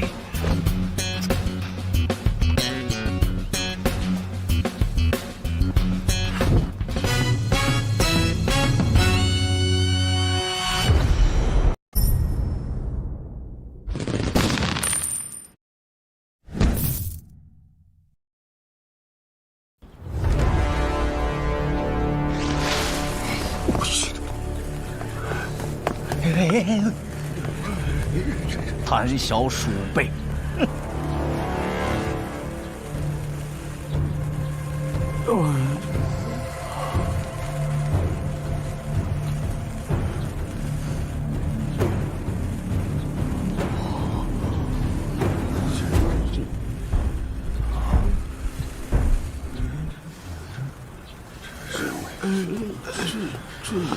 是啊，果不其然，韦浩小儿乃虚张声势，诓骗我等，此等行径就应严惩不贷。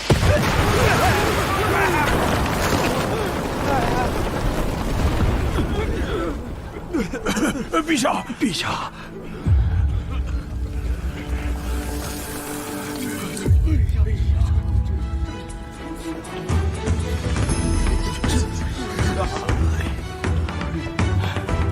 这简直是雷霆之威呀，比工程车都猛啊！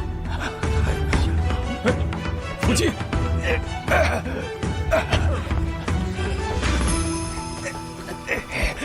韦浩小儿，你设计老夫！哎，我可让你后退了啊！大伙儿都听到了。对，韦后爷刚才确实劝了。陛下，长孙大人好像受伤了。快，请太医送府姬下去休息。是。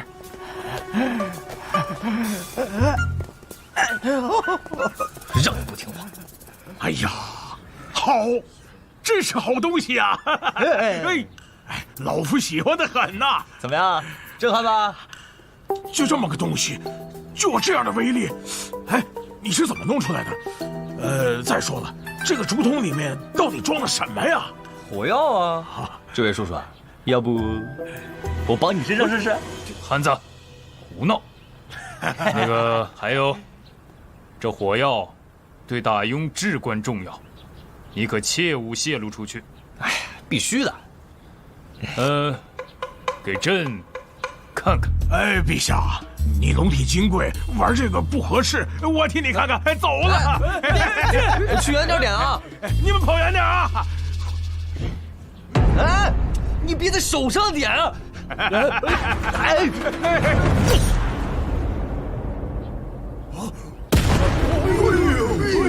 竟是千军万马，如此神威，汤臣手势，是呀，如此敌国铁骑，竟不足为惧啊！美哉，壮哉！朕仿佛看见我大庸铁骑驰骋疆场，轻而易举炸平要塞，横扫天下的气势啊！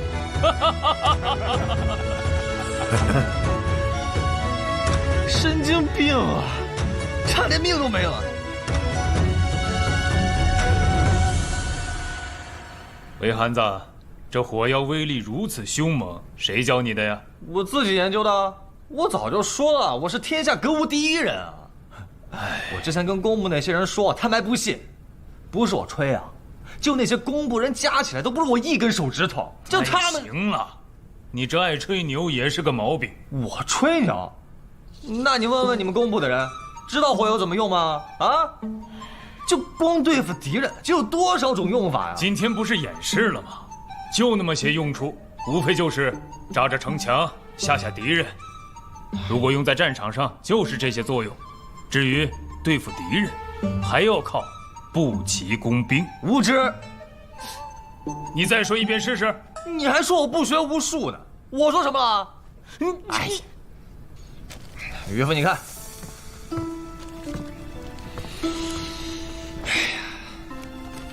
这是我今日在制火药时顺手帮工部画的2张草图。如果我大庸能制备这些东西，就是全世界的敌人捆在一起，都不是我大庸的对手。你就让工部照着做就是了。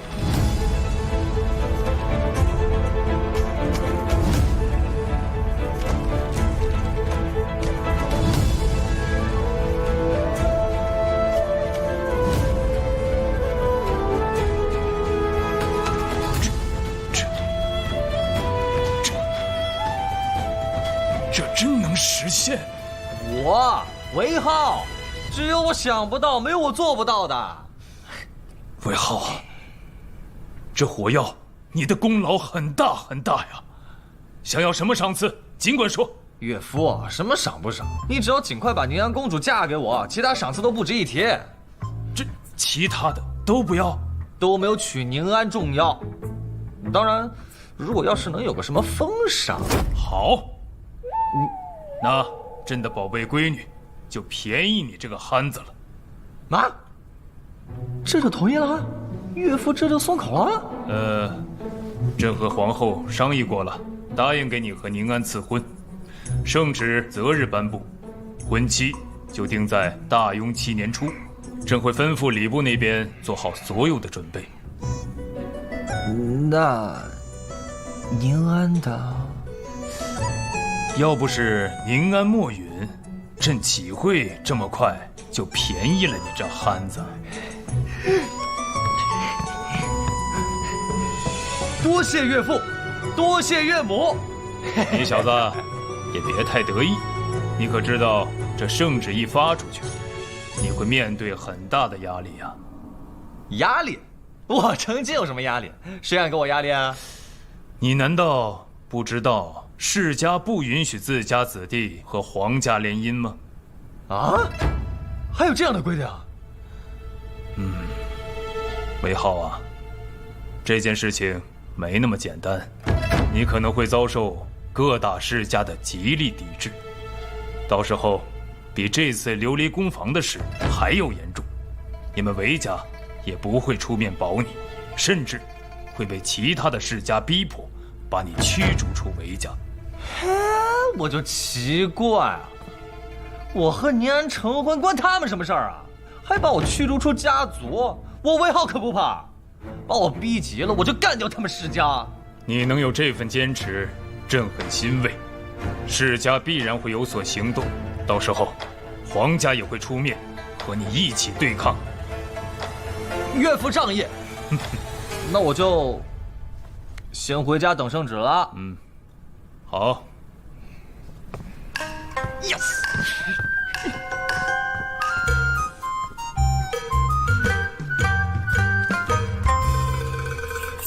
奉天承运，皇帝诏曰：韦世子韦浩，天资卓绝，心思巧慧，朕深嘉许。宝清长公主聪慧明达，心怀社稷，安定民生，其贤德远见，朝野称颂。二人德业相契，心意相合，实乃天作之合。朕特下此诏，赐韦浩与宝清长公主缔结婚约，则即日传婚，钦此。谢陛下。韦家竟敢与皇家联姻，简直挑战我等世家底线！哼，韦家何惧？崔兄弟已经有了应对之法，走，走。太好了，你和公主的婚事终于定了。你性格那么冲动，将来要是被谁算计了，侯爷的身份都保不了你。现在可不一样了，你和嫡长公主要成婚了，我看以后谁还敢欺负你？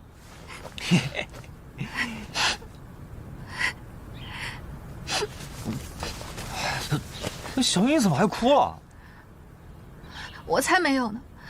你现在婚事已经定了，我要赶快去给姐姐姐夫去信，让他们都回来。谢谢小姨这么多年照顾我，等我结婚了，你就可以去享幸福啦。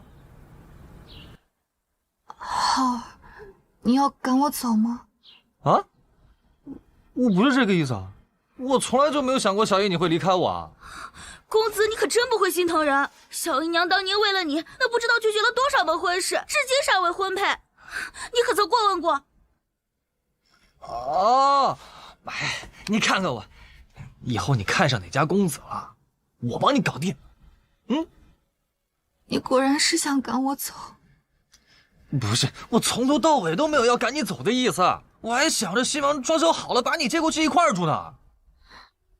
瞎说什么呢？你和公主的府邸，我过去像什么样子？那怎么了？你若一直不嫁，我养你。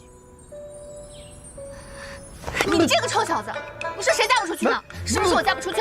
你说谁嫁不出去呢？你再说一次，你再说一次。小姨娘，小姨娘，族长那边派人传话，说请您过去一趟。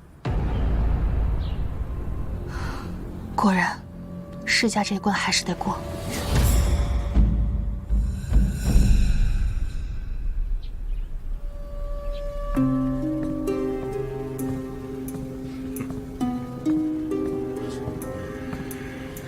见过族长，见过各位族老。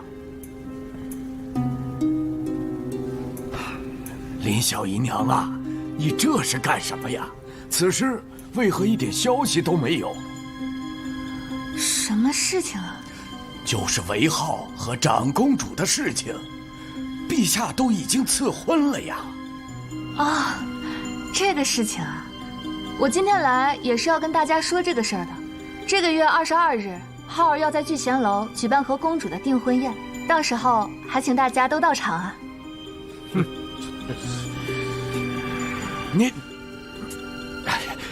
你难道不知道我们世家之间的约定吗？不能娶陛下的公主，不能和皇家联姻呐！啊，这个事没人跟我说过呀。也难怪。我一个弱女子，这么多年，各位族老也没有对我正眼相待过，族长更是将我和浩儿赶了出去，这不知道也是应该的，这也是小事。但是浩儿要和公主成亲这事，可是好事，是吧？哼，好事儿！你们破坏了我们史家几十年的盟约，还是好事？这个责任，你承担得起吗？就是。这话就严重了吧？世家的关系，什么时候要靠这样的约定了？再说了，浩儿的婚事与你何干？你在这说三道四的，算怎么回事？这是韦家的事，什么时候轮得到你来指责了？韦族长，这就是你们韦家的子弟不成？我姓林，严格来说，算不上韦家的子弟。林小姨娘啊，兹事体大，韦芙蓉不在，让你当家，你不要不当做一回事啊！一件小小的亲事，就被你们说的这样严重。浩儿要和谁成婚，那是我们的家事，这个你们也要管吗？这算是哪门子的道理？你好，那出了事情，你家承担得起吗？能出什么事情？又关我们家什么事？是你们非要搞事情。反正我林洛今天就把话放着，浩儿要和谁成亲，你们敢来搅和试试？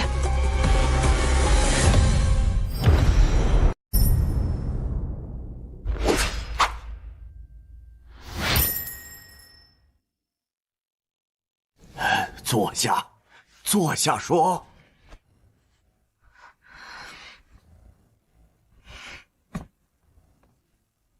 林小姨娘啊，你这样做啊，只会害我们韦家陷入危险的境地。你不能因为这桩婚事就毁了我们整个韦家的前程啊！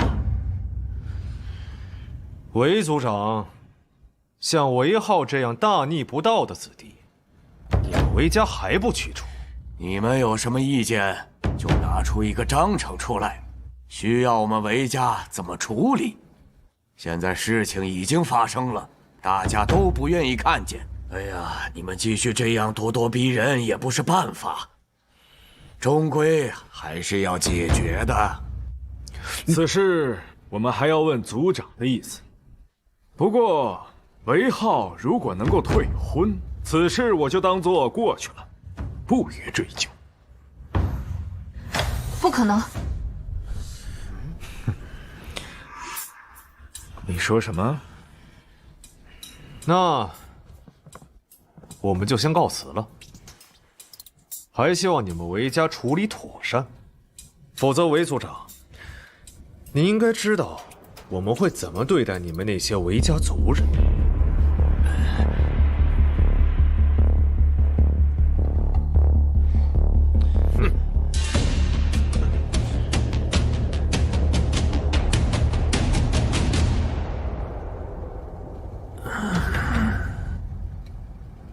林洛，难道你希望老夫真的把你们全部逐出家族不成？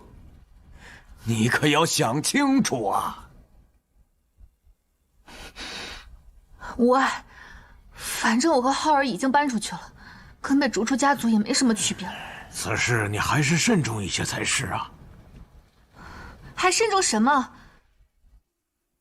姐夫的8个姐姐，还有浩儿的8个姐姐，就是因为听了你们的劝，嫁给这些世家的偏远旁支，日子过得清贫不说，我们连照应都照应不上，想要探个亲还要去巴蜀，一来一回就是1年有余，还不如嫁在上都呢。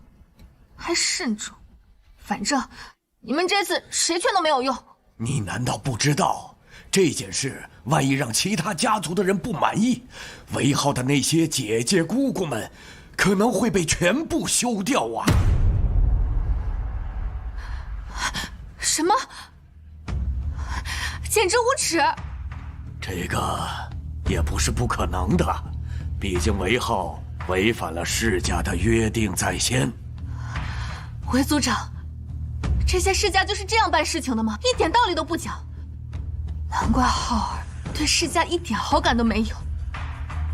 回去好好跟韦浩说，不能因为他要娶妻，就让自家的那些女妻全部被休啊！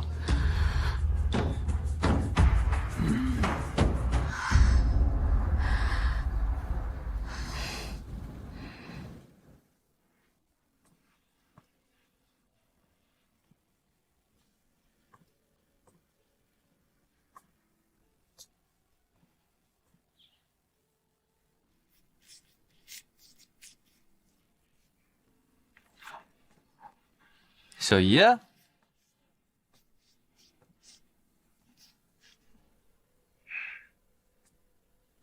有啥？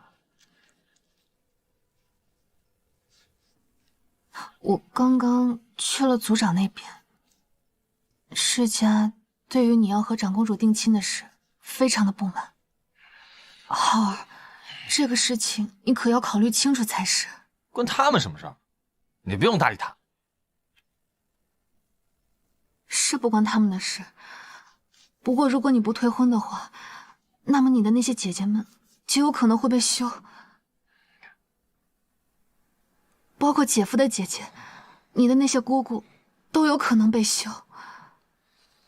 他们敢！浩儿，我也没想到他们会这样做，但是如果我们不退婚的话，他们真的会这么干的。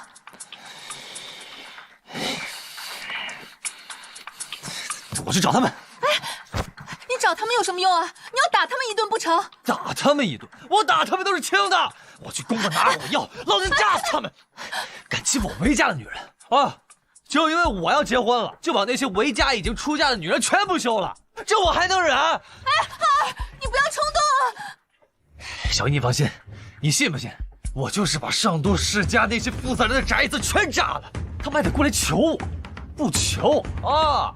那我就把他们世家连根拔起，我让他10年之内再也没有世家这个说法。我浩儿，你放开，放开！不是我炸他们是白炸，我又不傻。浩儿，三思而后行。哎呀，小姨，这次让我按照自己的办法来行事，我这次就是要把他们都按在地上，还要他们自己来求我。哎，浩儿。你可千万不能骗小姨啊！他们要是真的这么干了，实在不行，小爷给咱们家的女人每人100亩地1处宅子。但你要出了什么事，你让我怎么办？小爷，我岳父是陛下，是皇上，他们拿我怎么样？我还怕他们不成？我跟你说，世家就是这样，你退一步，他们就步步紧逼。我之前琉璃的生意是不是就这样啊？到现在我一样不败给他们。哼，这件事儿你就甭管了。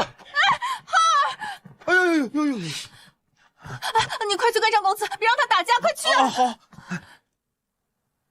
哼，这个长孙英受一点伤就要休沐半年，朕看他就是记仇，朕给韦浩和宁安赐婚。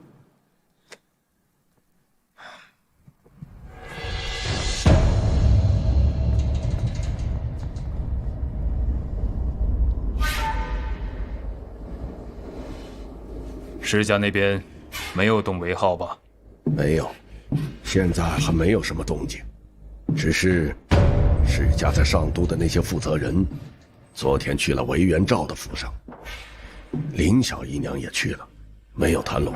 林小姨娘不答应退婚，但是世家那边极有可能会让家族休掉从韦浩家嫁出的那些女人。什么？世家会这么干吗？老奴觉得会，他们必须给韦浩一个警告，同时还让陛下知道，这件事情不单单是韦浩和公主的事情，也是世家和陛下的事情。如果这次他们没能阻止他们两个成亲，那么就证明世家在陛下面前要全面落败。这些是那些族长不愿看到的。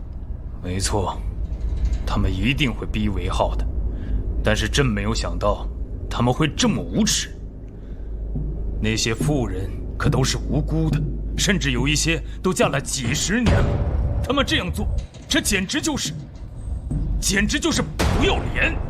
韦浩他是一个很有孝心的孩子，若是让他家的女人受到如此侮辱，老奴觉得他可能不会干。没有想到世家会用这样的方式来给韦浩压力。这事儿得看韦浩的，但是以老奴看，韦浩怕是顶不住。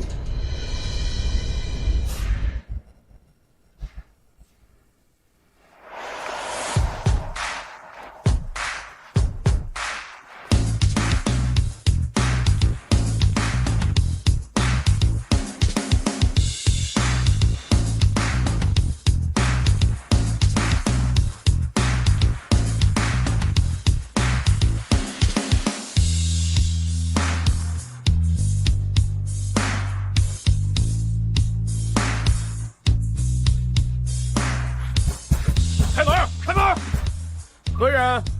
我，韦侯爷。你等会儿，我去通报一下家主。通报个屁！先送你们一个没有铁屑的。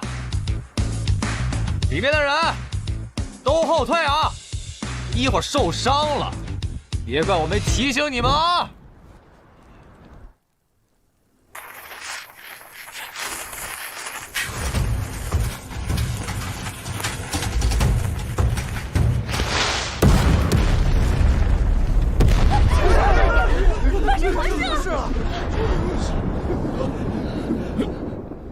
是不是工部在验火药？不是让他们在城外验吗？回禀陛下，禁卫军会去询问的。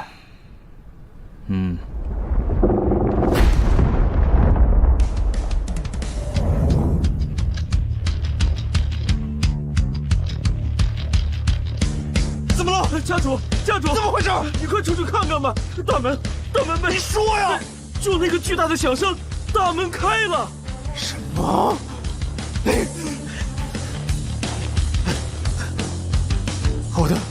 我的门怎么？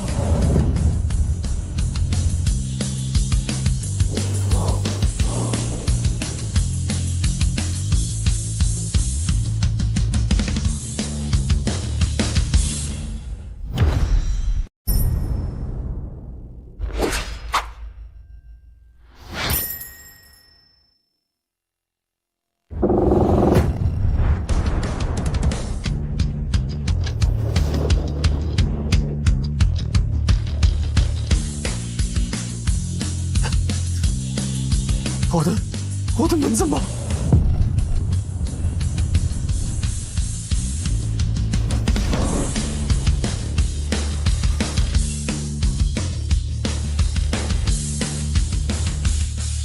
韦浩，崔雄凯，听说你对我和长公主的婚事有意见？你想干什么？竟然敢打上我的家门！来人啊！家主，把他给我打出去！给我打！是。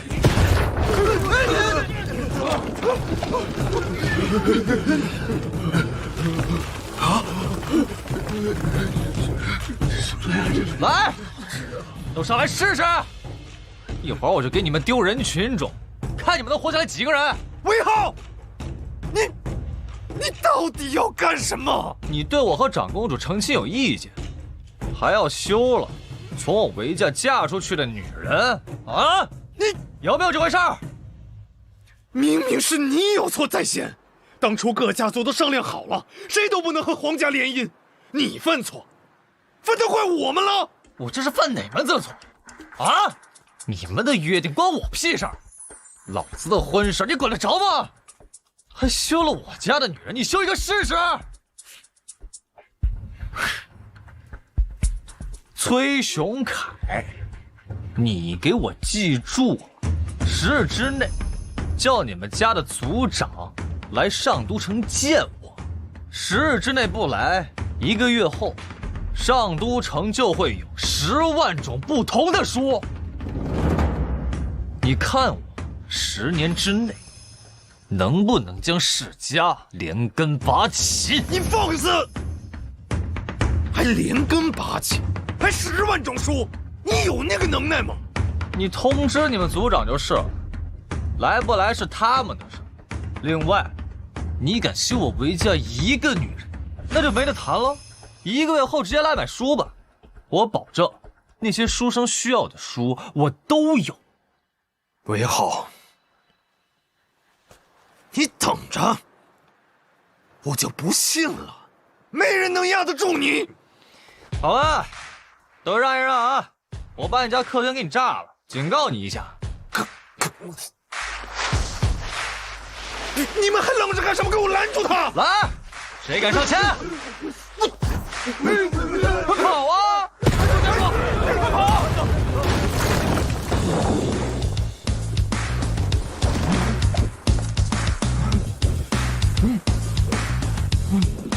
记住了啊！10日之内让你们族长来上都城见我。韦浩，老子跟你拼了！来，这个可是装铁线，绝对能够炸死你！我让你们拼！走，大家。韦浩，韦汉子！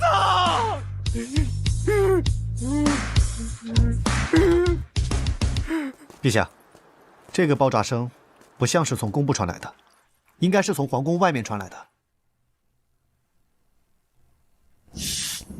韦憨子，报！回禀陛下，宫部并没有制造火药。懂得使用火药的也只有韦浩和程三福，但是程三福肯定不会这么玩，唯独就是韦浩。派人去看看。哦不，你亲自去，换上自己的衣服，看看到底是不是韦浩在用火药。如果是韦浩的话，你就当作不知道，回来汇报给朕。是，陛下。韦汉子，你疯了！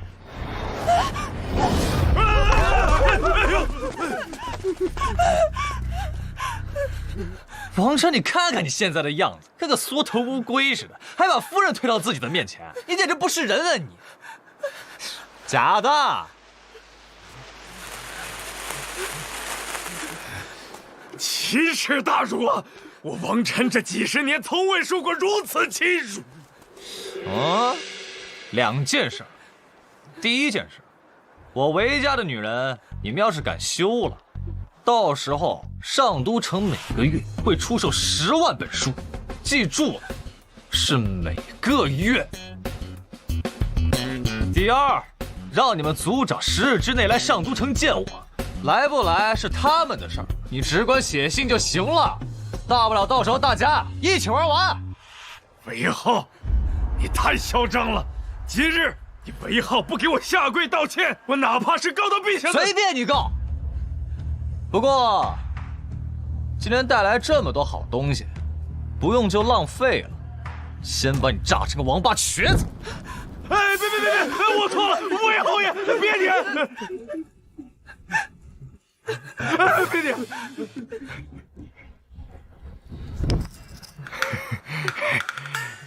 侯爷，你看有什么事儿好商量吗？你和我都是有头有脸的人物，这不至于啊！谁让你笑了？我今天就是来通知你的。韦家的女人你也敢秀？真当他们娘家没人是不是？还有，我跟谁成亲，关你什么事儿？碍着你了。这个，韦侯爷，我们之前肯定是有很深的误会。金银财宝、美女佳人，就当做是我给韦侯爷赔罪。去一边去！这韦侯爷，你看这么多人看着我呢，给我点面子。我还要赶着去下一家，我刚说的话你记住没有？自然。走。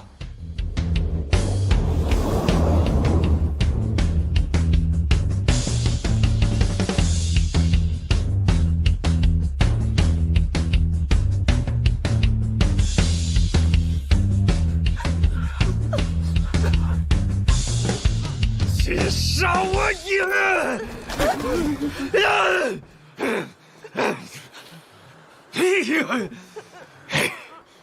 这个死结是解不开了。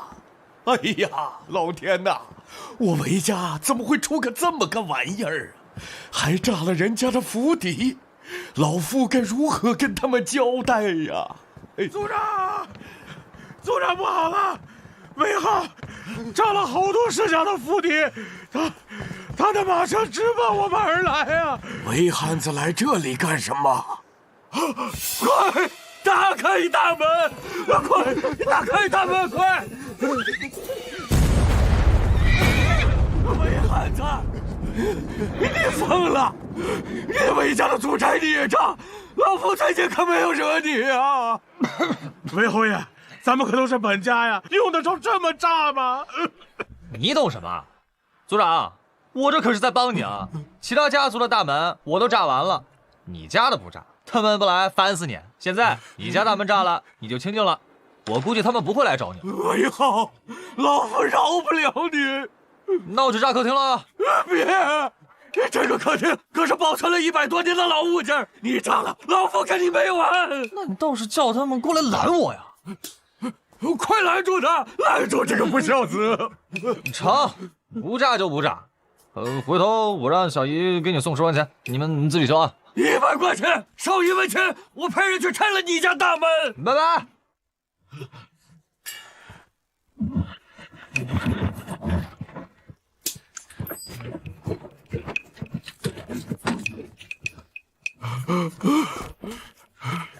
死汉子！就知道欺负自己家的人。组长，现在该如何？该如何？该干嘛干嘛去！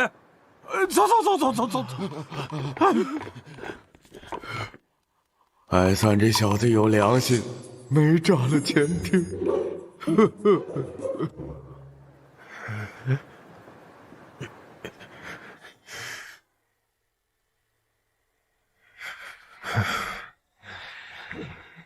不行，得找他韦元照要个说法。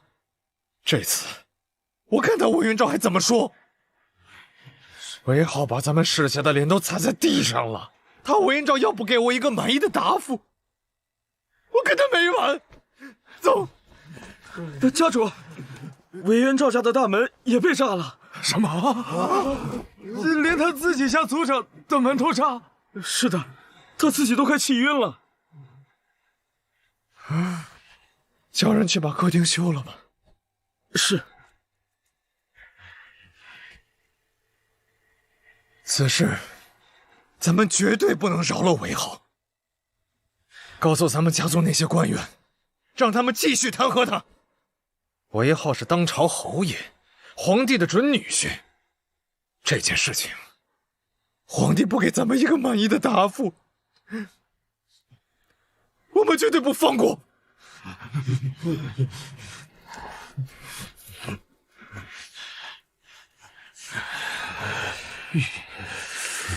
什么？真的是韦憨子？是的，陛下，他炸了世家在上都城负责人家的大门，连韦元赵家的大门都给炸了，现在已经成为上都城的笑谈了。这小子从哪儿搞的火药？回陛下，这个臣就不清楚了。估计是他自己配出来的吧？他可是有配方的。陛下，这个事情，世家定然会弹劾韦浩，要如何处理呢？处理？为何要处理？啊？炸就炸了。这样都没事？陛下是有多宠韦憨子啊？陛下，这些都是御史大夫刚送来的，说都是弹劾韦侯爷的。放那儿。是。韦浩炸了那些世家的大门，朕很痛快，还让朕处理韦浩。这个女婿那可是干了朕一直想干的事，朕还能真的处理他？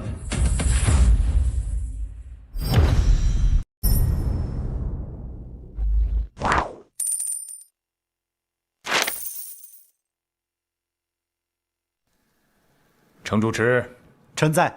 你亲自去通知韦浩，明天一大早准备去刑部大牢带上东西。啊，这去坐牢还提前通知他吗？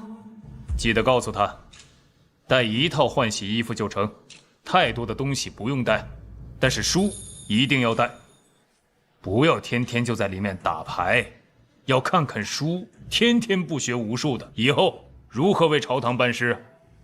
是陛下，那臣现在就去。不用，你下了职再去，不要让别人知道就行。是。听到了，今天外面的爆炸声，估计全上都的人现在都知道了。宁安在宫里面激动的都流眼泪了。这孩子，为了宁安，真的什么事都做得出来，连世家负责人的大门都敢炸。哼，炸得好，必须杀杀他们的嚣张气焰。你瞧瞧，现在我大雍的商家还剩多少？世家聚集了多少财富？陛下，此事浩儿可是会受到处罚。民间的事情，他们捅到朝堂来，朕可处理，可不处理。但是需要韦浩去牢里待几天，也需要平息一下世家那边。但是要说处理的多严重，那他们就是做梦了。昨天刚颁布的圣旨，他们就开始闹事。他们是欺负韦浩啊，还是欺负朕呢？还有脸把弹劾奏章拿到朕的案头上来？啊！小姨，你有话好好说。好端端的炸人家大门干嘛？想吓死我呀！我不是跟你说了，人家世家的势力有多大，你还不长记性？炸了就炸了嘛！我不炸，难道让他们去休了我的姐姐、姑姑、姑奶奶啊？那现在呢？人家更要休掉了，还刚好就是这个借口。成事不足，败事有余。我不跟你说，关键是你根本就不信任我。要不是人家族长派家丁来要了10贯钱修大门，我还不知道这个事儿呢。不是100贯吗？居然只要了10贯钱，那族长什么时候人变那么好了？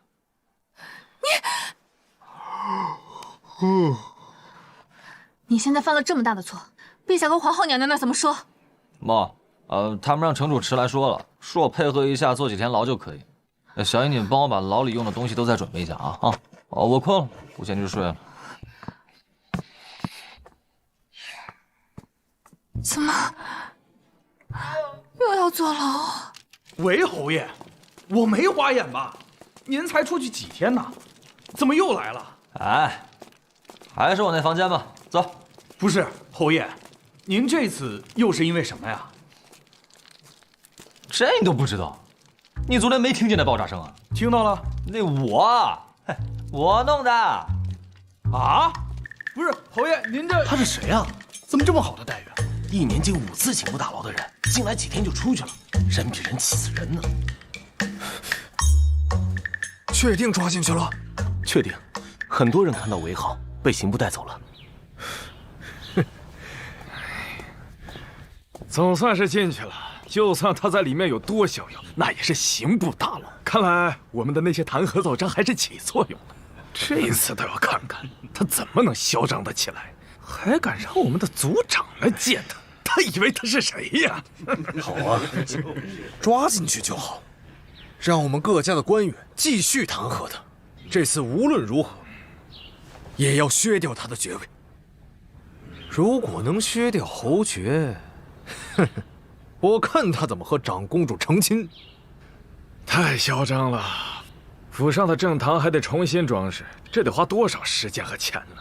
关键是，这次我们世家的名声算是扫了地了，不知道外面有多少人在看我们的笑话呢。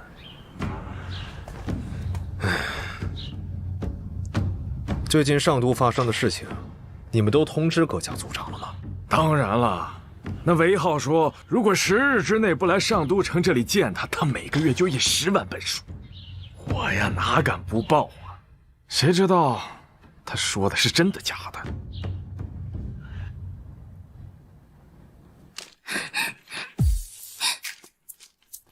死汉子！你说你没事炸人家大门干嘛？不理他们就是了。我们成亲跟他们有什么关系啊？哎呦，那能行吗？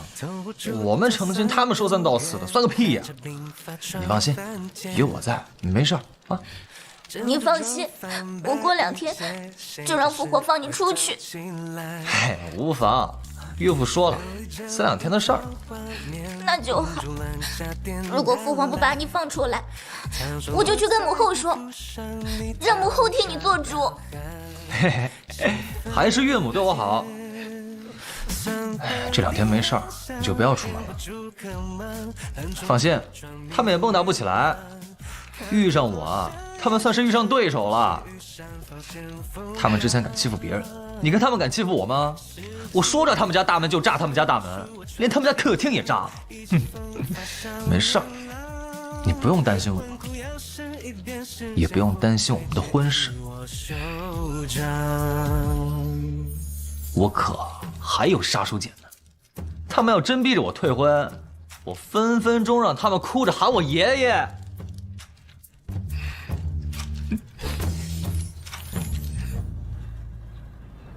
启禀陛下，韦浩私自使用工部火药炸了各世家大门，此事必须严惩。是啊，况且火药可是工部管控的东西，韦浩是怎么弄到的？给我弄点火药。谁得罪你了？快点去准备就是。到时候你可不能对外说是我给你的成品。难道没人告诉你，这个火药是韦浩弄出来的？现在工部的配方都是韦浩给的，韦浩弄出火药来有什么奇怪的？再说了，你们一个个瞎起什么哄呢？只是一个民间打架的事情，弄到朝堂来，这像话吗？哼，怎么，这个朝堂是世家人开的不成？哦，世家人打个架就弄到朝堂来，这里可是讨论天下大事的地方。臣恳请陛下不要搭理这件事情，这个他根本就不是在这里讨论的事情。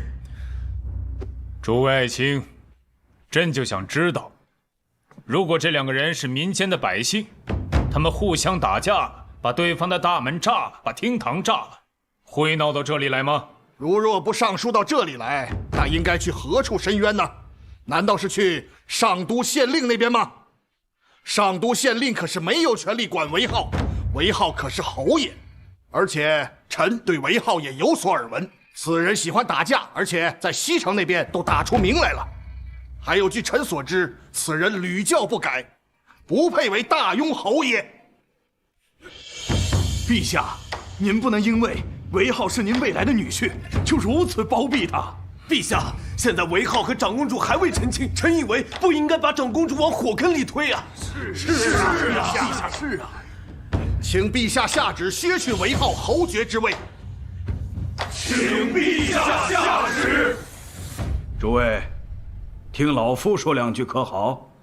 韦浩有错，这个不争辩，需要赔礼道歉就赔礼道歉。但是你们说要削去韦浩的爵位，这个老夫不同意。首先，韦浩的伯爵是靠协助长公主获得的，这个功劳对大庸自不必多说。侯爷呢，则是靠提炼出细盐而获得的，细盐诸位府上肯定都买过，关键量大，百姓都能买得到。这样的功劳，就是因为和那些人有了冲突，就要削掉爵位。诸位，如果此事传到百姓当中，百姓会怎么评价这个事情？会怎么议论这个事情？是说陛下昏庸，还是说世家霸道？现在百姓当中对世家的风评可不怎么好。房仆爷说的不妥，我们说削掉韦浩的爵位，是说此人德行有亏，不能娶长公主，也不能承担一个侯爷的责任。陛下，如若陛下不能还我等一个公道，那微臣只能挂印而去，告老还乡，望陛下应允。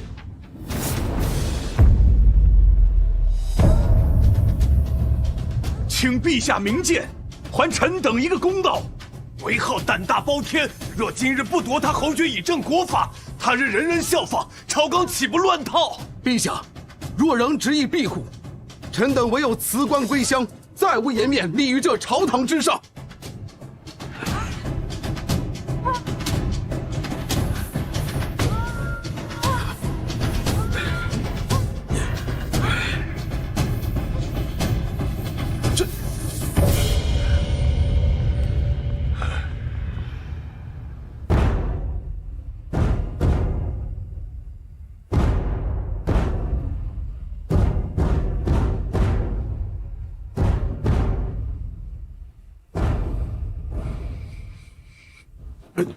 陛下，这些人这次真辞官呢？陛下，此事怕是不好解决了。世家那边的态度太坚决了，与其说是韦浩打人，不如说是要韦浩退婚。估计如果陛下拿这个跟世家那边做交易的话，世家那边肯定也不会追究韦浩炸门了。这不明摆着的事情吗？是，这个韦浩也是，为何送这个把柄给世家那边啊？不是送把柄，哪怕韦浩不去炸门，那些世家也会找到其他借口的。这可如何是好啊？这样推来推去的，也不是办法呀。陛下，世家联合到一块儿，一定要推翻陛下您的赐婚圣旨。这个事儿不好办呐。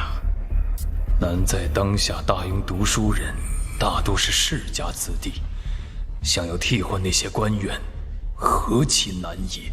陛下，实在不行就收回圣旨吧。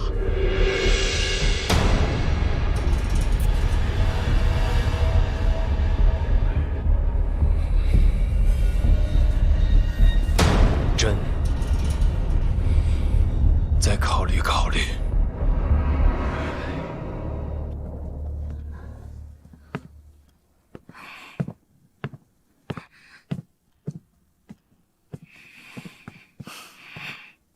放心吧，你父皇定会有办法的。陛下驾到！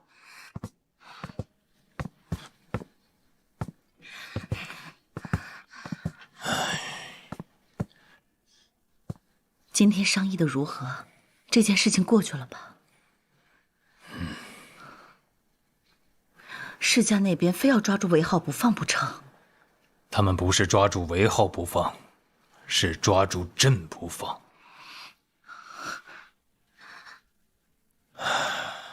丫头，父皇得给你交个底。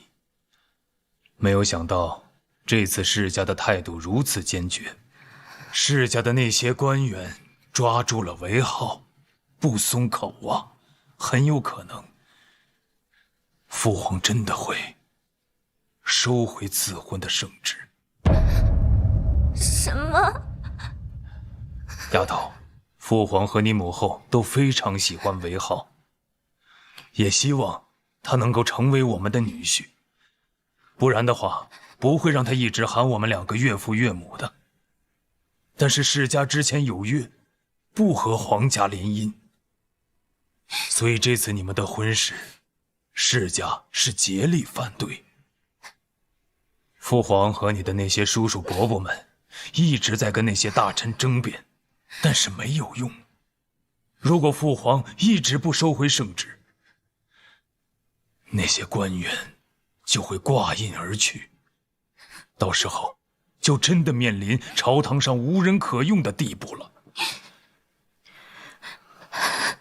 父皇，女儿不甘心，不知道为什么，之前好像并没有多喜欢那个韦憨子，可是现在知道不能嫁给他，女儿就好伤心。是爹没用，作为皇上，都不能保住自己闺女的幸福。韦浩肯定有办法，他一定有办法的。父皇，女儿要去一趟刑部大牢。他能有什么办法？韦浩肯定有办法的，他之前跟我说过，没有人能阻止我们2个人在一起的，肯定会没事的。算了，别去了，没用的。这个小子有时候说话也不靠谱的。你就让他去吧，去问问韦浩。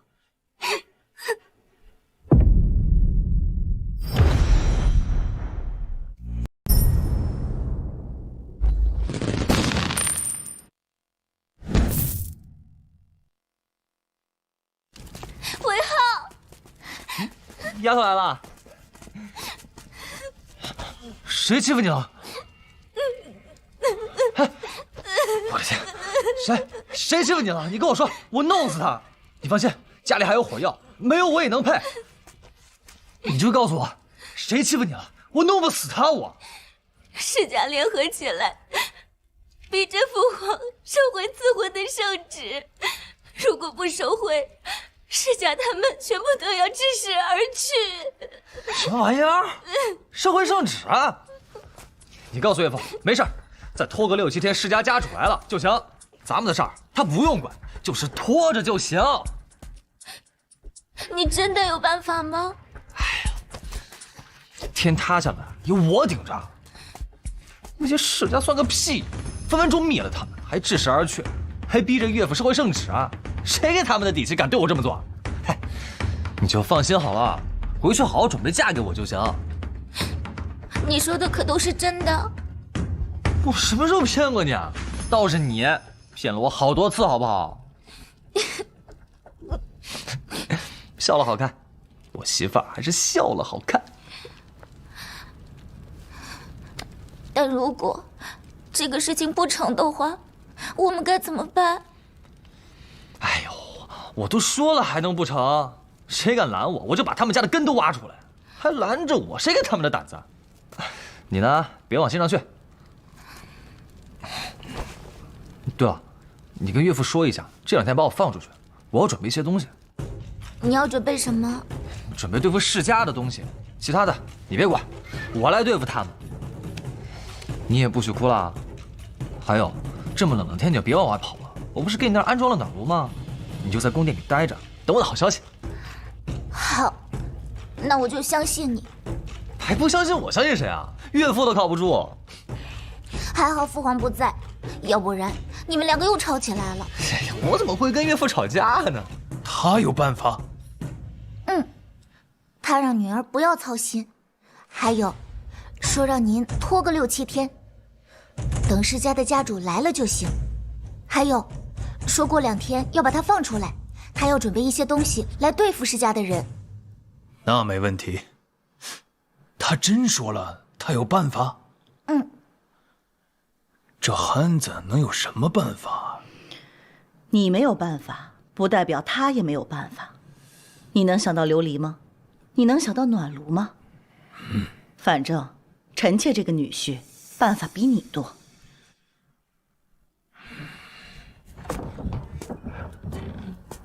公子，公子，来。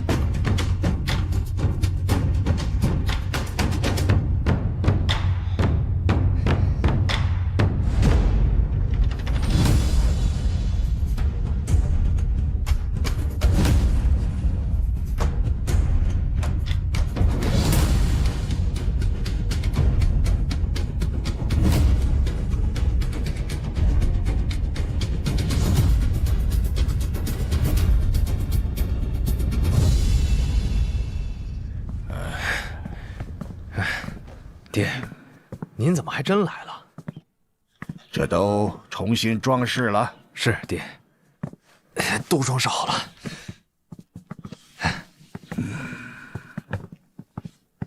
爹，您一路辛苦了。喝口茶，润润。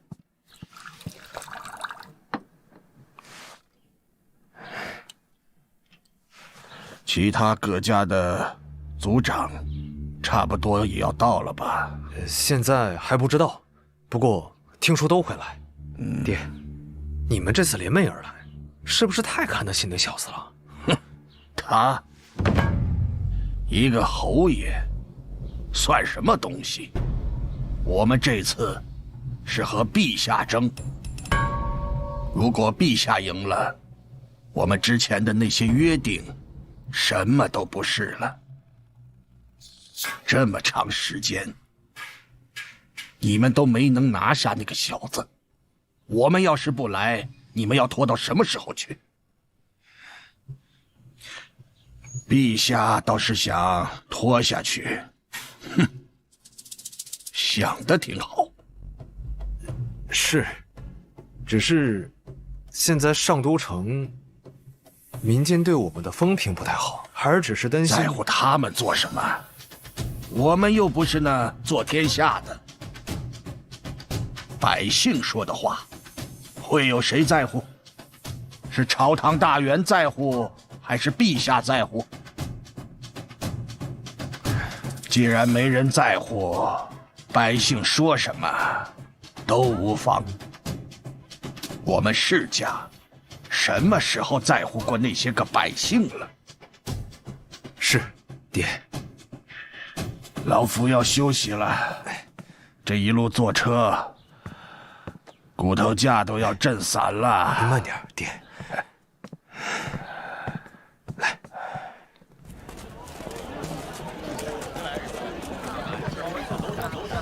您慢走哈。生意如此之好，这个店家呀，利润可不会少。族长，这是韦浩的产业，利润惊人，但是没人敢动。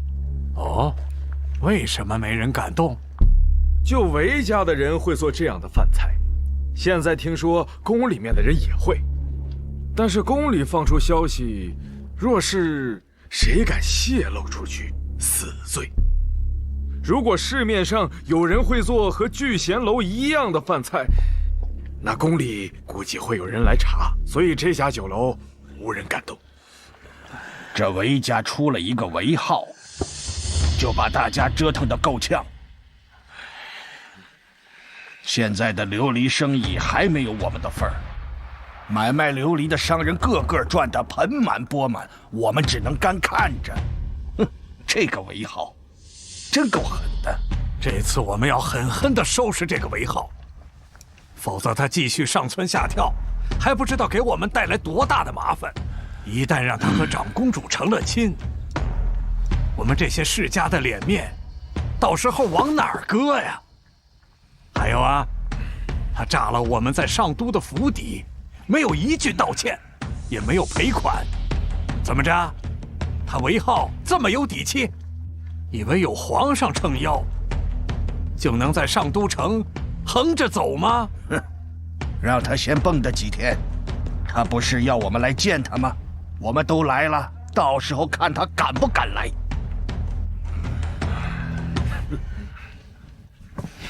其实见不见没什么关系，他一毛头小子，翻不了天。琉璃生意利润极大，可惜给了皇家。要是给了我们世家，我们世家还不知道能培养出多少优秀的人才，可惜啦。哎呀，诸位仁兄，诸位仁兄，韦老，久等了，请，坐吧。哎呀，本来呀，这顿应该是我请的，没想到这让崔老给抢先了啊！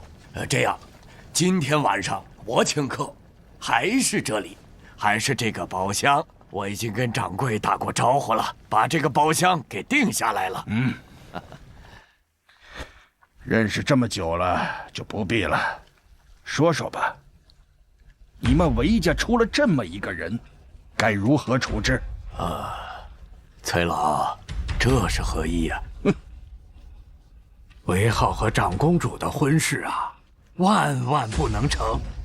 如果我们失败了，以后我们这些世家在陛下面前如何抬得起头来？韦兄，这件事啊，你一定得给我们一个交代。对，必须得给我交代，这可事关着我们的前程啊！没错，只要不要了他的小命就行。诸位都知道，这小子5代单传，若是要了他的小命，那就可惜了。其他的，你们说怎么办就怎么办。毕竟啊，这小子也不懂事，老夫也是没有办法呀。再说了，他是韦家族人，老夫也不好做落井下石的事。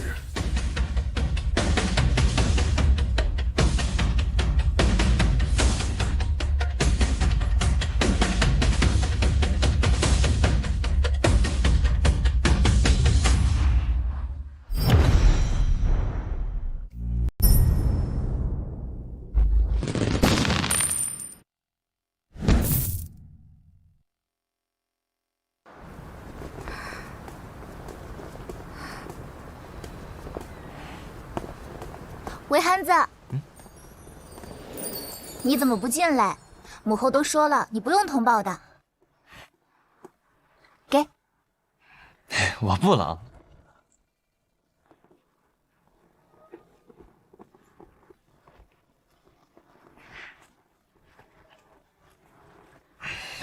丫头，这是奏章，你拿好。奏章，那不是应该给我父皇的吗？你听好了，这个奏章你一定要藏好了，任何人都不能知道。如果被世家杀了，你就把这个交给岳父，记住了吗？憨子，你可别吓我！哎呀，我这次不是要跟世家斗吗？那世家肯定不会轻易的放过我，但是我赢了就没事。我就是怕世家狗急跳墙，所以先把这个奏章给你。没事儿，那世家呀不敢对我怎么样，我要是真出事了，那岳父能轻易的放过他们吗？我就是想着呀，做两手准备嘛。丫头呀，你记住我说的话，我要是出事了，你就把它交给岳父，在此之前，任何人都不能知道我的奏章在你这儿。我记住了。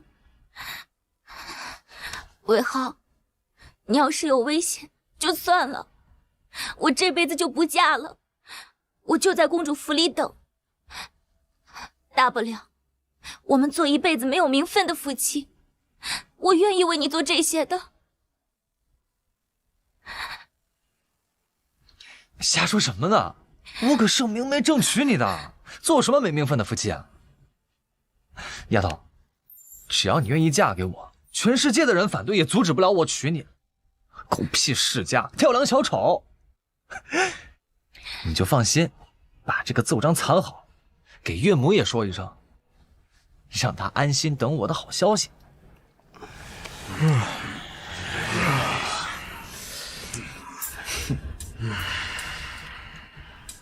这韦浩什么意思啊？让我们等他这么久？应该快来了，快来了。这个韦憨子这么难说话吗？爹，您一会儿看见他你就知道了，简直就是胡闹。这么一个人，就把你们几个收拾成这个样子，你们不嫌自己丢人呐？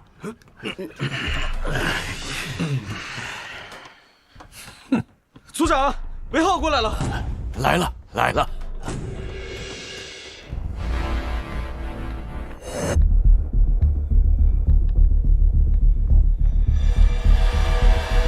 都来了。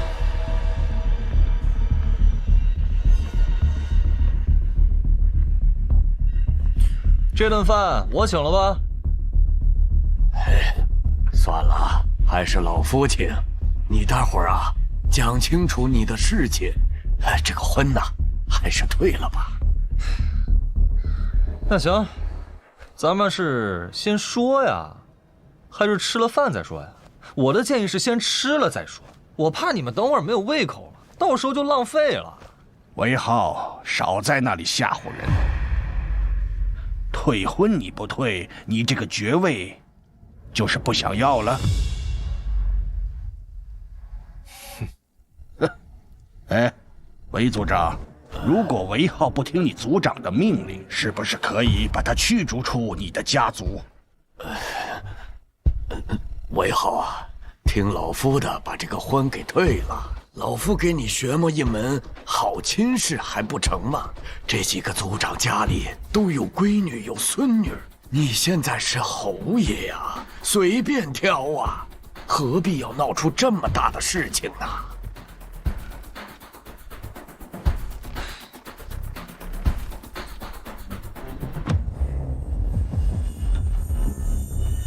族长啊，我就喜欢宁恩，就喜欢长公主，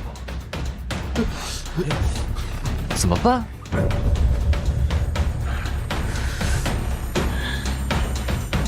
韦浩跟你说过他到底用什么方法对付那些世家家主了吗？韦浩说过，奏章的事暂时保密。没有，他就说让我放心，交给他就好了。他哪儿来的自信呢？嘿，你小子哪有这么多情情爱的？真是的，你听老夫的，老夫不会害你呀。不听。看来这事儿不说清楚，大家也没心情吃饭。那就先把这事儿说清楚。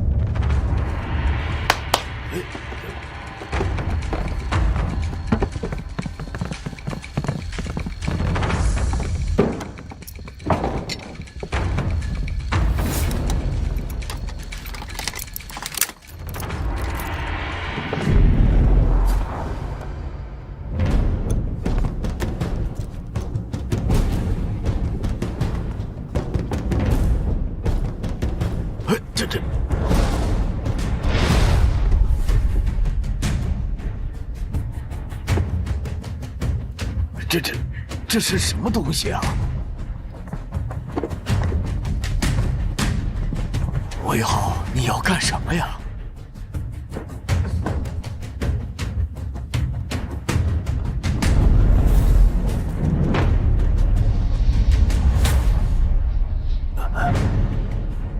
啊？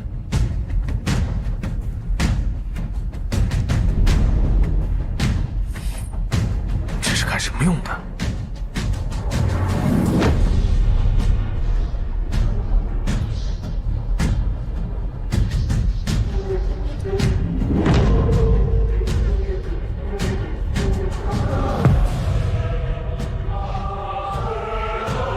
这个时代的人明显理解不了拼图原理，不然雕版印刷早就改成活字印刷了。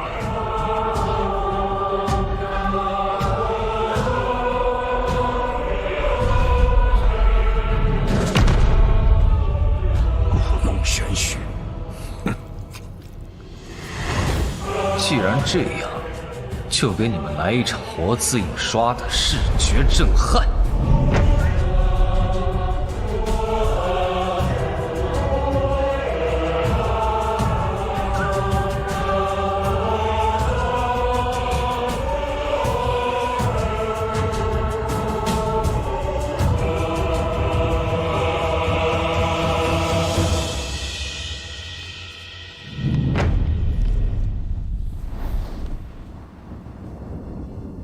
这是拓印吗？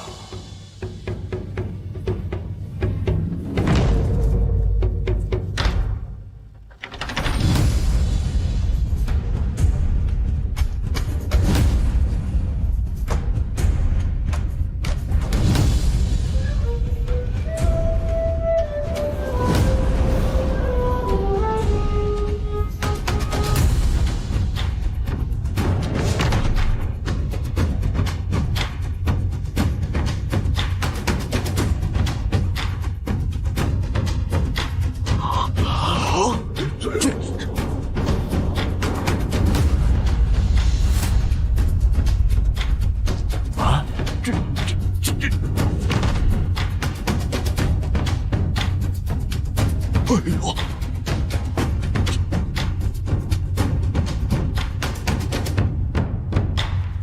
帮我看看有没有印错。快看看，快看看！啊，这，哎呀，快！他怎么用这么简单的东西就可以印刷？这，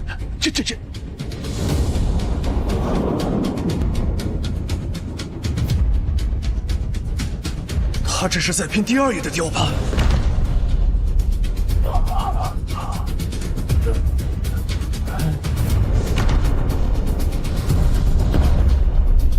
就这几个字，是要拼出整本书的雕版吗？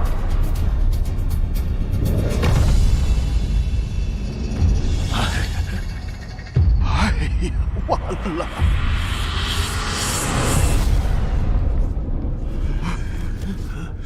这，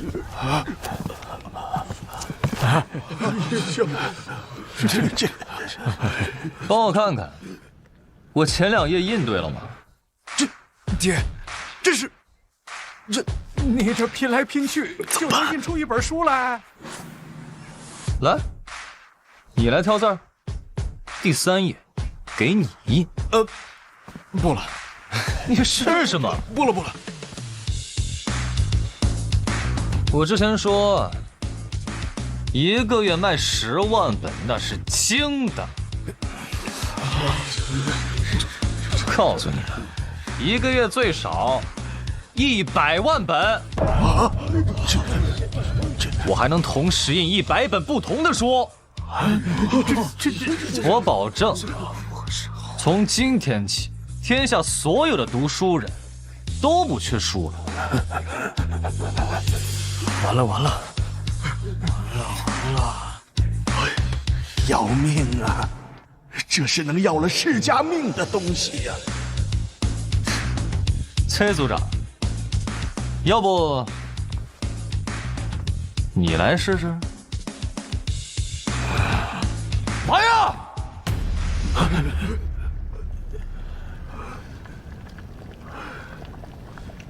真没想到魏汉子居然会这个东西。现在有了这个，皇帝随时可以收拾世家呀。不可以让皇帝知道此物，要不然世家就完了。韦浩啊，收起来吧，咱们好好谈谈。对，好好的谈谈。谈是吧？哎，行，说吧。去。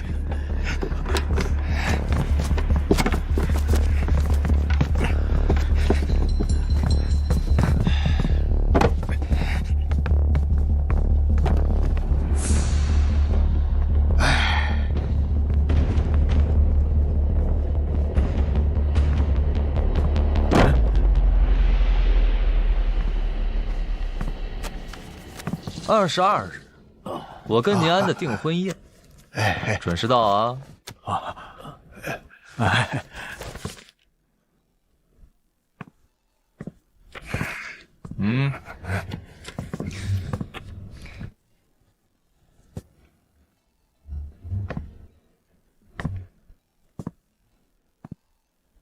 来不来说句话呀？来，你放心，来，对，来，一定来。好，谈谈吧。这个事情如何赔偿我呀？这个东西放出去，1个月少说也3、5万贯钱。那你们到底怎么说呀？放是不放啊？当然不要放出去了嘛。对，韦组长，劝劝你家子弟不要那么冲动。是啊，韦浩啊，不要冲动嘛。你看，你和长公主的婚事，我们不反对，我们还会祝福你们啊。就是那个东西最好把它毁掉，永远不见天日才好。先谈谈嘛。既然要谈，那就拿出点诚意来。要不您提个条件，商量商量，行不行？行，既然这样，我就不客气了。我给你们2个选择：第一，每个家族每年给我1万贯钱，直到我死为止；第二，让我每年招收500名寒门子弟，我培养他们。这怎么回事？你要为陛下培养500寒门子弟，是不是用来对付我们的？现在动手！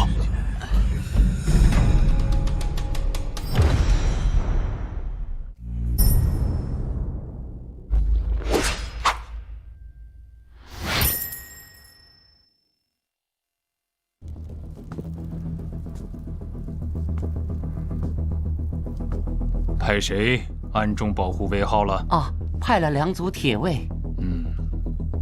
好。你们也可以干掉我，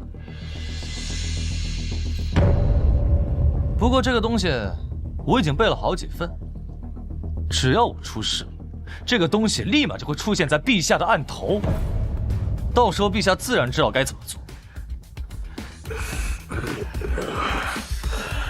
你们的势力太大了，每次出事都有世家的人在朝堂给你们撑腰，说弹劾就弹劾我。我也要有我自己的势力。既然不能把印刷术光明正大的拿出来，那就为这个天下培养人才。也许后面的人会想到签字印刷术，到时候就和我无关了。哎呀，这第一个条件吧，1年1万贯，这确实太多了。你看，我们这是7个家族，你1年那就是7万贯呐！你看能不能？我发现你们的算术是真不好啊！我那个活字印刷术，1个月赚不到1万贯算我输，1年就是12万贯，这是最少的，很有可能1年能赚到30万贯。我大庸的百姓，包括你们世家，谁不想多收集点数啊？再说你们世家有那么穷吗？啊，1万贯钱小钱，根本没多少钱。哎，这臭小子！咱们家族1年才2万贯钱的营收，你就要拿去1万贯钱，这族长给你当吧？我不当，族长又不是说谁当谁就能当的。培养500人太多了，而且是每年。这样吧，每年100人，行不行？100人，想都不要想！我1年100人，有几个人可以入朝为官啊？这还没入朝为官呢，就被你们欺负死了。你手里有这种东西，现在谁还敢欺负你呀？是啊，谁知道后面会发生什么？韦浩啊，你放心，以后我们世家见到你都会绕道走。是。但是500人太多了，你看，200不成， 300个人。就这个数了，300。300人，每个家族一次性交1万贯钱。那琉璃可不可以卖给我们？一次性交2万贯钱，你们世家的地方，我给你们卖。琉璃，那爹，能能成吧？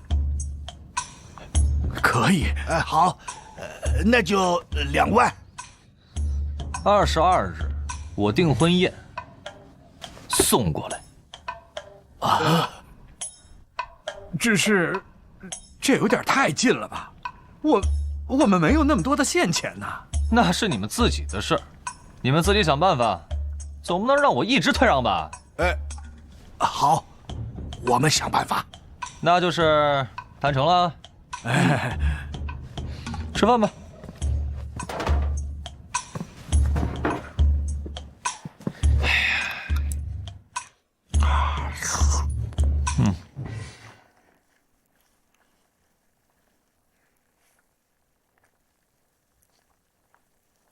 尝尝啊！哎呀，我刚刚说了，吃完再聊，你们又不听，现在又吃不下了。韦浩此子，此等能耐，必须拉拢。韦浩，你毕竟还是世家子弟，不要多偏向陛下那边，把心也多放在我们这边。是。哎，咱不吃了。我呢，不管你那些破事儿。你们也别管我的，我们互不干涉。你们要是再来招惹我，别怪我没提醒你们啊！不会不会，我韦浩不是能忍的人。订婚宴记得来才是啊！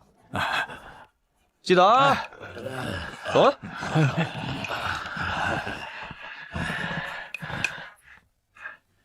哎，别浪费啊！吃完。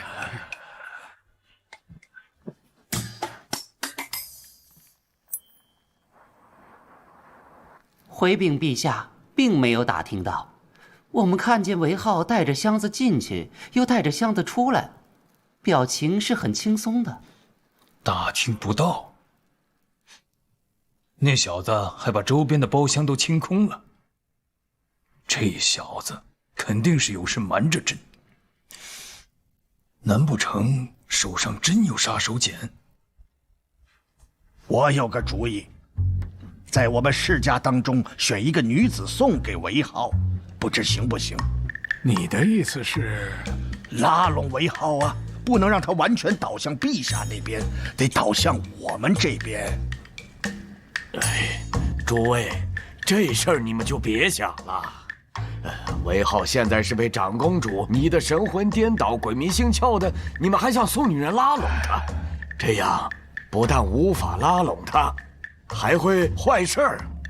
现在最主要的是稳住他，别让他把箱子里面的东西给拿出来，其他的事情啊就别管了，没必要。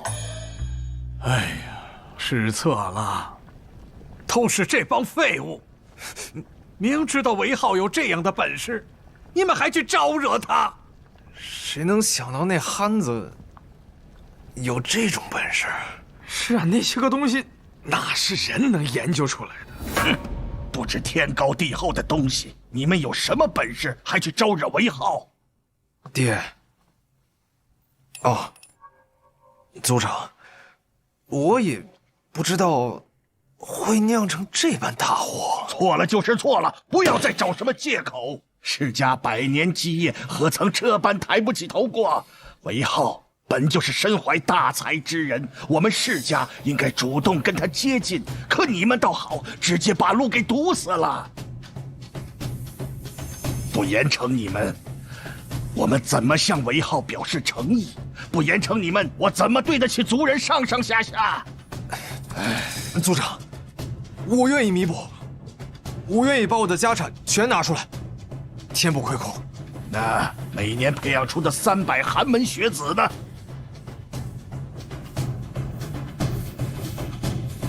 我决定，崔雄凯，从即刻起，你不再是崔家的上都负责人，即刻交出印信，写按族规革除你的族籍，永世不得再入崔氏宗祠。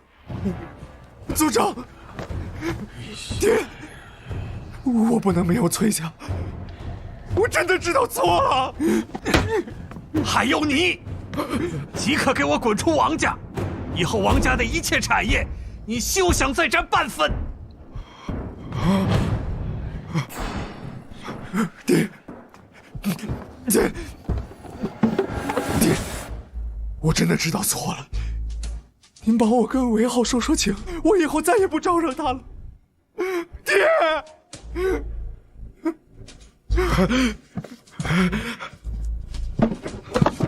族长，我们以后一定对韦浩尊重有加，为他马首是瞻，不要赶我离开王家。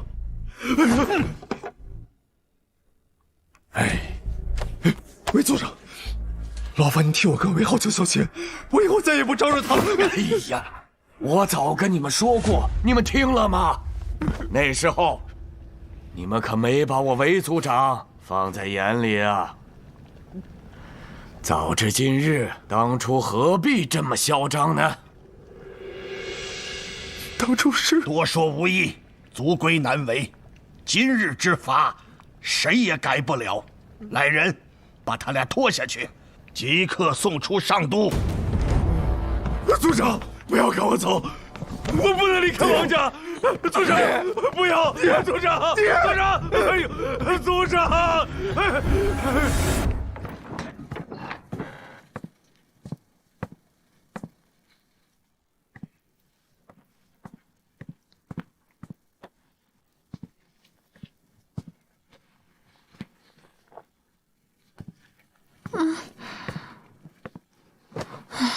浩儿，没事吧？没事儿，小叶。22日的酒宴你准备好了没有？我这几天新侯府装修收尾，我得去盯着。还要送请柬呢。对，22日还要举办酒宴呢，还办吗？当然了，我都已经跟岳父岳母说好了。你好好准备，可能得多摆几桌，那些世家家主也会来。什么？家主他们都会过来？你谈妥了？当然，那我春晚还有搞不定的事情吗？你怎么谈妥的？哎呀，跟你说了你也不懂。主要是这样的事情，他也要保密嘛。到时候泄露出去了，那些族长感觉自己被冒犯了，那就麻烦了。你就安心准备就成。对了，岳父岳母会来的事情你也先别对外说，后厨你自己得盯着点，那些信不过的人可不能放进来。放心，我可有不少信得过的人呢，而且对咱们家也是忠心耿耿的。成。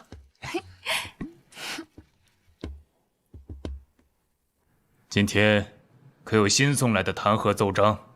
回禀陛下，并无新的。看来这憨子应该是谈妥了。怎么样，这小子过来了吗？侯爷是进宫了，不过侯爷去找殿下了。这小子什么意思啊？不来跟朕汇报，去找丫头。程主持，臣在。马上去叫这小子来趟甘露殿。这小子现在眼里根本没有朕了。是，陛下。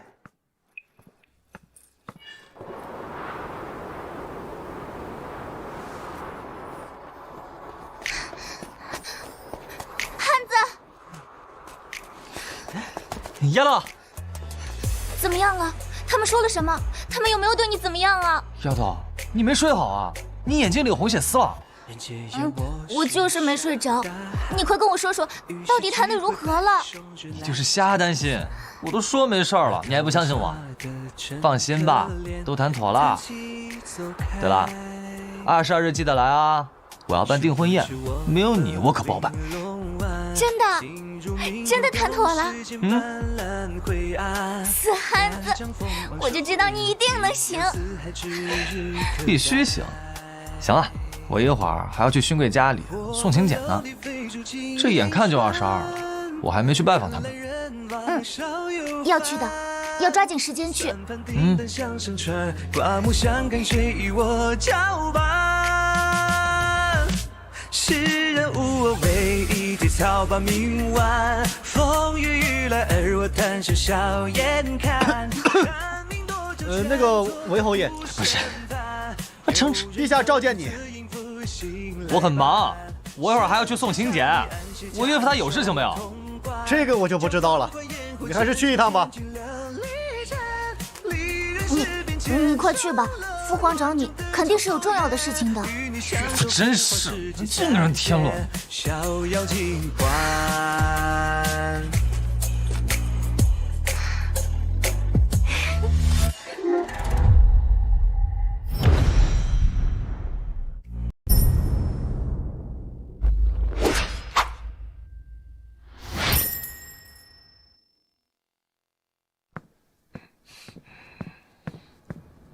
岳父，谈妥了？谈妥了。哎呀，放心吧，岳父，多大的事情啊！我都说了能搞定，那就肯定能搞定。22日他们还参加订婚宴呢。哎呀，岳父，你到底有事没有啊？没有的话，我可是需要去勋爵府上拜访去，不然到时候他们真说我不懂事儿了。你现在才知道拜访，前几天干嘛了？我前几天不是在准备对付世家的东西吗？昨天才准备好。你别问我准备什么东西了，我不能说。我答应世家了，不然到时候他们真搞我了。岳父，没事我就回去啊。我这几天我都很忙，可能没时间过来看你。你一定要自己保重身体啊！滚，滚远点！这几天真都不想见到你。哎，好嘞，拜拜。这小子一天天，没他好像真的日子过不下去一样。哎，对了，岳父，你帮我跟岳母说一声，你就说没事儿，搞定了，让他不要担心啊。哎，记得说。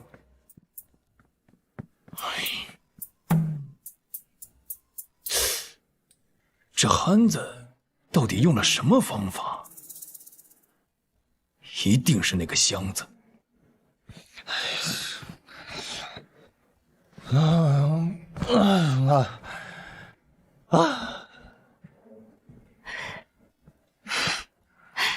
累成这样了。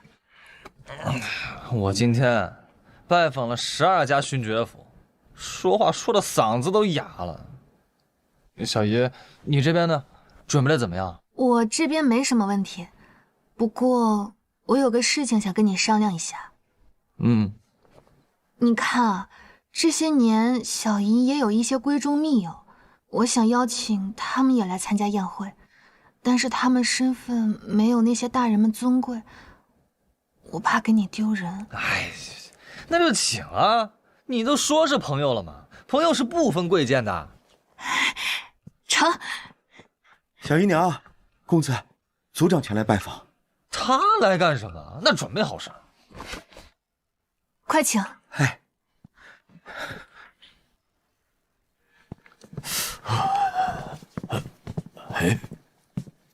怎么这么暖呢？是这个炉子，这是浩儿弄的，特别暖和。哦，你小子居然还有这等本事啊！我说呢，聚仙楼怎么会这么暖和呢？您过来找我，肯定是为了钱吧？哎，你这小子，有时候也不憨嘛。对，是钱的事情啊。哎呀，这个钱，韦浩啊，2万贯钱太多了。家族虽然是有，但也不能全部给你呀。给了你，家族那边如果出了什么事情，可怎么办呢？什么2万贯钱？浩儿，你要收族长的钱？不成，你不能坏了规矩。没坏规矩，真的。我的意思是说，你少收点儿，对自己家族下手不要这么狠，多少给家族留点儿。是少多少？少1万贯钱，如何？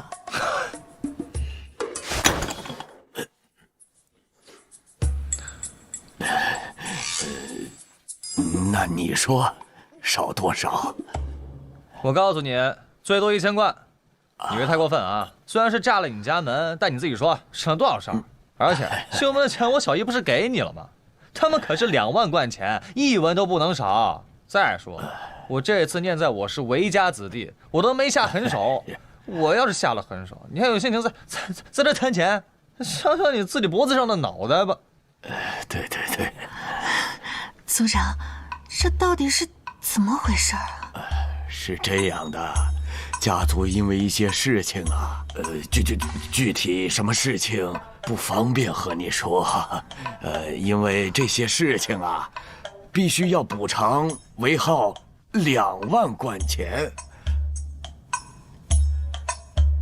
哎呀，你是知道的，家族是有这么多钱，但也不能全部都给了韦浩啊。林小姨娘，你帮老夫劝劝。小爷，这个事儿跟你没关系啊。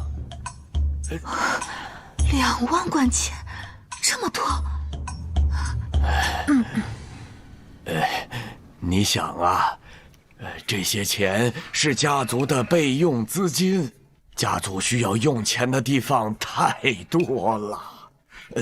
需要给那些官员补助，还有那些读书人补助啊。另外呀，家里有喜事啊、白事的，家族也需要出钱嘛。还有啊，家里出了巨大变故的，家族也是要出钱的，需要用钱的地方不少啊。是，我也知道。这样吧，我做主了，那就少2000贯钱，怎么样？这再多，我说的也不算。这个行是行，只是能不能再少点啊？不是，你别太过分啊！这2000贯钱，很给你面子了。浩儿，怎么跟族长说话的？那这样，那就再少1000贯。族长，你下面就别说了，你再说3000贯都没了。行，就少3000。韦浩啊，你这个啊，族长，你现在能跟我说说到底是怎么回事了吧？昨天的事儿就这么谈拢了？你说呢？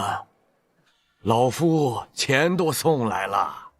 22日，你们举办订婚宴的时候，老夫和那些族长都会过来。这小子，从另外的方面来考虑，为咱们家族争气了，绝对是个人才。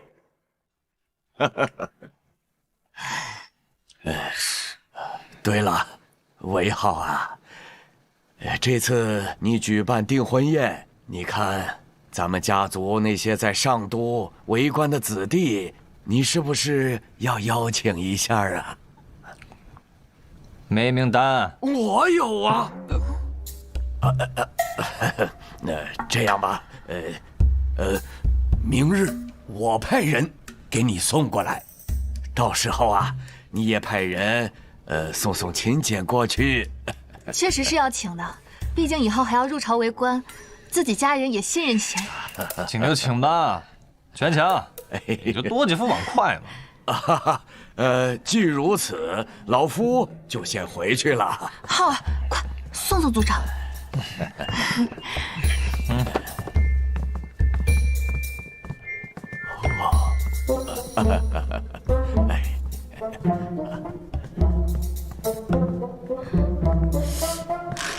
小姨娘，我觉得这件事有鬼。哦，我知道了，一定是因为公子炸了这族长的大门，要赔太多钱了，他赔不起。但是这件事又不能跟宁宁说，所以他们才串通起来演了这出戏。嘿，我说这憨子也真是够可以的，一口气炸了这么多大门，这正常人还真干不了这事儿。这一个大门就得是1-2千贯钱，这么多大门，这得多少钱啊？这不得把这家底全都赔光了？你说这公子秀儿啊，有件事我其实一直都想跟你说。小姨娘，您说。虽然浩儿一直都不知道你在背后腹诽他，但是我真的已经受不了了。赶紧收拾你的东西，离开韦家吧。小姨娘别啊！现在正是咱韦家风光的时候，我可不能现在就走啊！你也知道我们家风光了，那这些风光是靠谁得来的？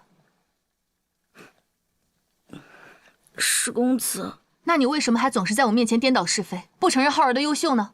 我就是不服气。你有什么资格不服气？是什么让你主仆不分呢？我就是气不过。当年您本来可以带着我嫁进宁远侯府的，但是就是因为这个汉子，耽误了您的姻缘，把我这一生也给耽误了。宁远侯，我跟他有交集？啊，小姨娘，你连那宁远侯府的大公子都不记得了？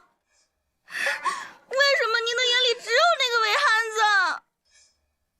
韦汉子也是你叫的？王管家，哎，把秀儿逐出侯府，永不再入韦氏。小姨娘别，我还没跟你过上好日子呢。走吧，小姨娘她仁慈，要是在别的家，早把你给弄死了。王管家，你替我求求情好不好？我替你求情，老子早就忍你好久了，还替你求情，赶紧走！求情还？走！哎呀，别赶我走！恭喜恭喜啊！恭喜！芝麻娘，哎，来，放这儿。诸位里边请，哎，里面请。哟，你小子行啊啊！程叔叔啊，今晚可把酒喝饱了。那放心好了啊！恭喜了，恭喜啊！恭喜！来坐。浩儿，他们是工部、兵部、民部的尚书。尚书，见过太子殿下。免礼。韦浩，这次的事情办得厉害啊！拜服，必须的。大舅哥今晚可得喝好了，楼上请。里边请。韦公子，恭喜了，韦公子，恭喜！东西带了吗？全带来了。小爷，你跟着他们去趟仓库，他们每家2万贯啊。多少？每家2万贯。快去吧。行，诸位跟我到里面来吧。我就觉得这小子行。哎，你看他，这小子还有这等本事，让这些家主参加，还带这么多礼物，你说他是怎么做到的？哎呀，老夫也不知道啊，反正啊，我是做不到。楼上请吧，楼上请。我估计啊，陛下都很好奇，咱今天晚上一定给他灌醉，问问他到底是怎么做到的。哎，好主意呀！老程，待会儿可就看你的了。行。韦浩，韦浩，哎，来了。见过岳父，见过岳母。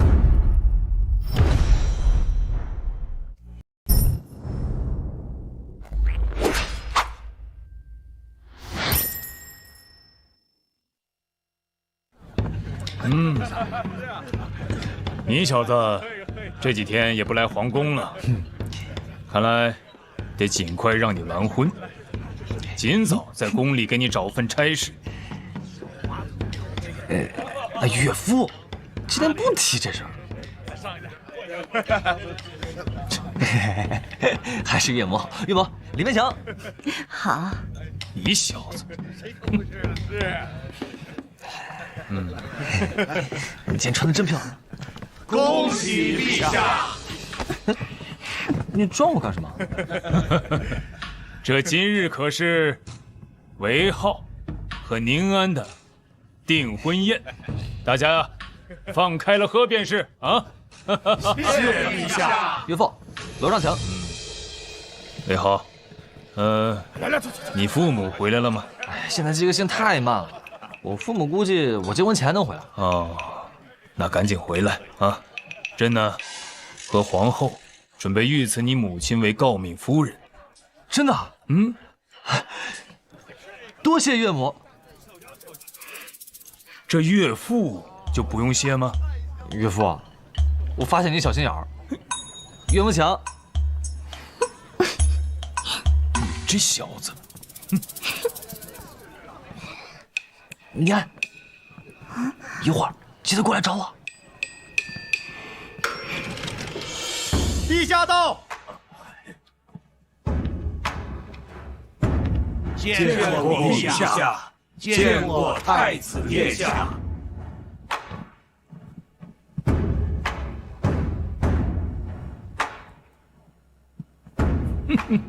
朕终究还是赢了。朕都还没出马呢，朕的女婿就帮朕赢了这一局。今日你们能参加韦浩和宁安的订婚宴，朕很高兴。都坐下说。谢陛下。韦浩，过来，到这儿坐。哎，父皇叫你呢，我都说了我去女眷那边，你可别犯憨啊。不是你。哎呀，岳父，我先去给外面的客人打声招呼。诸位族长和大人们送了不少礼物，都是庆贺我定亲的贺礼。我去看看小姨弄完了没有。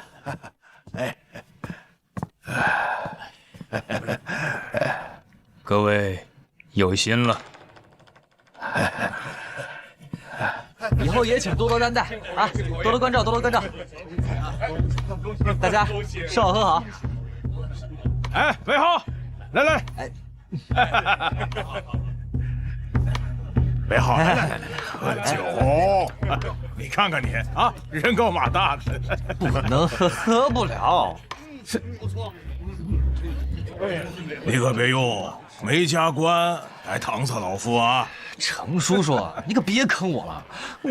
我岳父要知道我喝酒，我还没拿酒敬他，以后日子怎么过呀？你看看。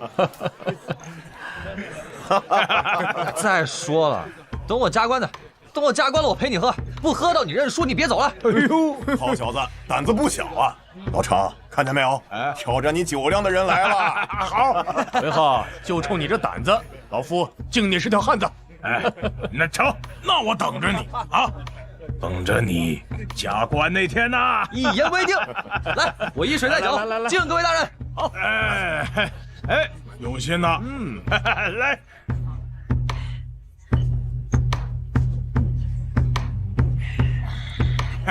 吃好喝好啊！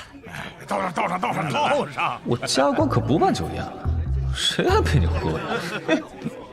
敬陛下，敬太子殿下。听说那日诸位与韦憨子相谈甚欢呢。陛下，先前我等目光短浅，对韦侯爷心存轻视，多有怠慢。今日前来，一是向陛下谢罪，二是要当着陛下的面，我等向韦侯爷呈表悔意，请陛下做个见证。哦，那韦浩和宁安的婚事，韦侯爷是有大才之人，且抱有忠君爱国之心，与长公主那是天作之合。之后我们世家上下对韦侯爷、对朝廷诚心敬服，绝无半点推脱。我等诚心敬服。这韦浩到底是给他们看了什么，才把这些个不可一世的老东西吓成这样？崔族长言重了。这次韦浩和宁安成婚的事情，你们如此深明大义，朕甚是欣慰。外面的人都说世家抱团，要对付皇家。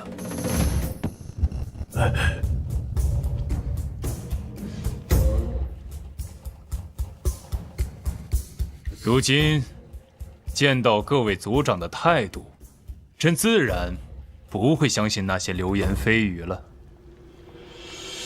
我黄家以前也算是个大世家，大家都是一起的，怎么能互相对付呢？谨遵陛下圣意，我等谨遵陛下圣意。聊什么呢？聊你设计的侯爷府呢？你不是说已经建好了吗？好了，而且保证你们喜欢。哇，这房子好特别呀！父皇母后，你快看，这里好漂亮啊！皇兄，你快点，你别磨磨唧唧的了。这儿，岳父、岳母、大舅哥，小姨，快来！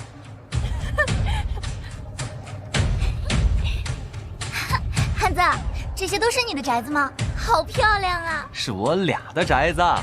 喂，汉子，你这是修的什么？你这地如此硬，还如此平整。说了你也不懂。岳父岳母，里边请。好。好。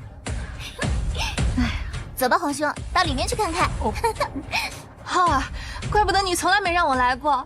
早来不就没惊喜了吗？走。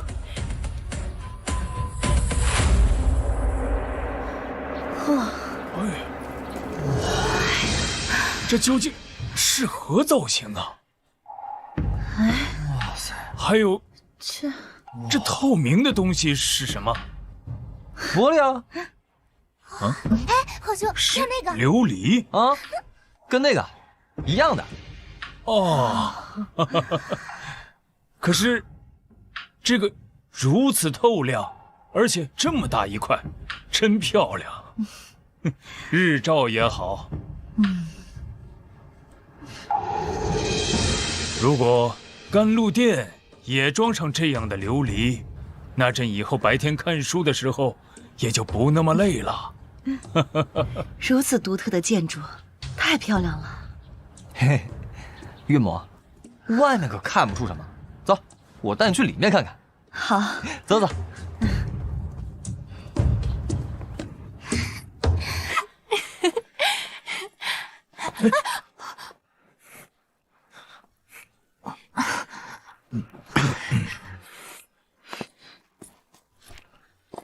这2层楼的建筑都是用青砖建设的，可不只有木头。青砖是何物？是如何做的？这又是何物？竟如此整洁干净，这和陶瓷一般。瓷砖，大惊小怪。母后，之前这些地面都是用木板做的，踩上去嘎吱响不说，而且每年的梅雨季节还要花费一大笔发霉损毁的修整费。现在这个瓷砖不仅相当平稳，而且一看就很结实。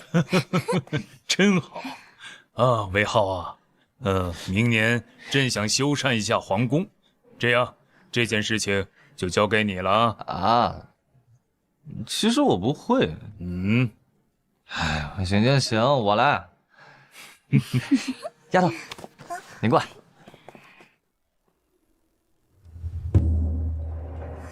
这个是给你准备的。这是梳妆台，确实比之前的好用，而且这么多格子可以装很多东西，还有妆帘。只是这个红色的布盖的是什么呀？坐稳了啊，都别眨眼。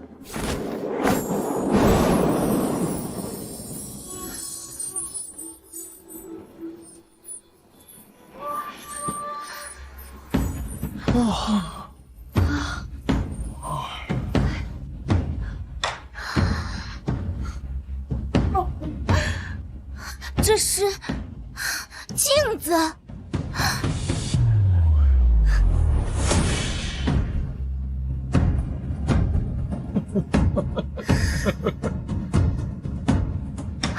这世界上为何会有如此清楚的镜子？肯定比铜镜清楚吧？清楚，太清楚了。韦汉子，你是如何做到的？这都是小意思啊。小爷、岳母，你们的梳妆台我也在做了，先给你们一个小镜子，这样你们出行的时候方便一些，可以照照自己的头发什么的，不要乱。好孩子，母后喜欢。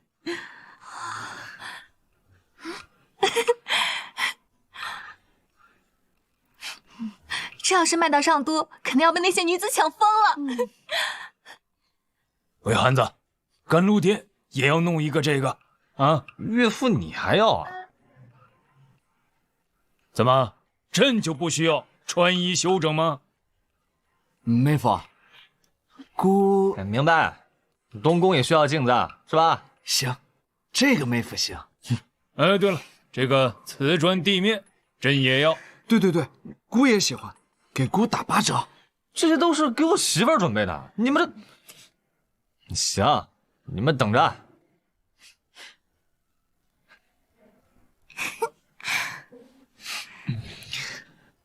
别臭美了，你这么好看，不用看得那么仔细。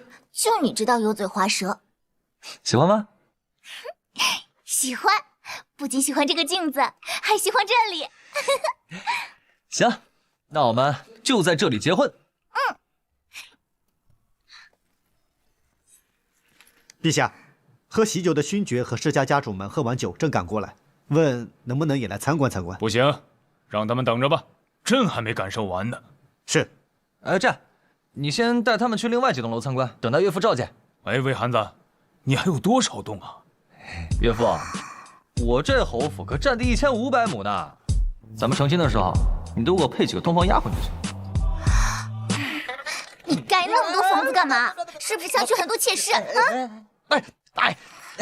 媳妇儿你知道的，我家情况特殊，我家到我这一代5代单传，所以我得想让我多生几个儿子，那我不就得多纳几个小妾吗？你说什么？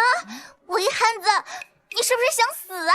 你再敢乱说，一会儿我让人把你房子拆了，你信不信？我没胡说，我说的都是真的。要不你就多给我配几个通房丫鬟，这样我就少纳几个小妾。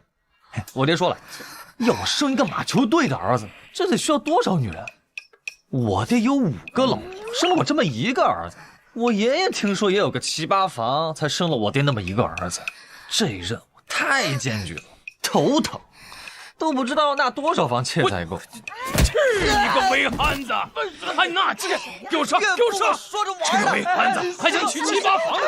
别打脸，别打脸！打他屁股，狠狠的给我打！敢欺负我妹妹！打他！别打脸啊！这汉子什么话也敢说，把他嘴给我封上！不厚道！是陛下。人皆言我是傻大汉，于是只会摆手指来掐算。摇头的傻的真可怜，叹气走开。殊不知我本领龙丸，心如明镜洞，世间斑斓灰暗。但将锋芒收敛，名扬四海，指日可待。